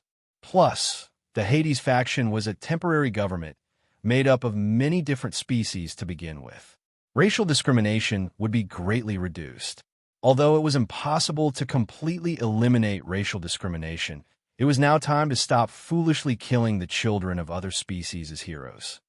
Really, I should thank those friends in the sky. I knew a little about the viciousness of the human heart. No matter how friendly these visitors from the outside world seemed, no matter how neutral the treaty seemed, no matter how loud the slogan of not interfering with the internal affairs of other species and worlds sounded, as long as those iron battleships were still floating in the sky, there was still a possibility that the star-devouring demon would return. In that case, with such an external enemy existing, the HE People's society would become much more peaceful, and the differences between species would be greatly reduced. Intelligent creatures had a bad habit that stemmed from their survival instincts. They always liked to draw a circle. Those outside the circle were their enemies, and those inside the circle were their friends. Then, they could use high-sounding reasons to clean up and expel their enemies, throwing the blame for the mistakes and tragic reality onto their enemies. As a result, they monopolized resources and space for development. The so-called connections, the so-called small groups, the so-called opposing classes, the so-called various struggles, in the final analysis, were nothing more than a thread needed by the human heart. This thread could be religion, race, skin color, ethnicity, or even gender, region, accent, education level, whether tofu pudding was sweet or savory. This seemed to have brought up a taboo topic. In order to not become a battle between the sweet and savory factions, let's stop here. Earth's history was clearly one where species had never stopped fighting. In HE, where many species coexisted, wars and conflicts had never stopped. In a non-holy war, race and religion were the most common reasons for war.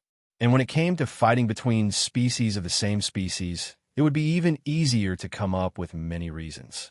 Since there were benefits to be fought over, any random line drawn would be enough to cause a bloody battle. In a holy war, the order and chaos factions would be a natural line. And now, there was an additional line between the original residents of HE and the visitors from the outside world. In that case, it could be expected that things would be much more peaceful within this line. And if I'm not mistaken, that Overwatch agreement isn't just an empty written document. Although it definitely has many flaws and loopholes, the wills of the 12 powerful existences are more than enough to make it more effective than a soul contract. By the way, thank you for opening the door. I'm guessing that the world will become much more peaceful because of this. Should I suggest awarding you a Roland Peace Prize? I smiled in delight as I sincerely expressed my gratitude to Cavendish. Then, I happily watched as my younger brother, who had a bad temper, flew into a rage. The process? For me, who only cared about results, the process wasn't important at all. Only an idiot like Cavendish would be satisfied after causing a huge ruckus. What do you mean success or failure isn't important? Only the process is important? That's probably just a loser's way of consoling himself. Why lose if you can win? No matter how beautiful the process is, if the result is a complete mess, are you trying to put on a show for others to watch? Or are you just an artist who seeks to satisfy himself? I've always been a results-oriented person. My motto is to seek victory at all costs and by all means. And now, it's time for me to enjoy the fruits of my victory and laugh at this idiot who worked so hard for nothing and even lost his life. You're laughing at me? Didn't you lose your own life in the end? According to what you said, you could have just watched me open the door. Why did you have to sacrifice yourself? This time, it was my turn to feel aggrieved, and I almost cried. I had died such an unjust death. I hadn't even had the time to destroy all of my precious books in my old residence. If word of this got out, wouldn't my reputation be completely ruined? However, Cavendish was probably the most regretful and helpless about the current situation. Not only did he lose the chance to go out and have fun, he hadn't even caused a huge ruckus. He was probably quite unwilling to accept this.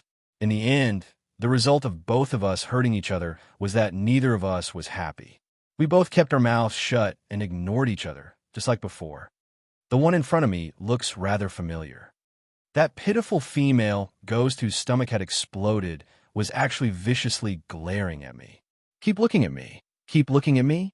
If you keep looking at me, I'm going to eat you. The river Styx was quite dangerous.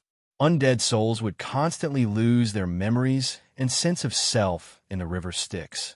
Simply speaking, it would be a constant -1 in intelligence. In the end, the only things left behind would be their deepest obsessions. And even these obsessions would continuously disappear as the cycle of reincarnation continued. Such chaotic undead souls would also make it easier for the cycle of reincarnation, as well as for the current judgment of the Hades. Logically speaking, we had died quite pitifully this time. Our souls had been soaked in the river Styx for almost an entire month, so the river Styx should have turned us into idiots. But it seemed that our souls had died far too many times and had developed a resistance to the river Styx. The end result was that only the two of us were chatting amongst the confused dead. Ilmigia or Leona, you died such a pitiful death. Cavendish's sudden scream startled me. It was truly such a coincidence that I met an old acquaintance. However, that female ghost ignored Cavendish and kept staring at me. Could it be that she was one of them? I took a closer look at her and discovered that I had mistaken her for someone else. Her skin color, face shape, and hair color are completely different. Do you think that I'm an idiot? Ha, did I scare you? You're still feeling guilty, aren't you? Keep feeling guilty, Leona. You died such a pitiful death. We continued to hurt each other as we followed the group. Suddenly, light appeared in front of us. The Tower of Holy Light, which was supposed to guide the dead, was now paying attention to us. The mountain path also became much easier to walk on. Perhaps they had discovered me. Roland, you designed this, didn't you? Do you know what will happen to us next? Are there any loopholes? Even Cavendish was hesitating now. It would seem that he had also been greatly frightened by the divine laws. I smiled in delight. I had been waiting for this day for far too long. Of course, there aren't any loopholes. I personally created this judgment system. It's absolutely, foundationally impossible for there to be any loopholes. Even if the judges want to go easy on us, they won't be able to. For some reason, the more I talked about it, the sadder I felt. Although I was quite proud of my judgment system, it seemed that I had once again broken a new record of shooting myself in the foot. A punishment of more than 200 years in the Inferno. It's also possible that I'll be randomly assigned to the beast path during my reincarnation. Yep, don't look at others. I'm talking about you, Cavendish Mist. Whenever I was in a bad mood, it would be better to share it with someone else. Although I reckoned that even if my punishment was light, it would still be limited. Ilmigia? This time, I wasn't mistaken. That female soul who had a satisfied expression like a saint was being enveloped in a pink glow as she sunk into the ground. It would seem that she was going to serve her sentence in the Inferno of Lust, one of the 7 infernos. In the Inferno of Hades, the amount of light represented the weight of the person's crime. Judging from how she was as bright as a lighthouse, this female soul would be serving at least 100 years. Meow, so scary. Can I cancel my contract with her now? The cat-shaped ghost that had been sleeping on my head all this while yawned. I did some calculations and felt that this cat's sentence would probably be even longer than Cavendish's. TSK, I told you to cancel your contract earlier, but you refused. It's too late now, my dear cellmate. Please take care of me in the future. Actually, most of my and Harlow's crimes were related to murder and deceit. It was quite likely that we would be serving our sentences in the same inferno. Finally, we reached the end of the mountain path. When we arrived at the main hall of the Judgment Hall, even I couldn't help but suck in a cold breath when I saw that familiar figure with emotionless eyes. Sinner Roland, your crimes are to be investigated 50 years later in a certain level of the Inferno of Hades. Bail?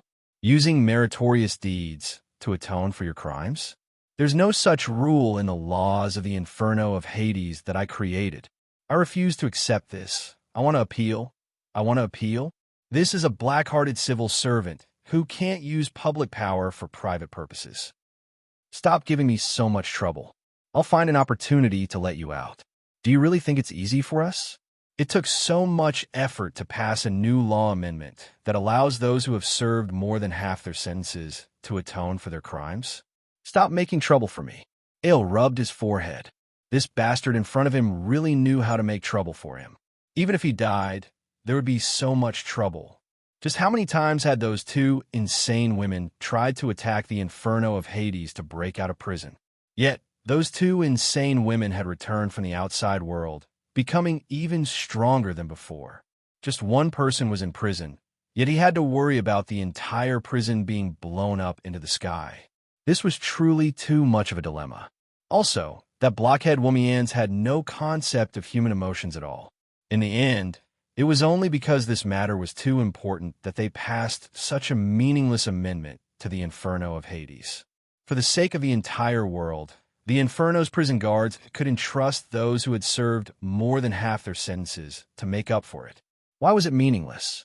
In normal situations, not only would the prison guards have no need to ask the prisoners for help, the souls who had served their sentences to a certain extent would have long since lost their sense of self and reincarnated into the cycle of reincarnation. Besides, we really do have something for you to do, and this is something that only you 2 are capable of doing. I fell silent. Why would the Inferno of Hades come looking for us? I had long since retired and should be enjoying my old age.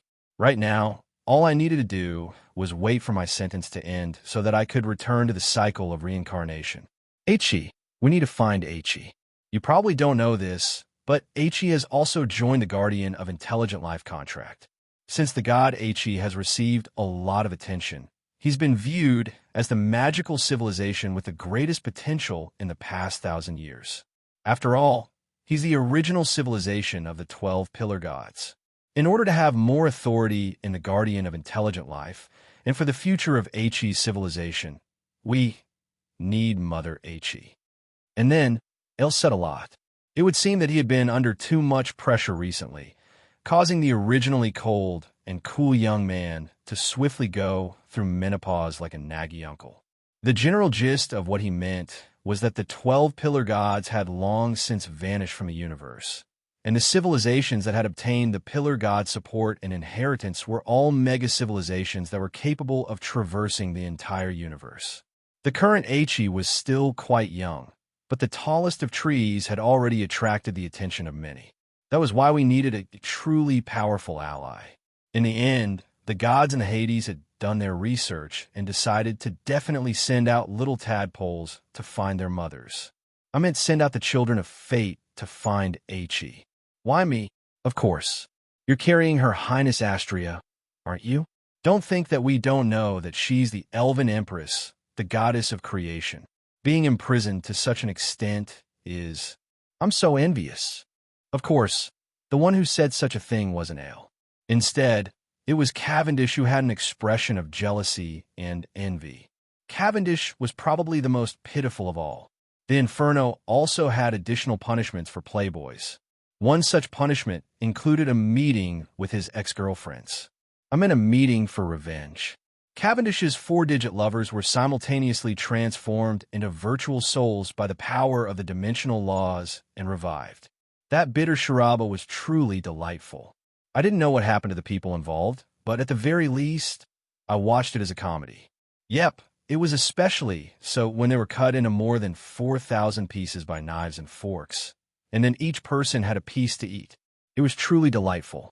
If I had the chance, I would definitely write a new novel about this to warn those who are already in the game. Justice will always descend from the heavens. Cough, cough. Getting back to the main topic, in the end, due to the existence of a certain goddess within me, it seemed that I was the most likely existence to find He. Ale and the others used this reason to convince Womians to end my sentence early. I fell silent as I mysteriously hesitated. Actually, I don't want to go out. This wasn't a lie. I really didn't want to go out. At the very least, I obtained the peace that I desired here. If you don't go out, we'll let those 2 crazy women in here to accompany you. I fell silent as I recalled Cavendish's pitiful state that day. I couldn't help but shiver. Roland, I miss my mother. Astria's words caused me to hesitate. That was because I now owed her a favor. Roland, I want a child, a real child, a healthy, living child. The blonde young girl behind me suddenly hugged me. Her sudden outburst of words scared me so much that I almost spat on AL's face. Cough, cough. Can a soul be choked to death? Harlois, what nonsense are you saying? However, her calm expression conveyed her determination to me. Without a physical body, she would naturally have no descendants. She was unwilling to accept this. Actually, I was even more unwilling to accept this. It had already been more than 400 years. My pitiful life as a great mage had probably broken He's historical record. I had to erase this part. I definitely couldn't let anyone know about this part. I definitely couldn't be recorded in history with such a title. I had to complete my own life. All right, I agree. But I don't have a physical body right now. You guys need to prepare for this. I'm confident that I can retain my memories and sense of self after reincarnation.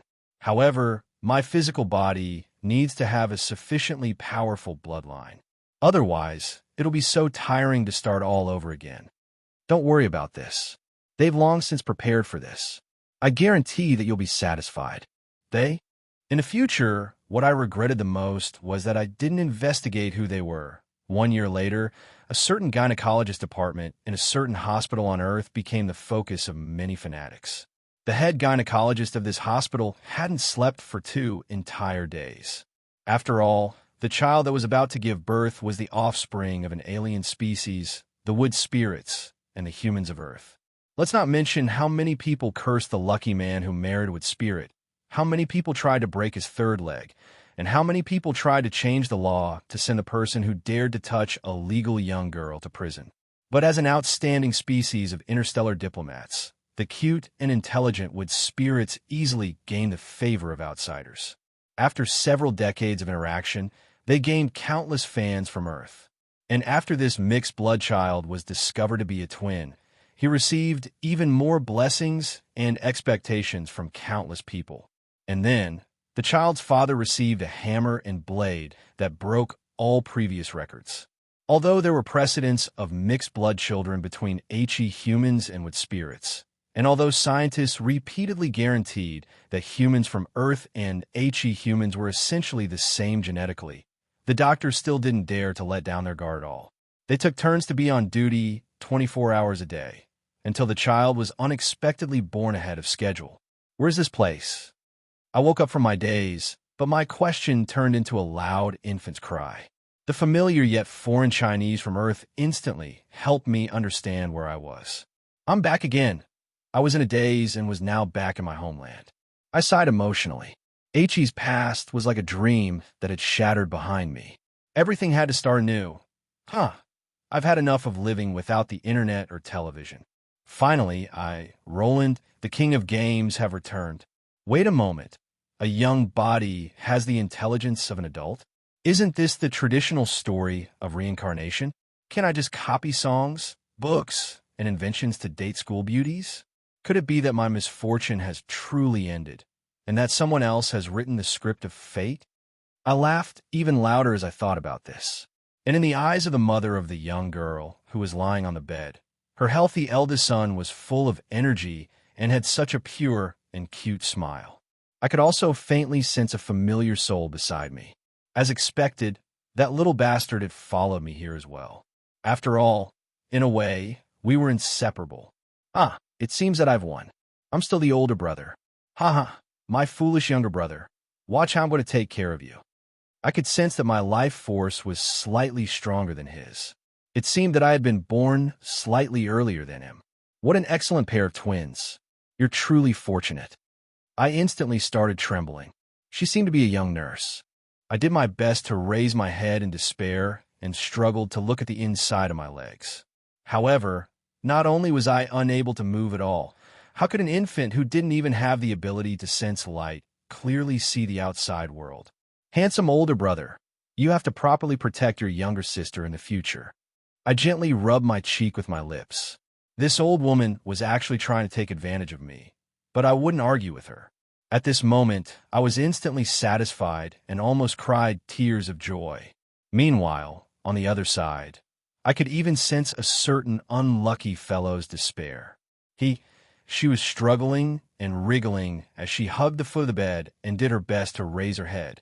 Could it be that she intended to ram her head into the baby bed and die? Little sister, are you hungry? Give me the baby. Unfortunately, the mischievous little sister had been discovered and then given to the little girl mother to feed. At this moment, Cavanwin's despair was truly delightful. I felt heartache. Yep, no matter what, I was still an older brother, so I should treat my younger sister better. At the same time, I heaved a sigh of relief. Outside the window, a pregnant woman was being pushed into the delivery room, and my magical pet contract was activated once again. It would seem that a certain cat had successfully reincarnated into a human. Wait a moment. Let's hope that she didn't get the wrong gender. If she did, just imagining the scene would be unbearable. I was straight after all.